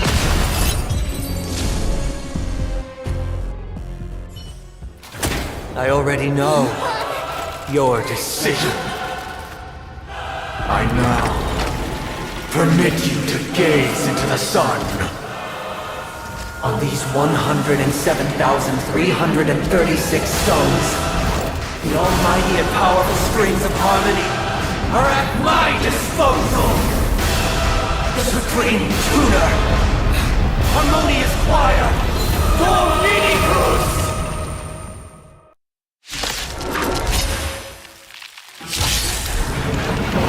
Lost souls, come and meet your master! The embodiment of the harmony? So the true purpose of the Charmony Festival is to usurp it?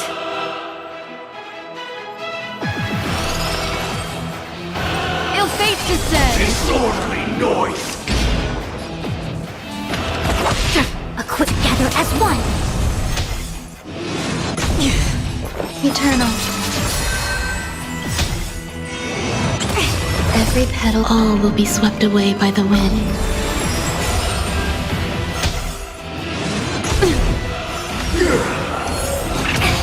Wise and perceptive as you are, answer me this. Why could the harmony and the order merge into one? Ill tidings manifest.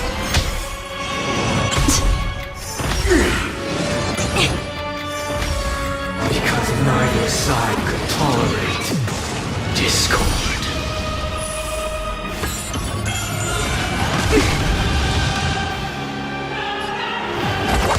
I see through you. Converge and awaken! Human creations! Enjoying yourself? Yin and yang! Memories of beneath the waters lies an endless abyss. I weep for the departed. Feeling like there's another world in front of my eyes. It's the power of tuning. Don't let the song distract you.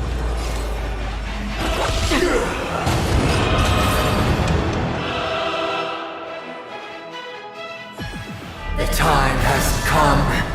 Creation will be reborn from the remains of the gods. Danheng?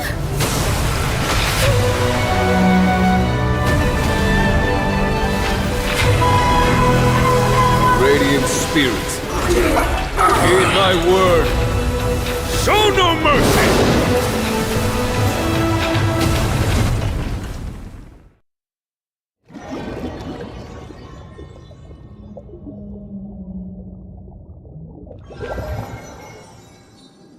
Wake up! Wake up! Hey, wake up! The sun's frying your butt! Are you alright? Can you hear me? Do you remember your name?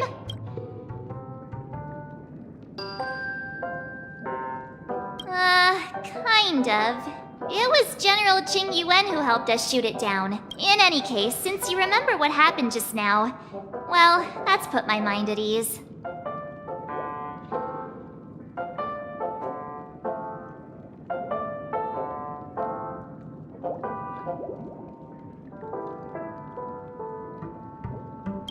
It's a long story. Simply put, Don Hung used the Jade Abacus of Allying Oath when we were in the middle of a fierce battle, and summoned the General to help us just in time. And then we returned to reality. Look, this is your room. Everyone else has also returned from the dreamscape. Himeko and the rest are at the lobby discussing matters with the General. And now that you're awake, we should tell the crew that you're all right. Come with me. Not going to come chat with me, sleepyhead. That voice. Is that Black Swan?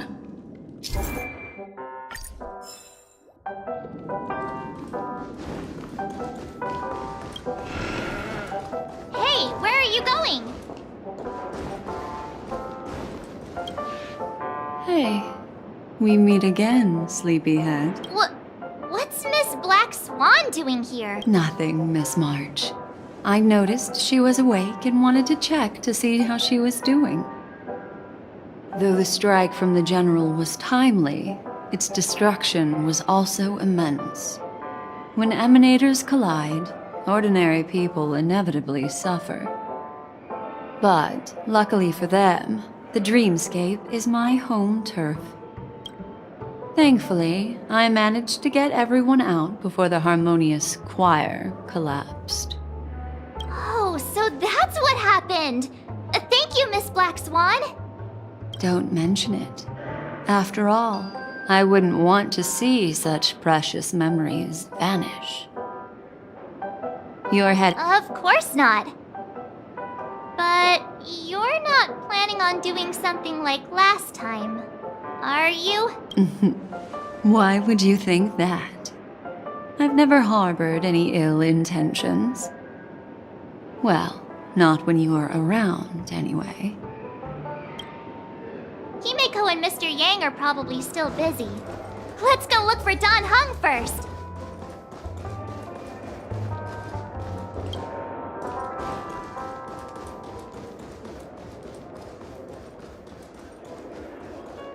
Look, he's still talking to that cowboy. You're awake. How do you feel? Well, fork me. You must be that Stellaron they were talking about.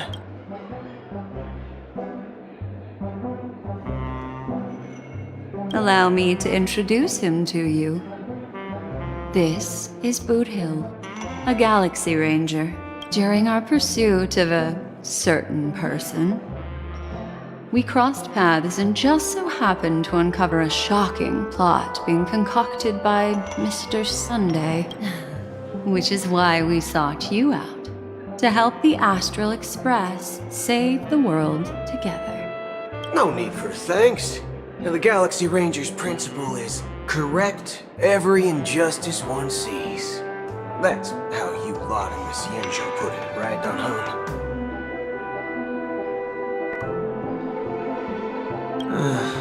More or less. Wait, hold on a sec. This is the first time I'm hearing about this certain person. Who are you chasing? And why would that lead you to the Express? Good question. It's, who was it again? Don Hung. Do you remember?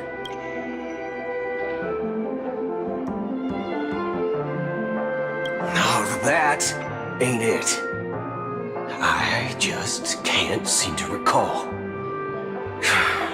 Weird. My neurochip hasn't registered any malfunctions.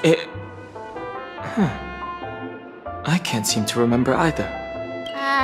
What's going on? Heck. Forget about it. If it slipped all our minds, reckon that person was just a minor scoundrel. Unimportant. Ain't gonna stop us from piecing together the story anyhow.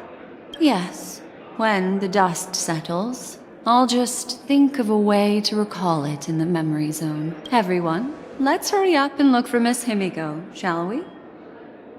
She's now a minor star on Penacony, and the entire hotel's concerned about her well-being. You're right.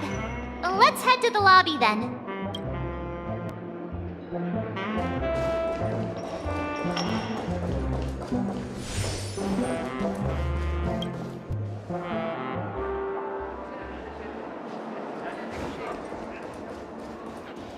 Look, they're with the... That's all right. In these times of conflict for the sake of utmost safety, it is only right that the Alliance steps forward to mediate on behalf of the Astral Express. We must not allow you to take unnecessary risks. Furthermore, despite the IPC's eagerness for success, it prioritizes peace above all. And the family, trapped though it may be, professes a desire for harmony. The Alliance has always won people over with reason. I firmly believe both parties can indeed put aside their differences and come to a peaceful agreement. The General possesses a deep understanding of the greater good. With the Cienjo Alliance mediating, peace for Penacony is within reach. You flatter me. But ultimately, it's been all down to the Express. Without your efforts, this sweet dream paradise would have been claimed by the last remnants of order before there was even a shot at peace. Well, would you look at that? Here comes the big hero.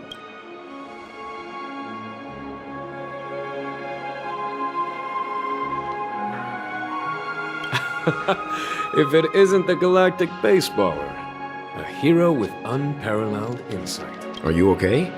I heard you couldn't wake up. Are you feeling unwell? Don't worry, Mr. Yang. There's nothing wrong with her. She practically burned through a lifetime's worth of jokes on the way here. What about you, Mr. Yang? I heard that even Miss Robin wasn't spared. And that guy locked you both up. It's a long story.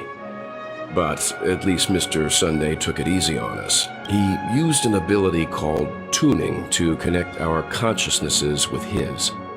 In other words, he imprisoned us within his consciousness. Thanks to General Jing Yuan's destruction of the Harmonious Choir, we were able to escape. He used that tuning on us too. Does that mean that we were almost imprisoned as well? I can confidently say now, he was truly after a fair fight with us. Had he wanted, he could have easily taken us down, without so much as lifting a finger. Speaking of the Oak family head, where is he now? It's complicated, but in a nutshell, he's now the former Oak family head. The IPC has named him the key figure in the family's penacony split, citing a threat to cosmic peace. He must represent the family and answer for the unrest caused. His trial is set to take place at Pier Point. The family quickly labeled him and the remnants of the Order as enemies, declaring the turmoil an internal rebellion. This move effectively barred the IPC from intervening in family affairs on both moral and rational grounds. Everyone really has their own agenda, after all. Then, what's going to happen to Miss Robin? She and Sunday won't be able to deny their involvement in the Charmony Festival. They're siblings, after all. Why the sigh, General? I can only say that this incident is an unexpected mess for the girl. The Alliance will try to persuade the family to consider this matter carefully during mediation. It's time, everyone. The IPC's key members and I have agreed to consult one another before the upcoming negotiation. Do any of you wish to sit in? Given the General's invitation and the matter's significance to the universe, the crew will naturally accept. However, if the IPC has any reservations... Why, of course you're welcome.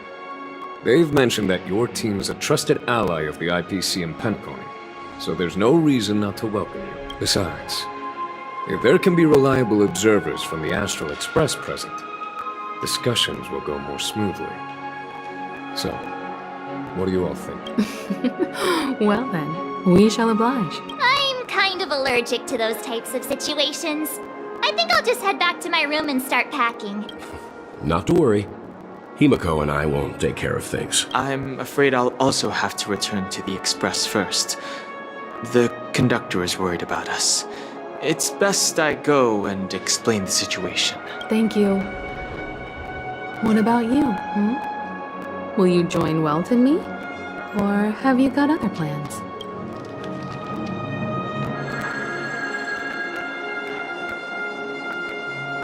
What? I can pack it myself, you know. If that's the case, Our galactic baseballer can join us. Although I'm not too sure of the reason, the representatives from the IPC have insisted on her presence. Allow me to lead the way. Follow me, please. The negotiation will commence at the hotel lobby. Everyone, please follow me.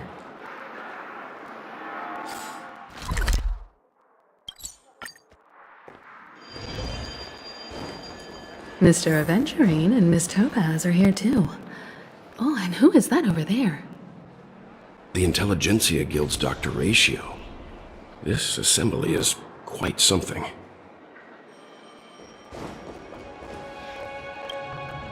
It's been a while, my Astral Express friends. I would also extend my sincere thanks to you, General of the Lawfu. The presence of everyone here assures that the talks will likely reach a conclusion that satisfies all sides. Oh. Looks like everyone has come with expectations. Care to share? Of course. Topaz, if you please. Sure, leave it to me. In summary, it's good news. After much deliberation from the Strategic Investment Department's Council, the absolute majority of members have agreed to the following resolutions. In light of long-term considerations for interastral peace, and by authority of Pierpoint HQ, the Strategic Investment Department, on behalf of the Interastral Peace Corporation, will permanently relinquish its claim on penacony sovereignty and offer unconditional support of the family's rebuilding efforts on penacony. Now that's something.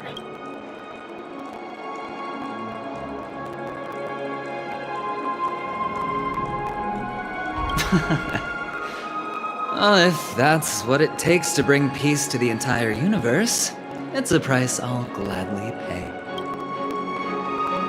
Has the IPC finished sharing all its thoughts? Then it's our turn.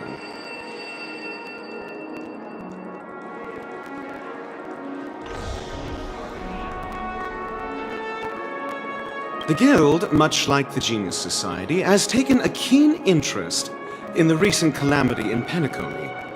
Ultimately, both parties have agreed to a comprehensive collaboration, offering technical support for the reconstruction of Penacony. The floor is yours for the finer points, Mr. Screwlum. Enlighten us, please.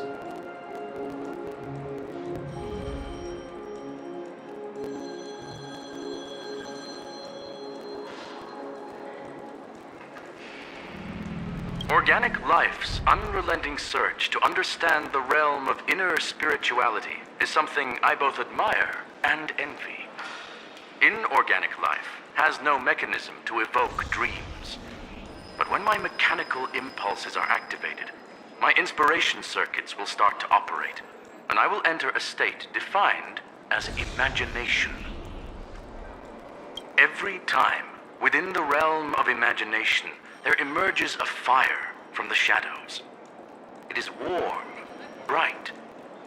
I frequently ponder this flame might represent the essence of intelligence, a cluster of inspiration ignited by high temperatures. The future direction of the universe may well lie within it. Alas, they are nothing but projections of my thought system to me, desired, but unattainable. But after learning of Penacony's accomplishments, I have come to realize that the flame is not beyond my grasp. After deliberations with my partners, we have decided to defer the progress of the Simulated Universe project, and instead assist the Intelligentsia Guild as technological consultants in the research of the Dreamscape and Memory Zone, so that these assets may be better used to serve humanity. Not only that, we've also established contact with the Garden of Recollection through the IPC, and they've pledged their support for our research endeavors. I'm truly happy for the Dream Chasers on Penacony. The cosmos' brightest and, let's admit, dimmer intellects are now at their service.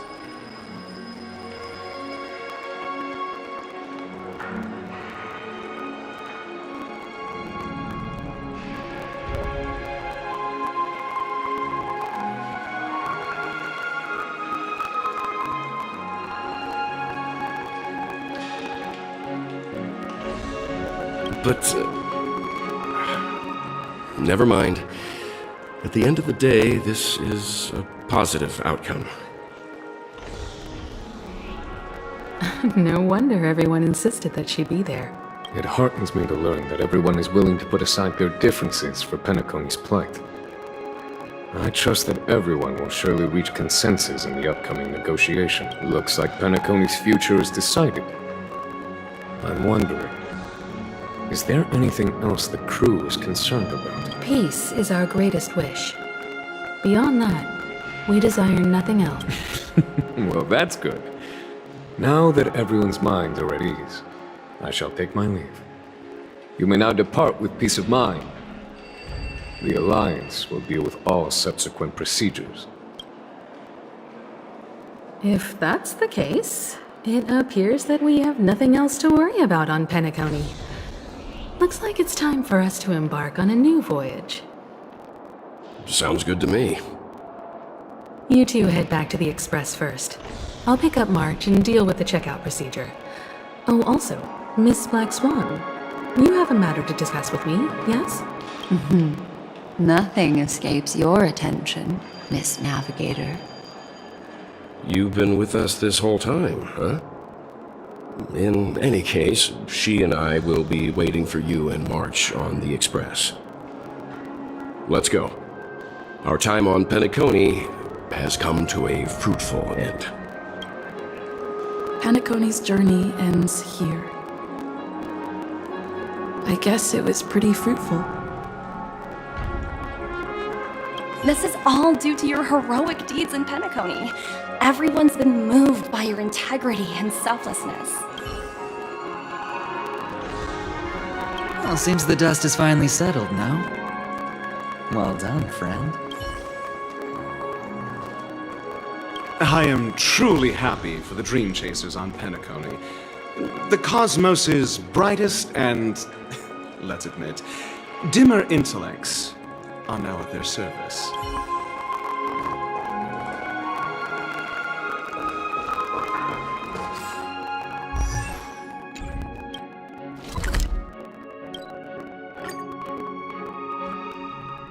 The navigation meeting is about to start. We're all waiting for you. Ahem. Looks like everyone's present. Let the navigation meeting commence then. This a meeting to decide our next stop? How we doing this? A show of hands. Hold your horses, cowboy. It's for those to decide.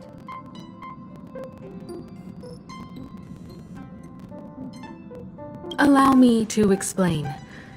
Mr. Boothill and Miss Black Swan submitted a request to temporarily travel with the Express for their own personal reasons. As you all may know, the Astral Express never declines any passenger whose heart yearns for the distant stars. Therefore, they will be traveling with us for a while until they reach their destinations.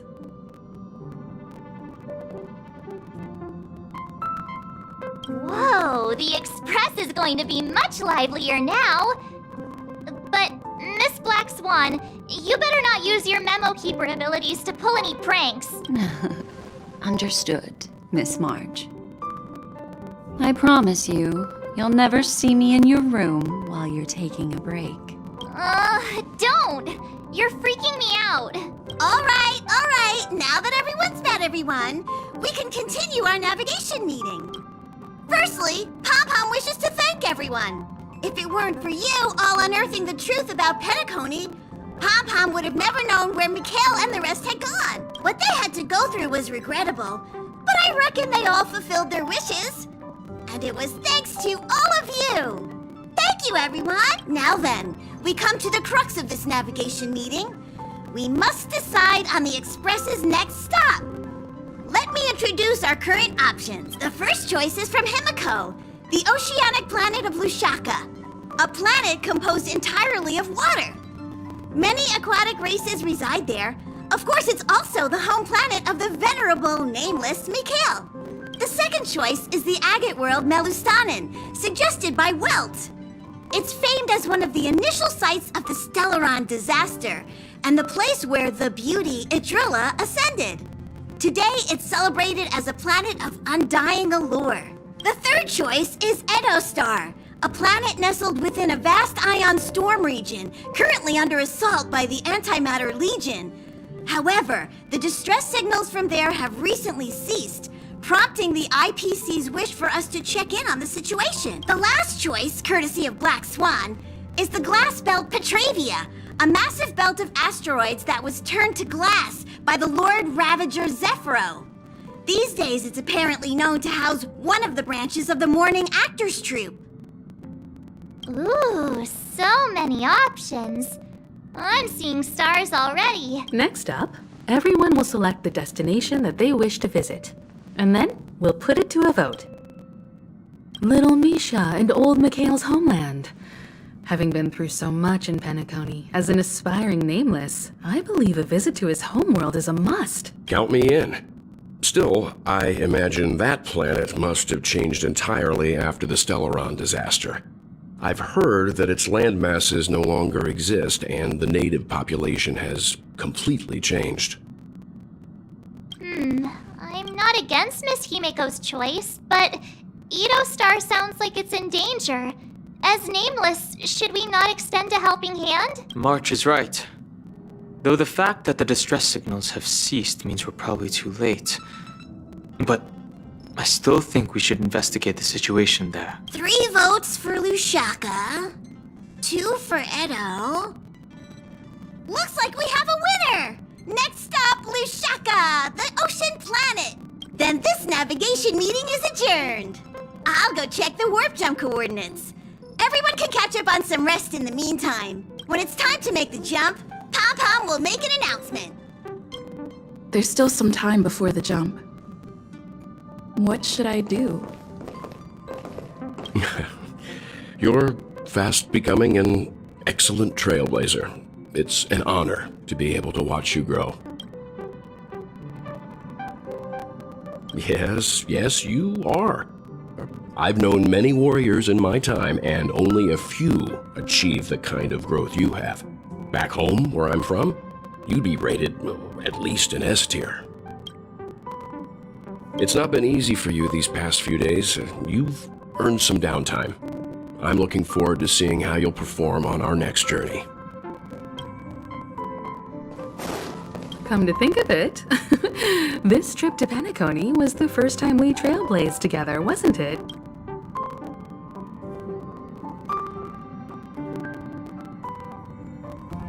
It's all right. I understand your concern, but it's okay. I'm also a capable nameless, just like yourself. Turn in early today. You've really been pushing yourself hard recently. If you don't take this chance to recharge, it could lead to long-term problems. It seems fine when you're young, but it's a different story as you age.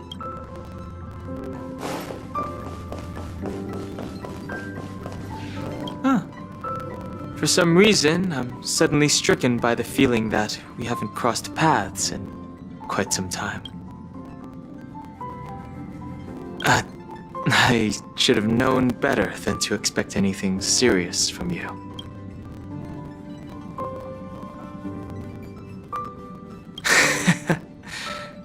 Got it. This Astral Express sure is comfy. But I got one tiny problem with it. How come there ain't no potent drinks on this ride? I can live without malt juice, but at least stock something else. Like that white gem, common as dirt and not too pricey.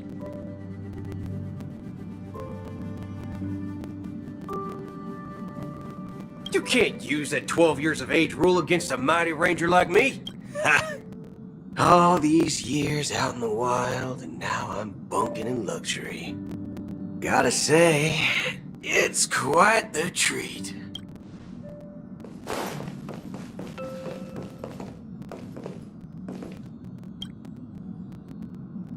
Oh, you're here. Seeing your reflection among the stars in the porthole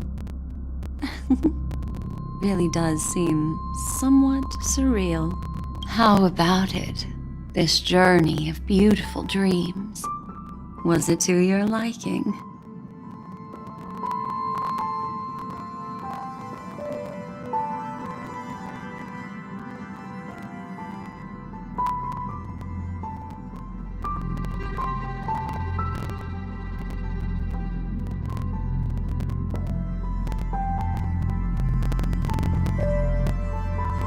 I can feel your obvious excitement.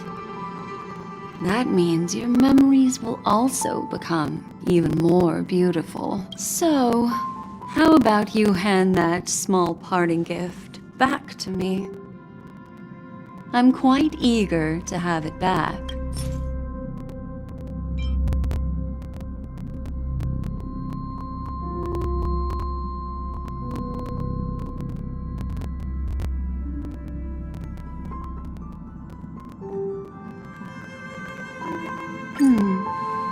Oh?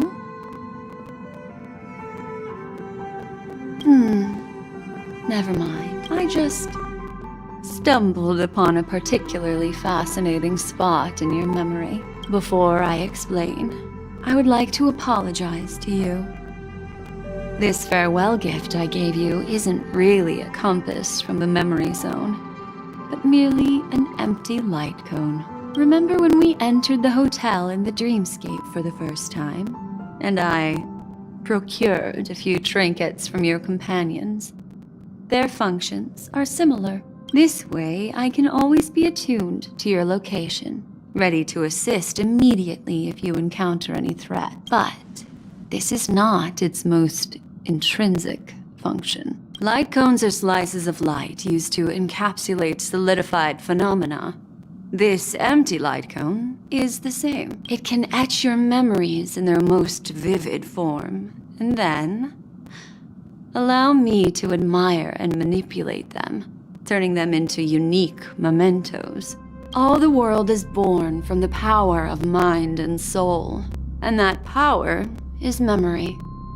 To prevent ourselves from being forgotten by the world, we must make the world remember us, or use our memories to recreate it. Life, seemingly vast, offers but a scant collection of impactful memories. Some joyful, some sorrowful, some light, some heavy. But you are different. Memory is a reflection of the future. Within that reflection, I see your unparalleled worth. You have the power to craft memories that can captivate the world. Your memory can illuminate the universe's future path. And that memory will be as scintillating as the star clusters you see in this porthole.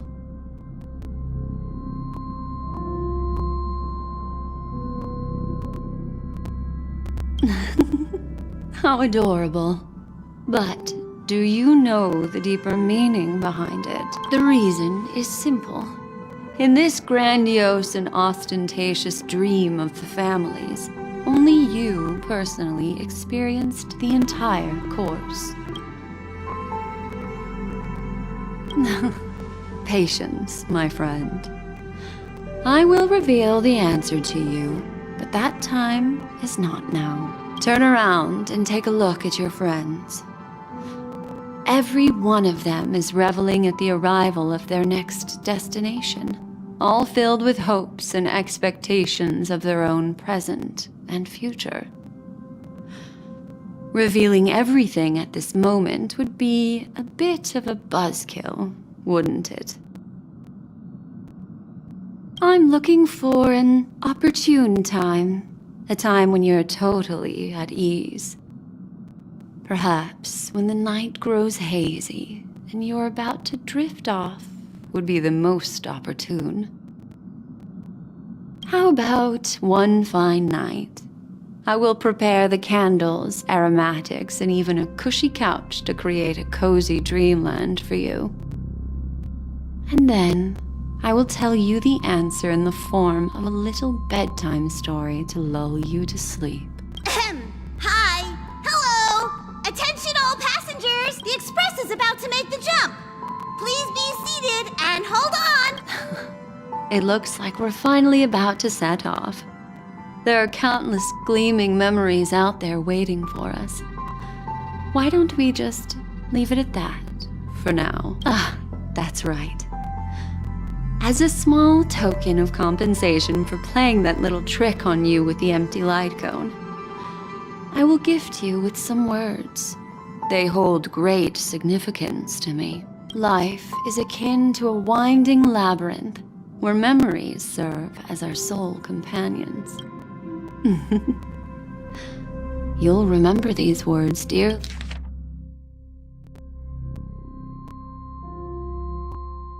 Dearly.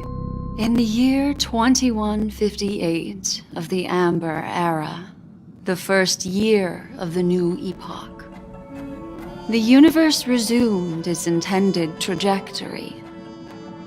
The kindling of conspiracy smoldered in Penacony, the land of the dreams.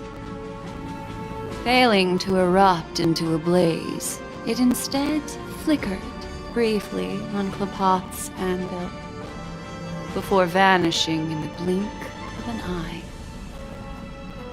The dead and those fated to die remain in their eternal slumber, while the living find solace in deep sleep. All clamored in a cacophony of silence, and then went about their own ways. The cosmos emanated a vitality characteristic of a new era, all for the modest price of a brother and sister's mild grief. Babies are born as stars extinguish. The silver rail unfolds. The story of the Astral Express comes to a close, yet it also embarks anew. Time marches forward, heralding the arrival of a new chapter in the history of trailblazing expeditions.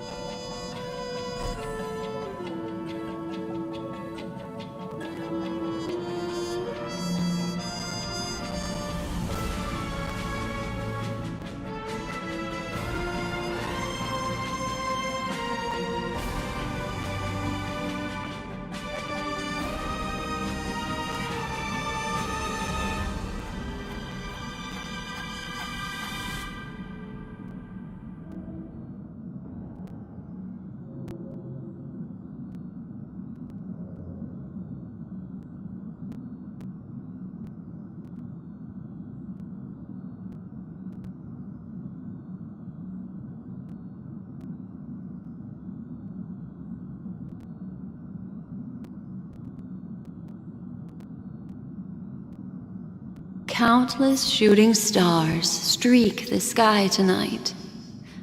If you can pick the right one, it will carry your wish to thousands of distant worlds. You're feeling very relaxed now, aren't you? So, then, it's time to tell you a little bedtime story. Well, let's start with a conclusion. The crew was defeated in the battle against Sunday. Everyone in Penacony failed, and no one survived. But don't panic. The truth, as horrifying as it may be, is not yet irreversible. There's still a glimmer of hope. And that's why I'm here. Next, I'll use this empty light cone that carries all your memories to relive everything that happened before. And when this story reaches its end, I'm sure someone as clever as you will notice that. There's a major flaw in the story you have experienced. Yet, within that flaw lies a glimmer of hope. Are you ready for it? Do you remember everything? When the clock turned back, the Express started a warp jump, sending you to a strange dream.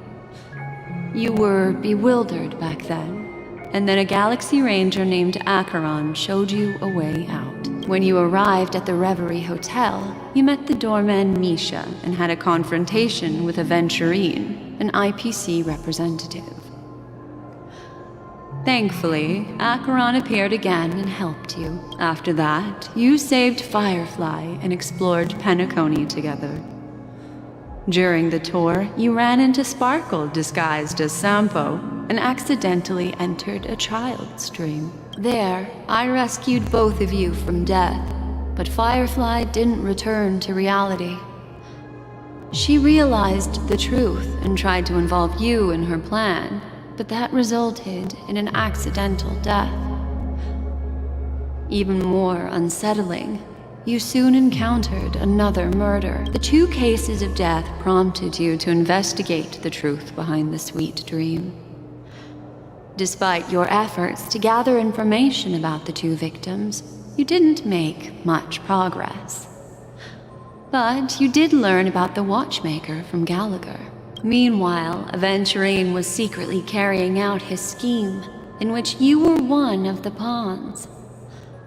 In the midst of a fierce battle, Acheron revealed her true identity as an emanator of the Nihility, and unsheathed her sword. That strike foiled Aventurine's plan, and opened a passage between the sweet dream and the original memory zone. Upon your arrival at Dreamflux Reef, you learned the truth that death was actually dormancy, as well as the truth about the dreamscape, the Stellaron, and the bellboy, Misha. You split up with Sunday and Robin, looking for a way to seal the Stellaron. However, it turned out that Sunday and the Dream Master had their own hidden agenda. And you had to engage in an ultimate duel on the stage of the Charmony Festival. Finally, the story reached its conclusion. You emerged victorious, with the Trailblaze triumphing over the Order, and Penacony embracing a bright and peaceful future. This marks the end of the thrilling journey in Penacony. I'm sure you've already noticed something unusual, haven't you? The major flaw, which contradicts all the known information, hides in this story.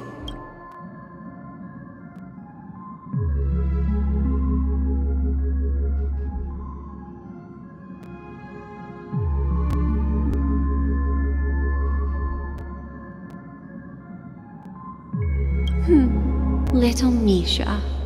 Or should I call him the Watchmaker?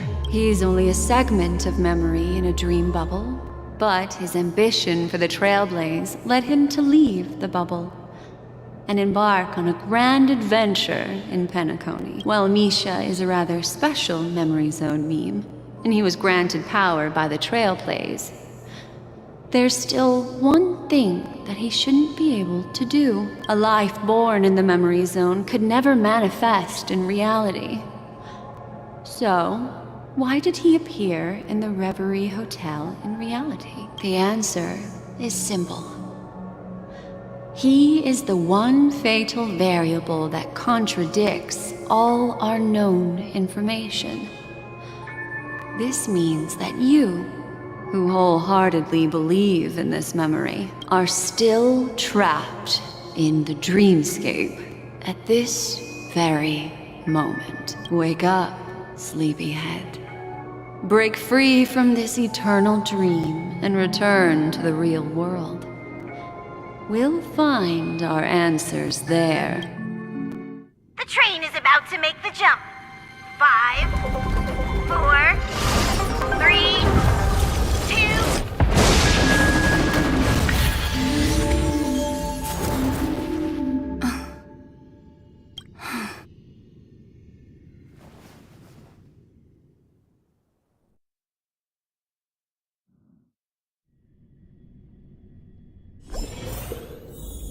This way, darling.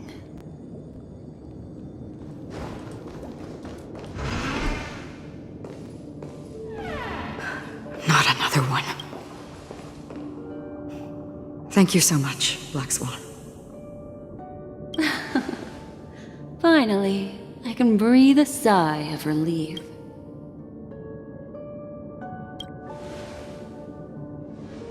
I understand you must be confused, and will do our best to shed light on the situation. However, before that, it's essential to know that This place is the rift between dream and reality. A place reserved only for those who have awakened from Enna's dream. Do you remember Sunday's ambitious plan? He intended to harness the power of the Stellaron, the collective will of over 100,000 Oak family members, and the desires of everyone in Penacony to usurp the harmony and restore the order.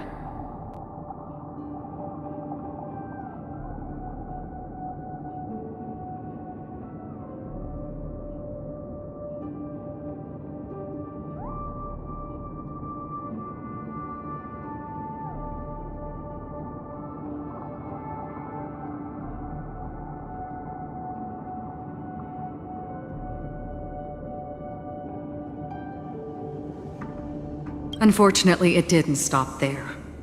From the early days of our journey into Asdana, we were already affected by the Stellaron.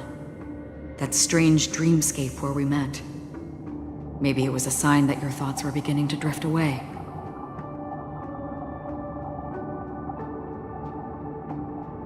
I don't think the goal of the Order was to put everyone into a deep sleep.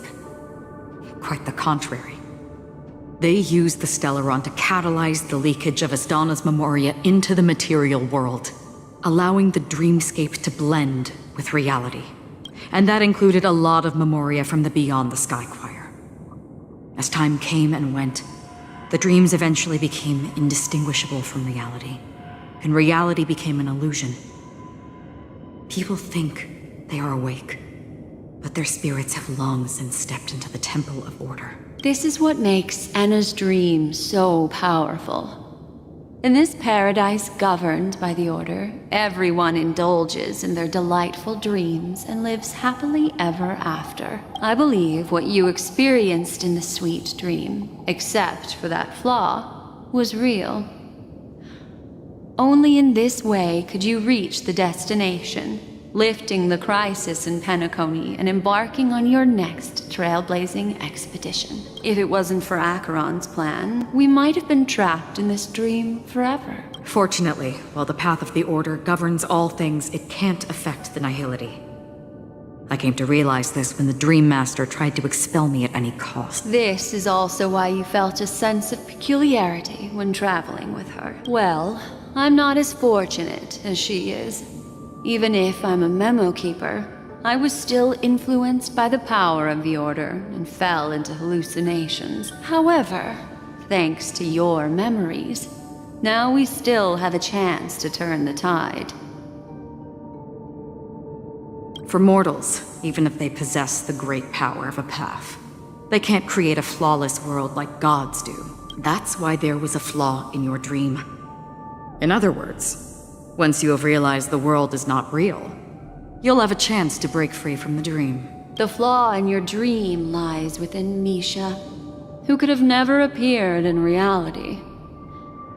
When I turned the pages of your memories, I realized that I was in an illusion too.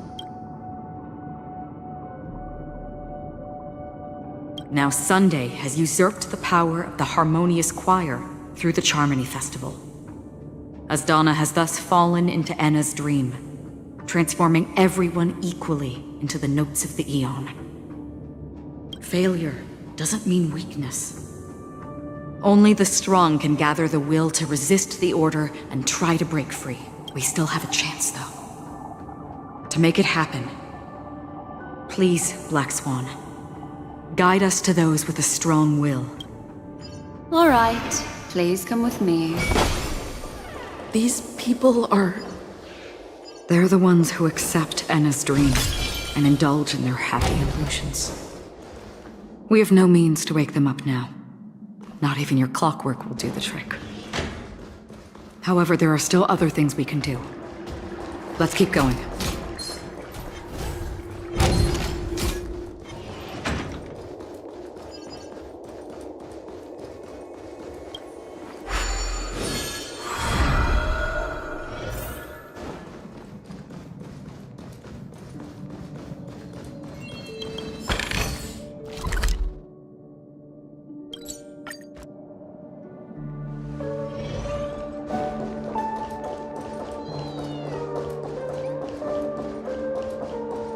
here we are. It's... Robin?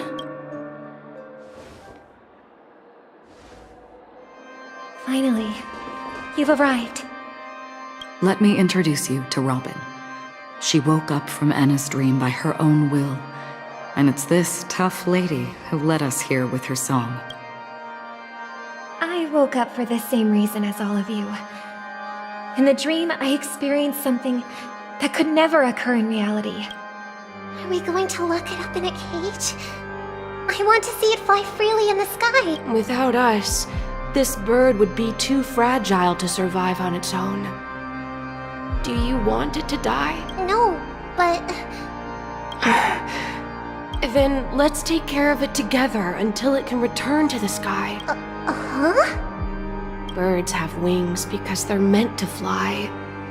Even if they may crash on the ground one day, they shouldn't be trapped in a cage. Birds belong to the sky, so we should help them return there, right? The illusion was so impossibly blissful that I realized it was just a dream, and this is our final hope. Anna's dream is founded upon the harmonious choir, namely everyone's shared wishes. It will only materialize once the aspirations of all beings in Penacony merge as one. At present, it has become impervious due to people's desire to remain slumbering within the dream. And in order to destroy it, we must make everyone in Penacony want to wake up. Now comes the tricky part. How do we do it?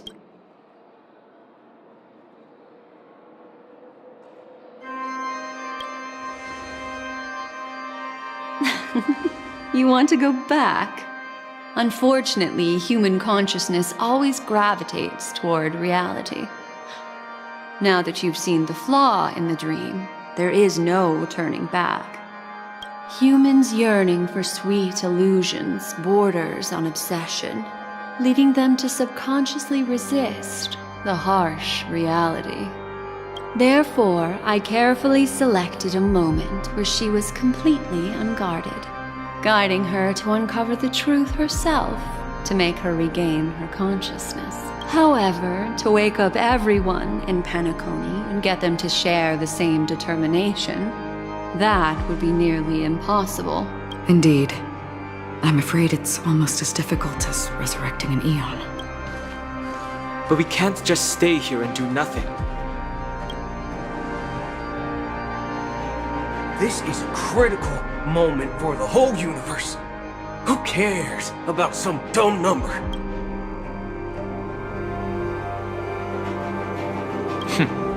Thanks to Black Swan. You're welcome. And thanks to the memo keepers in Penacony, too. I believe your partners have also awakened from their dreams. This is the first step of our plan. With the assistance from the Garden of Recollection, those who possess a strong will, like you, will gradually awaken from the dream. These free wills are the discord that will sway Anna's dream. However, awakening a mere handful of individuals is insignificant compared to the vast number of people immersed in the dream.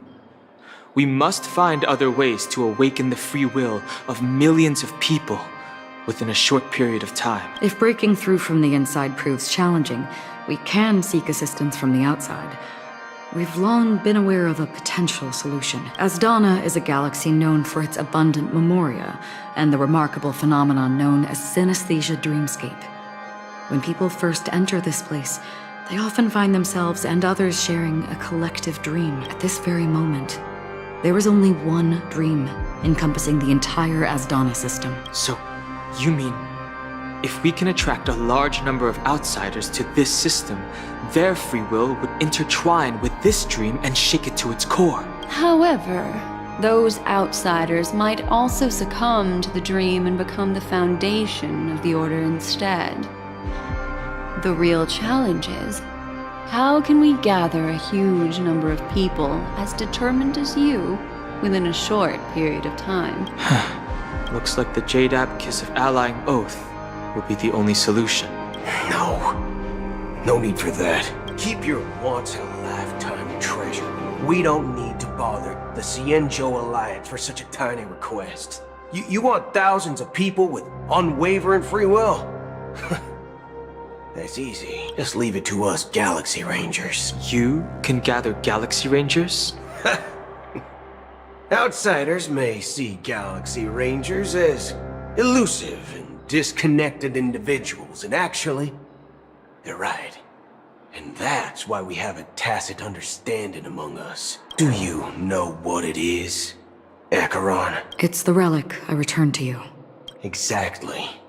Its owner must have told you that it's meaningless to anyone other than a Galaxy Ranger, and that it can only fulfill its purpose when returned to its rightful owner. Because it's a burial artifact, worthy only of a hero who has served the Galaxy Rangers with honor. When its light illuminates the universe, it means the fall of a hero, and in the direction it falls, countless meteors will streak across the sky. Those meteors are Galaxy Rangers, coming from all corners of the cosmos, driven by a shared purpose, without questioning the cause or counting the cost, because we abide by a common principle. The shooting stars of the hunt only descend on the longest night, and with them comes the dawn. We've stayed silent for far too long. Now, it's time to remind all the cowards, oppressors, and villains of the universe of our presence. I'll be the one to ignite the first spark. Once the dreamscape is swayed, I'll complete the second step. I'll fine-tune the slumbering souls with the Song of the Harmony, interrupting them with the discord of Trailblaze, and guiding them towards reality. It's true that some people are born strong, and others are born weak. If the Trailblaze is the target of heroes, then the Harmony will guarantee that the strong help the weak. Only the people of Penacony themselves can be the saviors of their homeland. Their path of happiness should be forged by themselves. While I may not be a nameless, I'm willing to instill courage in all those who need it.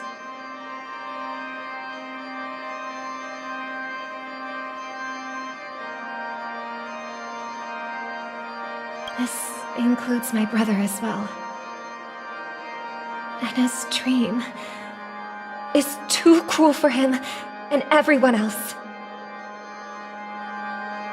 Your plan sounds well conceived, but still, it appears somewhat idealistic and romantic. The flaws rooted in human nature can't be eradicated overnight. Do you believe these efforts alone are enough to convince everyone to choose the right path? I agree with you, Black Swan. That's why the most critical aspect of this plan is not to convince everyone to choose the right path, but to inspire them to save themselves. So, you're the key in the end, I assume? The Harmonious Choir possesses the power of an emanator. To overcome it, you'll need the same level of power. The final step in destroying the sweet dream will be my responsibility. That's a relief to hear. Now that our roles are assigned, let's get to our battlefields and pose a grand finale. May I have a moment alone with you? There's one more thing I need to explain to you. This grand festival is drawing to its close. This is the starting point for the ultimate stage of our journey, just as it marked the beginning of all the stories in Penacony.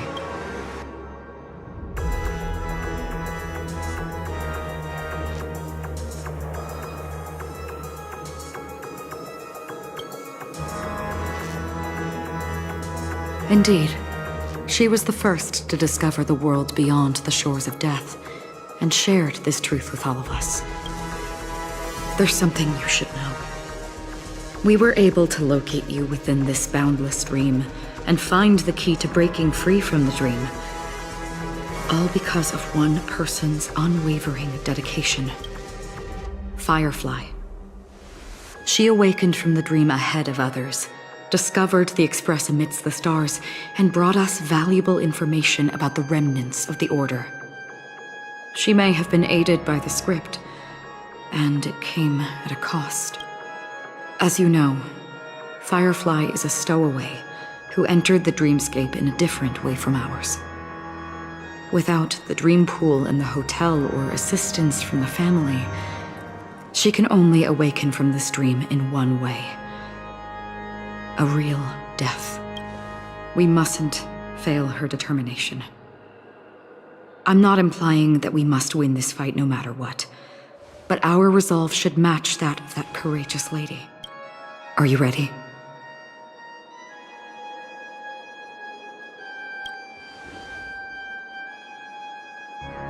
Very well. Now, please close your eyes.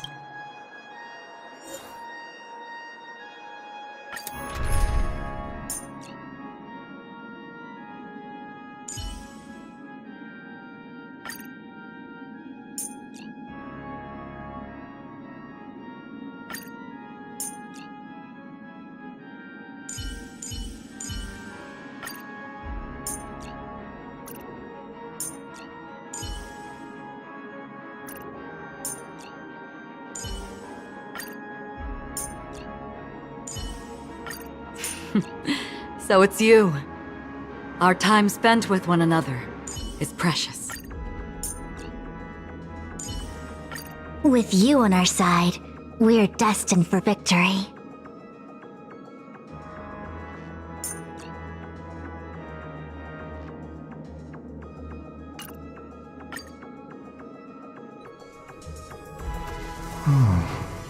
How long has this reign been ongoing? If I remember correctly, the unwavering determination of the Hunt followers persists even in death. But thankfully, we've guided those lost souls to their lives beyond.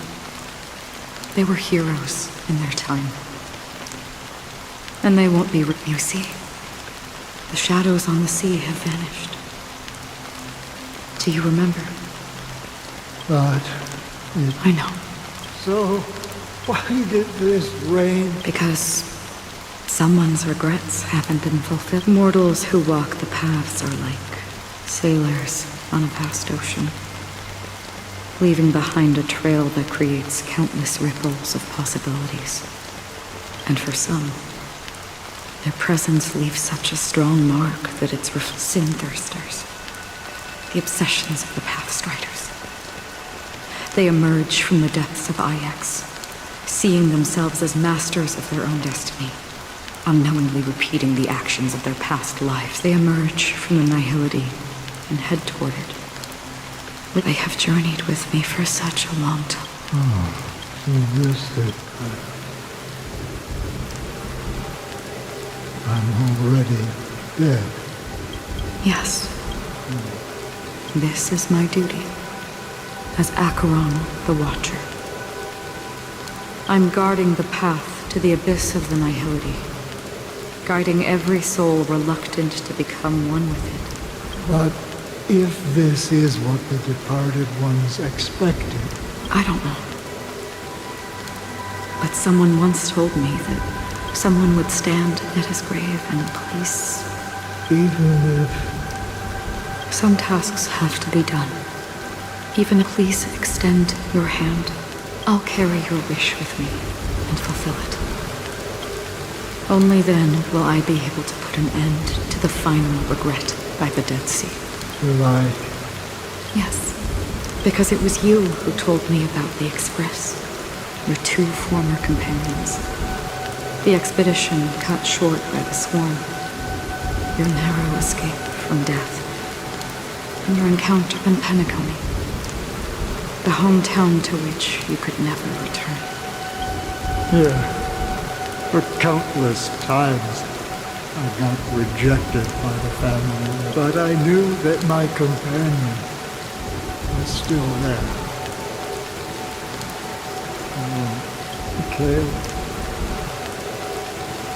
Are you still there? Take my hand and come with me. We will leave this place. You'll embark on a long, long journey, shrouded in darkness. But fear not. That's the color of existence. Follow it, and it'll guide you.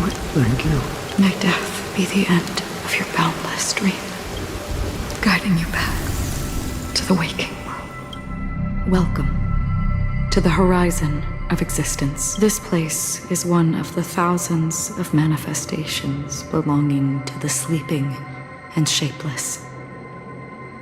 And it's also an exit out of the nihility for the awake ones. Let's bid our final farewells here.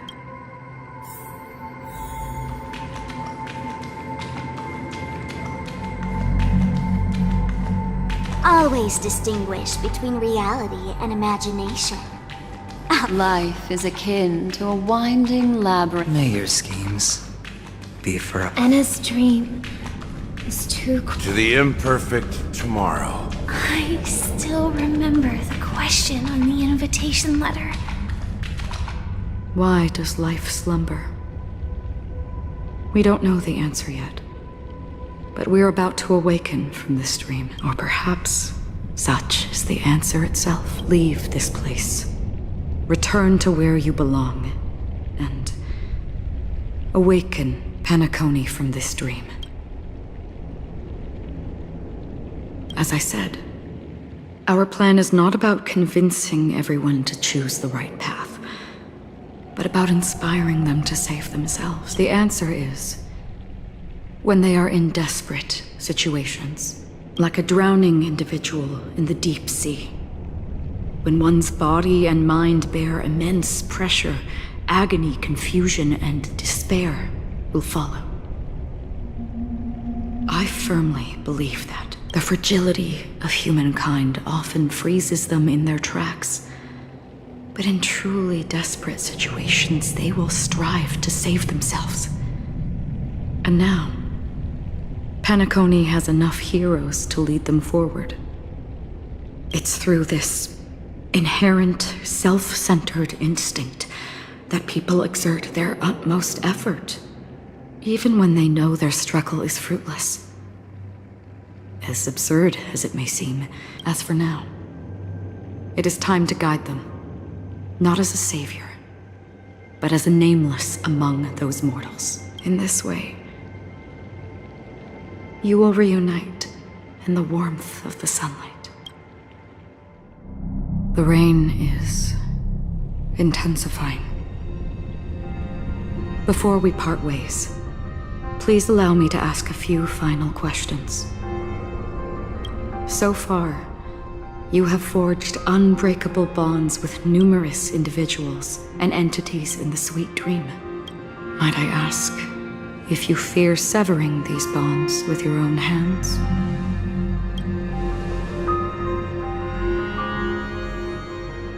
If there is a vast, lifelike dreamland that is virtually indistinguishable from reality, a realm without death, where everyone can attain the happiness and fulfillment they deserve, living blissfully ever after, I would ask, would you wish to stay?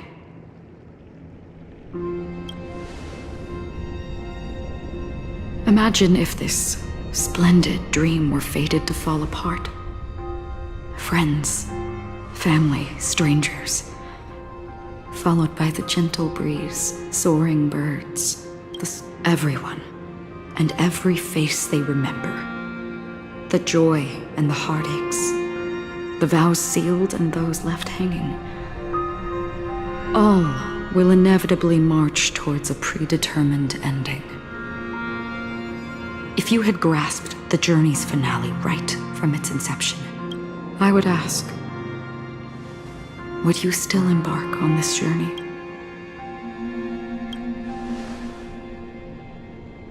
I'm glad. The answer itself doesn't matter. What matters is that you've made a decision. Listen, touch, and ponder. And therein lies the sensation. Cherish it, because that's what makes us exist. Such is the only answer humans can offer when facing the nihility. If the nihility represents the primal fear of life, rendering any lofty convictions insignificant under their imposing shadow, then behind this shadow, there must exist the most fervent source of light in the world.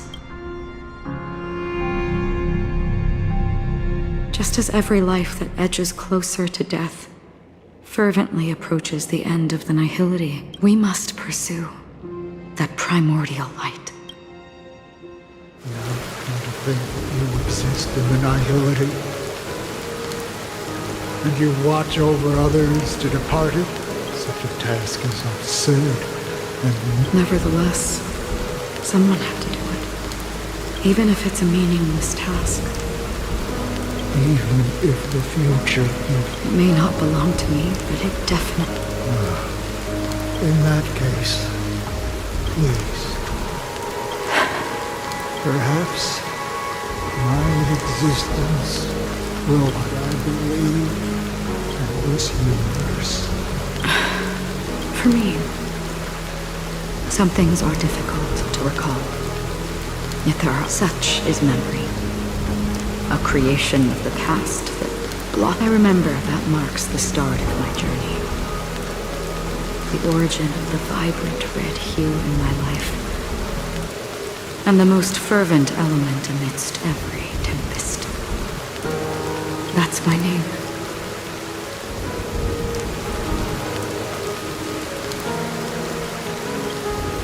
Raida Ozenmori.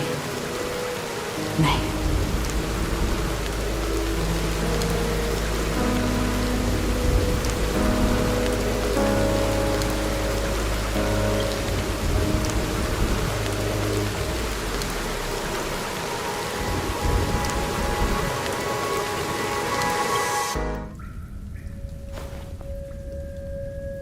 The Golden Dream is getting restless. In the coming long nights, I'm afraid you will face many setbacks and witness many tragedies. And in the end, you will only see in black and white. But please believe me, that in that monochrome world, there will be a glimpse of fleeting red. And when you make a choice, it will appear once more.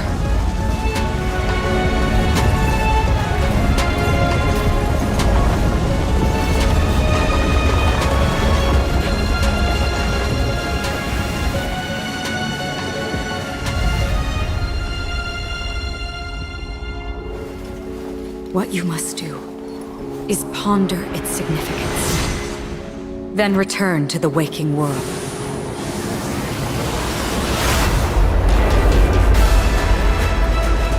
That's where we all find our answers.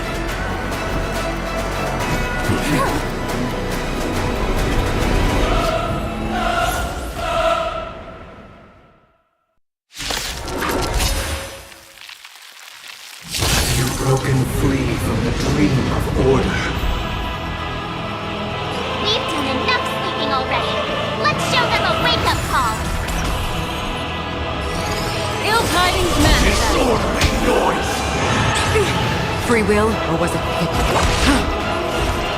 Together as one! Mind your manners. No matter. Without order, how can the weak be righteous? Wake up! Let's play our own. Let the show begin.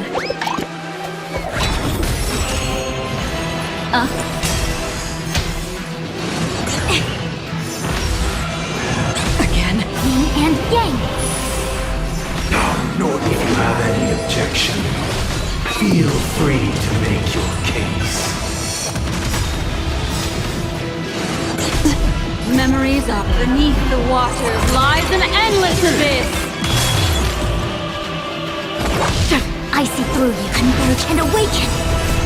Human creations.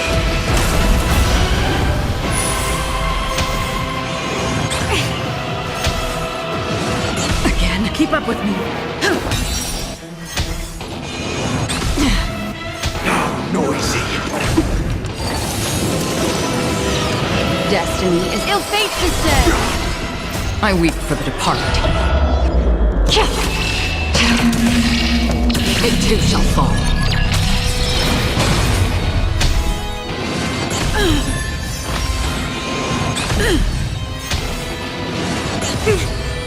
Disorderly noise. Another journey begins.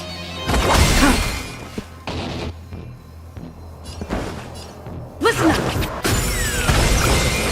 Let's play our own. Let the show begin. Together as one.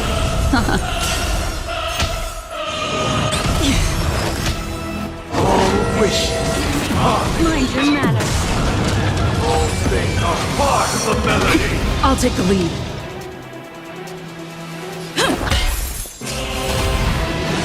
No matter.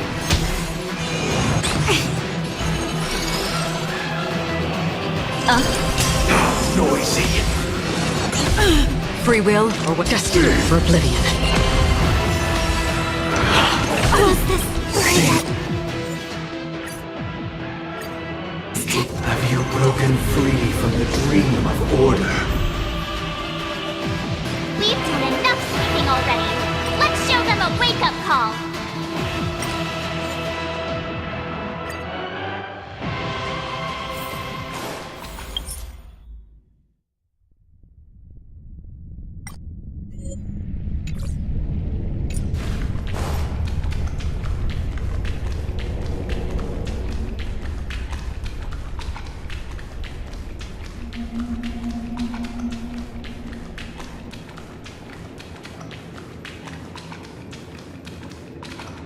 Why does life...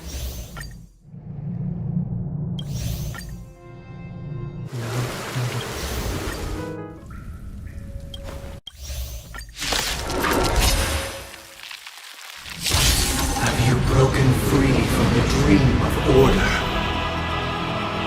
We've done enough sleeping already. Let's show them a wake-up call.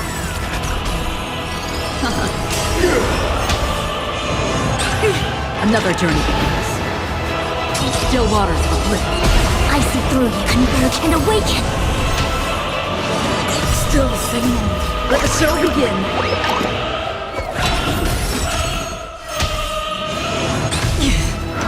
Without order, how can the weak be righteous? Listen up! What do you want to know?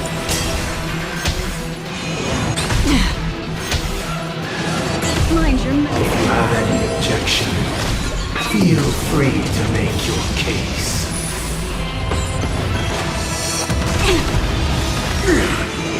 Together as one. Human creations. Free will or No matter. keep up with me. Wake up!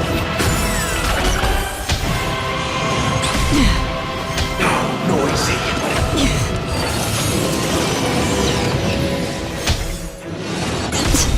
memories of beneath the waters lies an endless abyss. I weep for the departed. It too shall fall. Let's play our own. Let the show begin.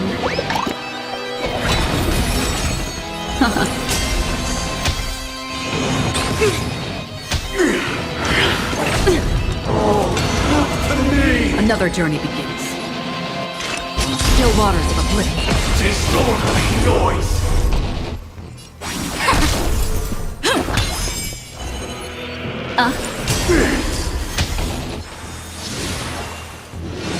Still the same old. All wishes are Again. noise is fading.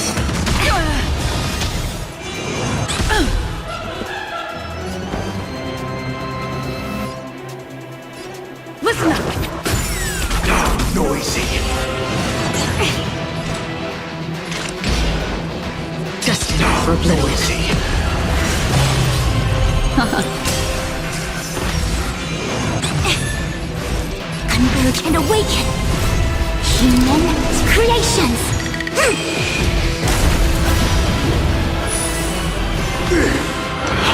Again? Sink into a dream.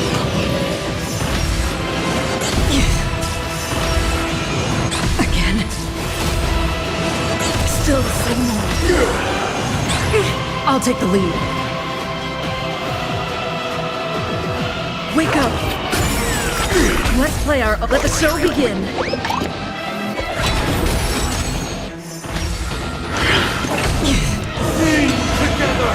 Destined. Free will, or was it fate?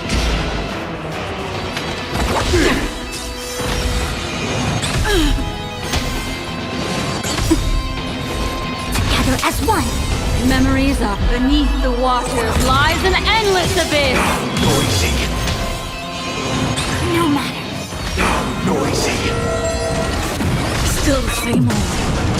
All things are part of the melody. Fairy dust.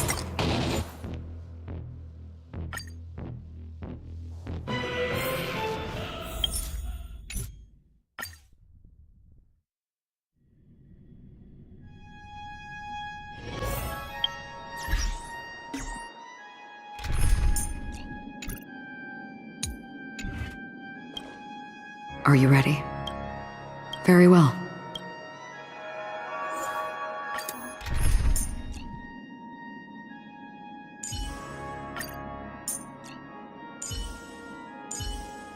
Like always, Don Hung? Let's make this quick. Like always, Don Hung? Let's make this quick. It's you again. As always, there's a reward for good behavior. With you on our side, we're destined. Welcome.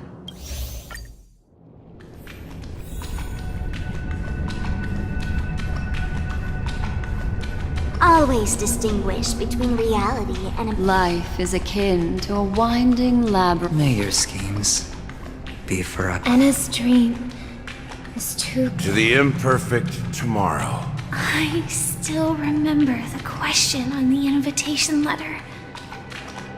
Why does life slump?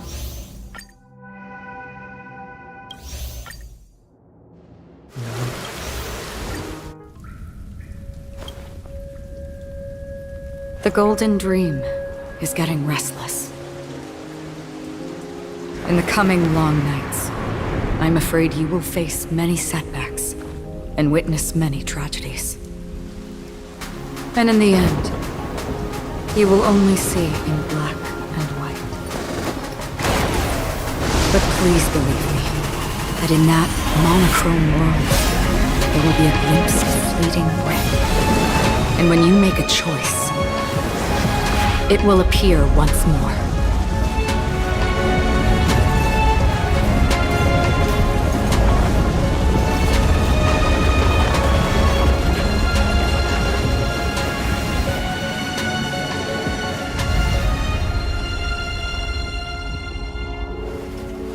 What you must do is ponder its significance, then return to the waking world.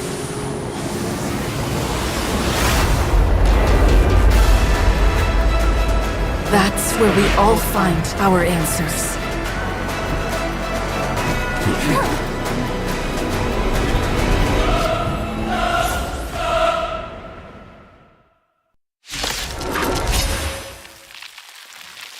Have you broken free from the dream of order?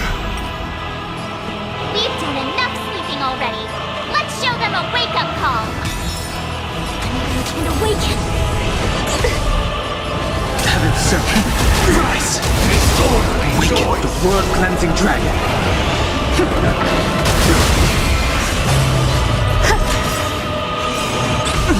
Every petal, all will be swept away by the wind. Without order, how can the weak be righteous?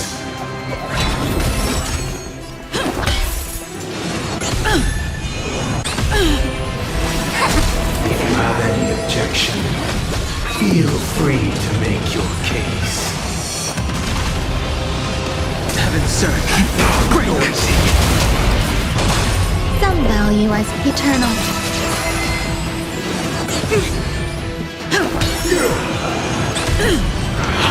Still the same. Enjoy eternal peace.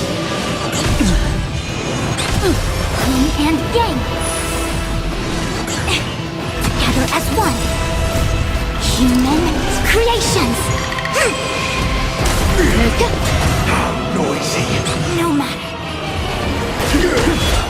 Disorderly noise. Let's play our. Let the show begin.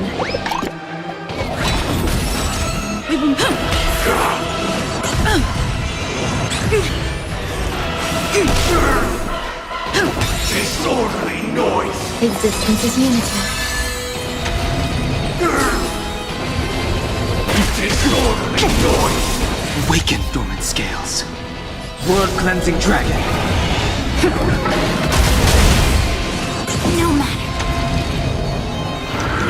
Still the same. Sing together.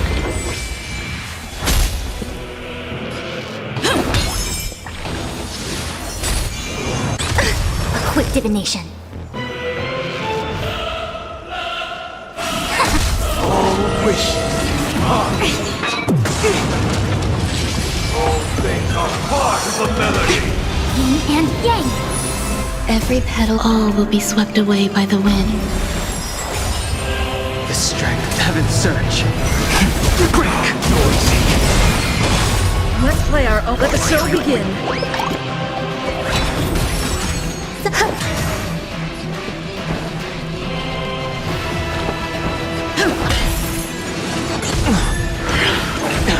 Sink into a dream. Together as one. Human creations. Sense a storm.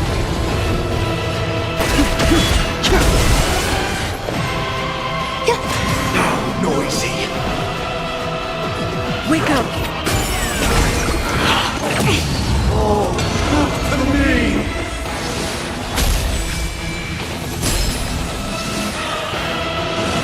No matter. All wishes are. The noise is fading. Enjoying yourself. Yin and yang.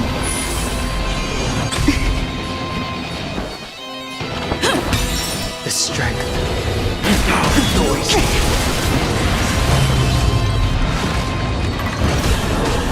7,336 notes. I solemnly invite you to join the glorious chorus and ascend to the heavens!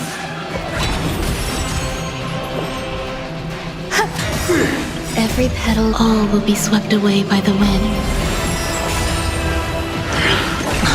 Uphold the truth and you Converge and awaken.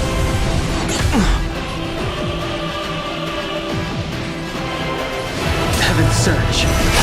Break. disorderly noise.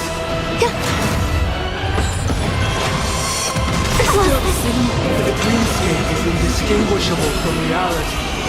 Can it still be called an illusion? Listen up. With this perfect melody I command, recreate paradise anew!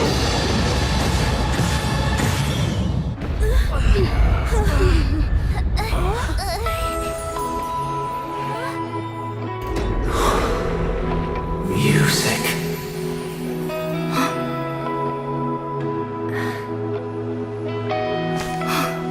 There seems to be another kind of sound coming into the Order's symphony.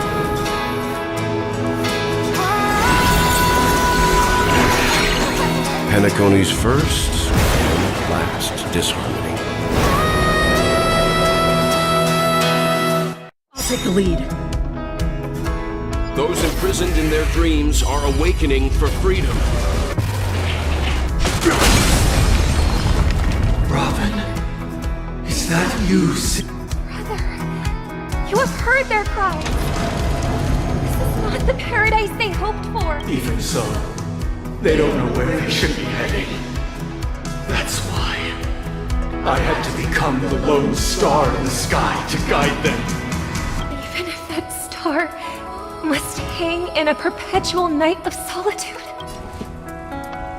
Let's play our own. Let the show begin. Awaken the world-cleansing dragon. Every petal, all will be swept away by the wind. There's more to life. Eternal. Sense a storm.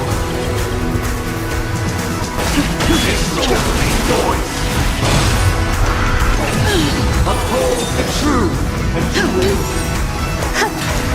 The strength. All things are part of the melody. Enjoy eternal peace.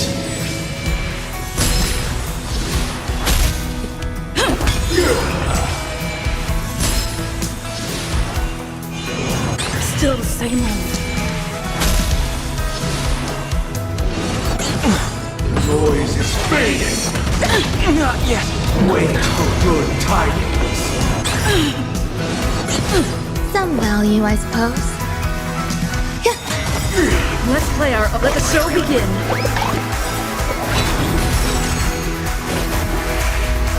The weakness of humanity cannot be redeemed by others. Keep up with me. Wake up. Every petal, all will be swept away by the wind.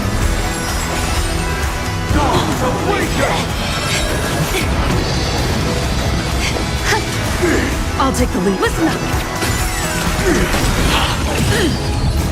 Let the show begin. With wisdom comes protection. Still unanswered.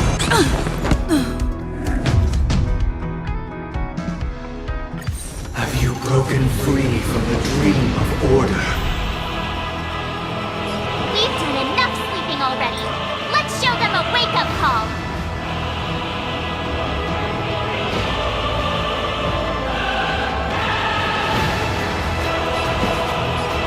Wake up. A quick divination.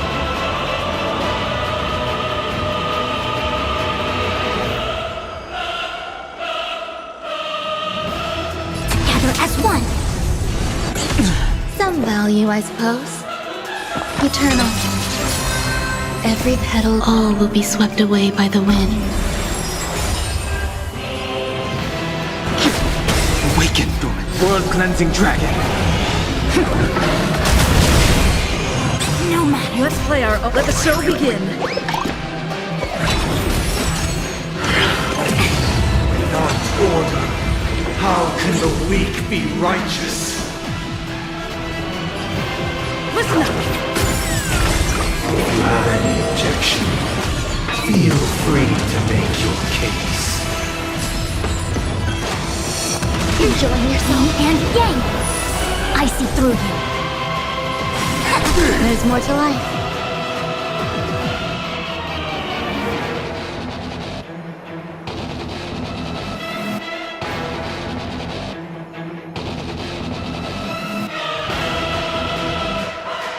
Waiting means change. The strength. Heaven's surge.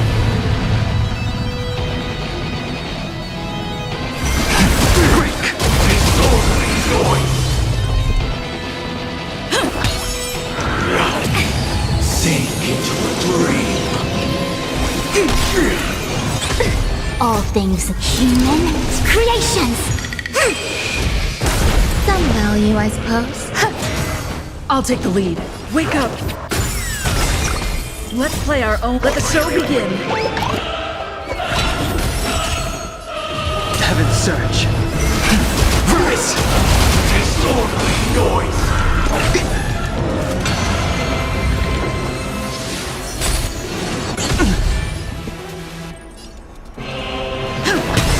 Why is everybody silent?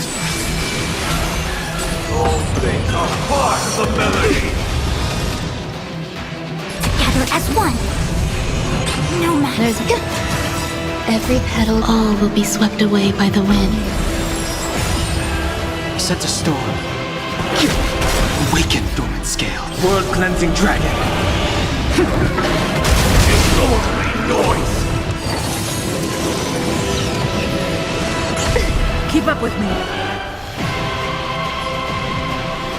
Listen up! Noisy! Some value existence as unity. Heavens, break! Let's play our own. Let the show begin. We will never choose to run.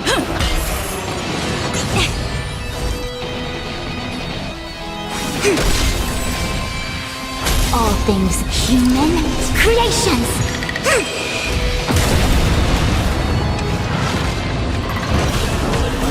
7,336 notes. I solemnly invite you to join the glorious chorus and ascend to the heavens!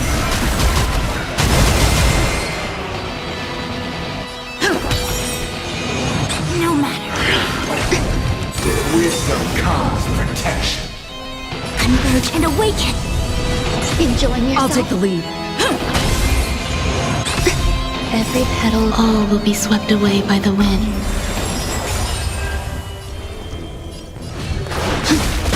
Some value I got. Noise is fading. Yin and yang. The dreamscape is indistinguishable from reality. Can it still be called an illusion?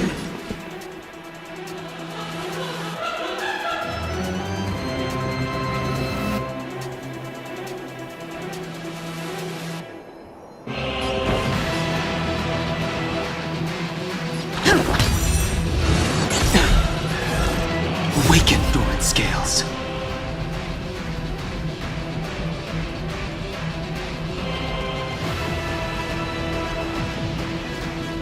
World-cleansing dragon.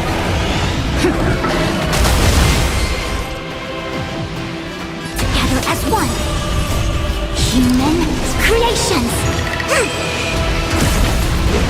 Perfect melody I command. Recreate paradise anew!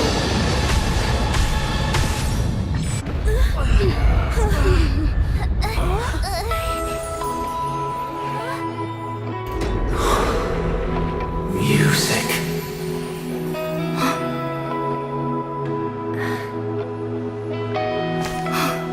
There seems to be another kind of sound coming into the Order Symphony.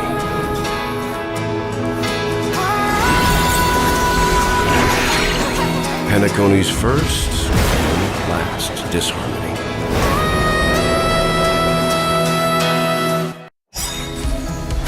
Those imprisoned in their dreams are awakening for freedom. Disorderly noise! Robin, is that you singing? You have heard their cries. This is not the paradise they hoped for. Even so, they don't know where they should be heading. That's why. Even if that star must hang in a perpetual night of solitude. Let's play our own. Let the show begin.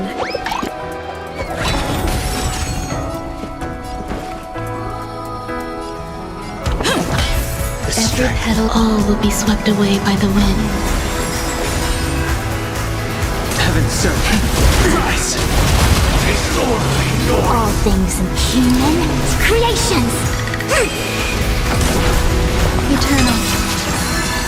Awaken, the world-cleansing dragon. Disorderly noise! I'll take the lead. Noisy!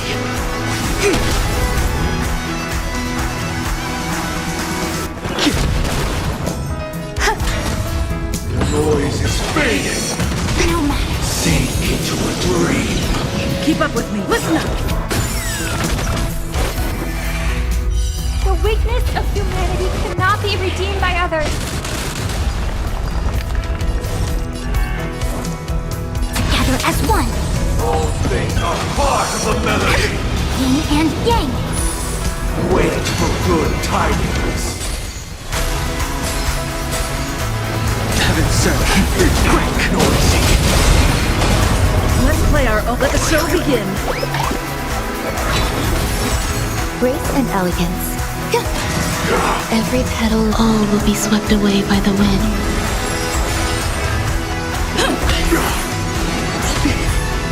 Converge and awaken! Heaven's surge. Rise! If we had never experienced solitude, how could we have embarked on different paths? Now, our final talk has concluded. All the work of creation has been completed. The inevitable day has arrived. The embryo of philosophy will reshape for us all of reality. If your paradise can save more people, sever my path with your hands.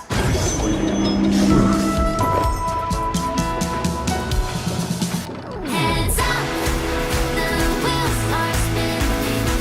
The plains and valleys need to done. The wheels that sing. Waiting means change. It's may I honor Witness the will of the weak!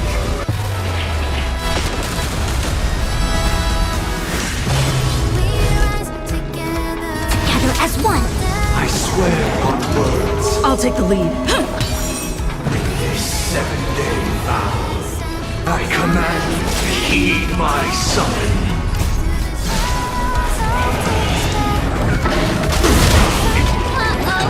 I have a bad feeling about this.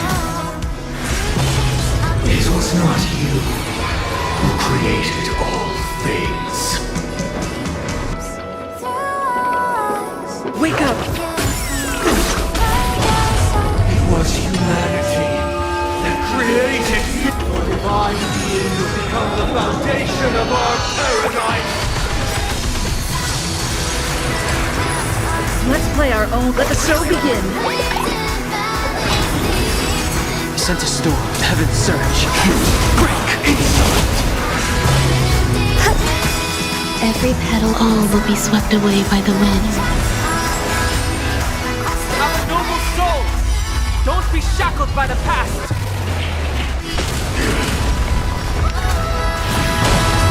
By the solemn desire for order. Stop it! You want to achieve the paradise we promised. But the order is not the only choice. True happiness, the meaning of life, lie in defying the nihilists. Embracing that life offers. Heaven's surge. Rise! Even if the future is full of pain, we won't escape from it. Some will. A quick divination. Converge and awaken! I swear on truth. Let's play our own. Let the show begin. I swear on the calendar. Strength. World-cleansing dragon. Insolent. There's more to life. Existence is unity. I swear on values. I'll take the lead. I swear on rules. Together as one! I swear on meaning. I swear on human dignity. Sent a storm. Heaven's surge. Celestial dragon. Break!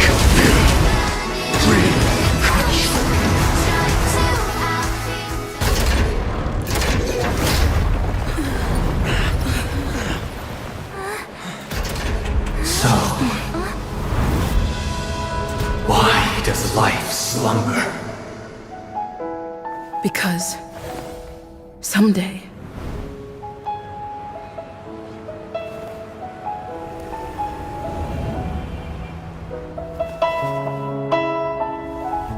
we will wake up from our dreams.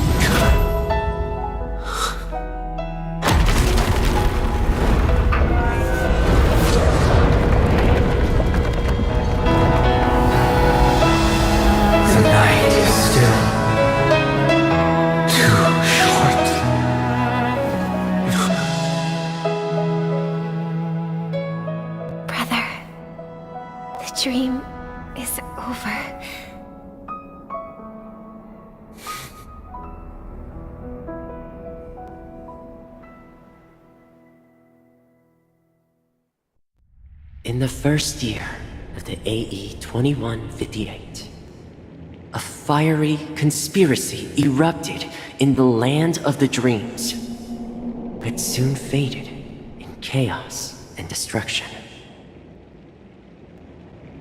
Whispers carried the tale of those fateful 48 system hours, when a sun teetered on the precipice of collapse. A paradise stood on the brink of destruction, and a world was poised to surrender to its new master. Amidst it all, a body decayed, a pack of vultures gathered, and a brother and sister were doomed for eternal separation. And so, an eon succumbed to slumber once more. Some celebrated this fall, while others mourned. Among the insignificant witnesses, mere specks in the vast tapestry of the universe, it was said that this time, the Eon met their demise with dignity. As the cosmos bathed in the radiance of a pure dawn, a tempestuous storm brewed on the horizon. The chant of everything for the Amber Lord grew ever louder. Yet, no matter how one contemplates it, time inexorably swings Klapot's colossal hammer in eternal cycles. The tale of the Astral Express reaches both its conclusion and a new beginning. Time marches forward, heralding the arrival of a new chapter in the history of trailblazing expeditions. Brother, do you think the stars will fade away? Where did that come all of a sudden? Because the constellation that looks like a bird, the Torrent Eagles, looks a bit dim lately. It's the Torment Eagles. Don't worry, it's still there. It's located in the inner ring of Penacony and can only be seen when spring and summer overlap. As for the question you asked, I think stars do die, just like people. But do you know, sister?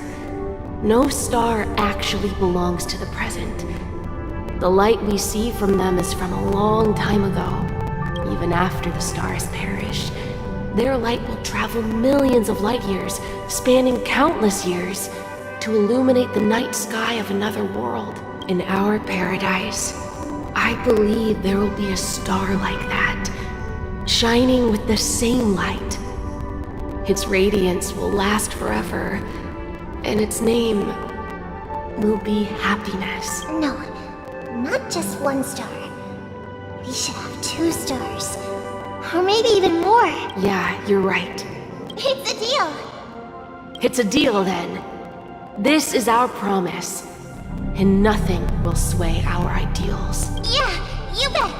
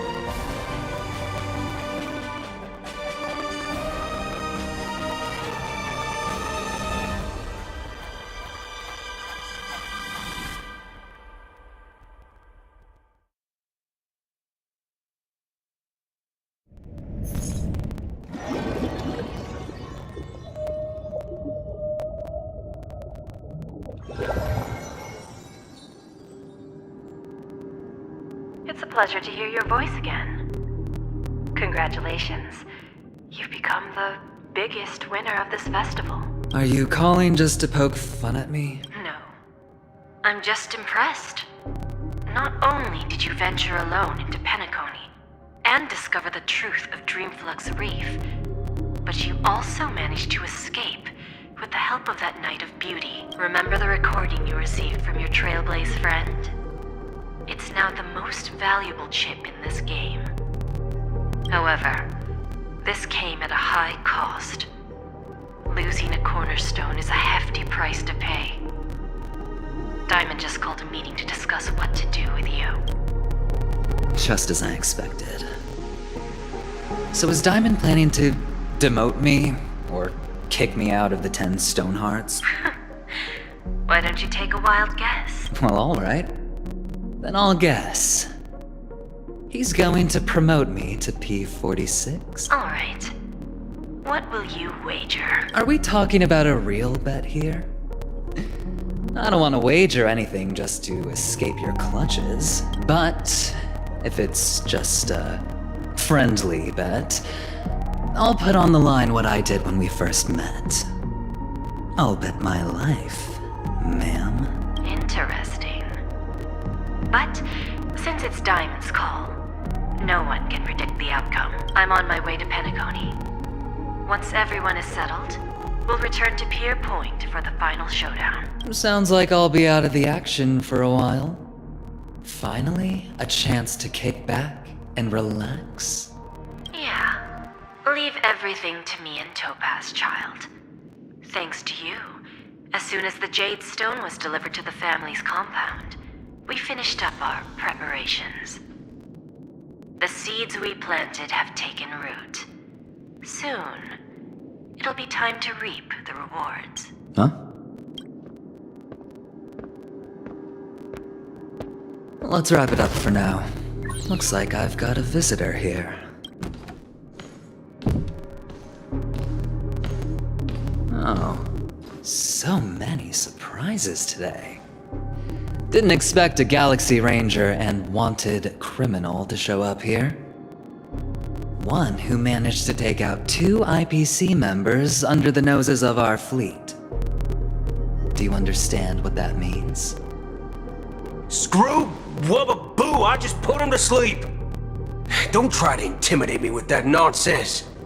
Besides, I've taken down more IPC lackeys than the residual value you squeezed.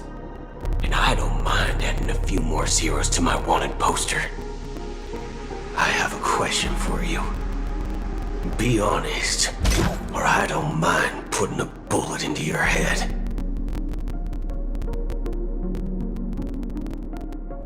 Tell me, where is Oswaldo Snyder?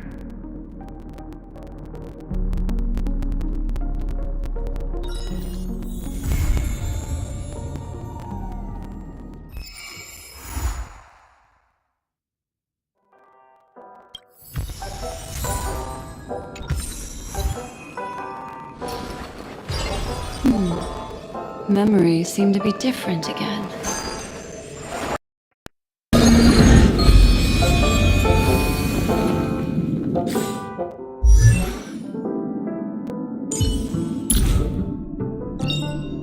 Unknown to each other, yet united in purpose, we make the same choices.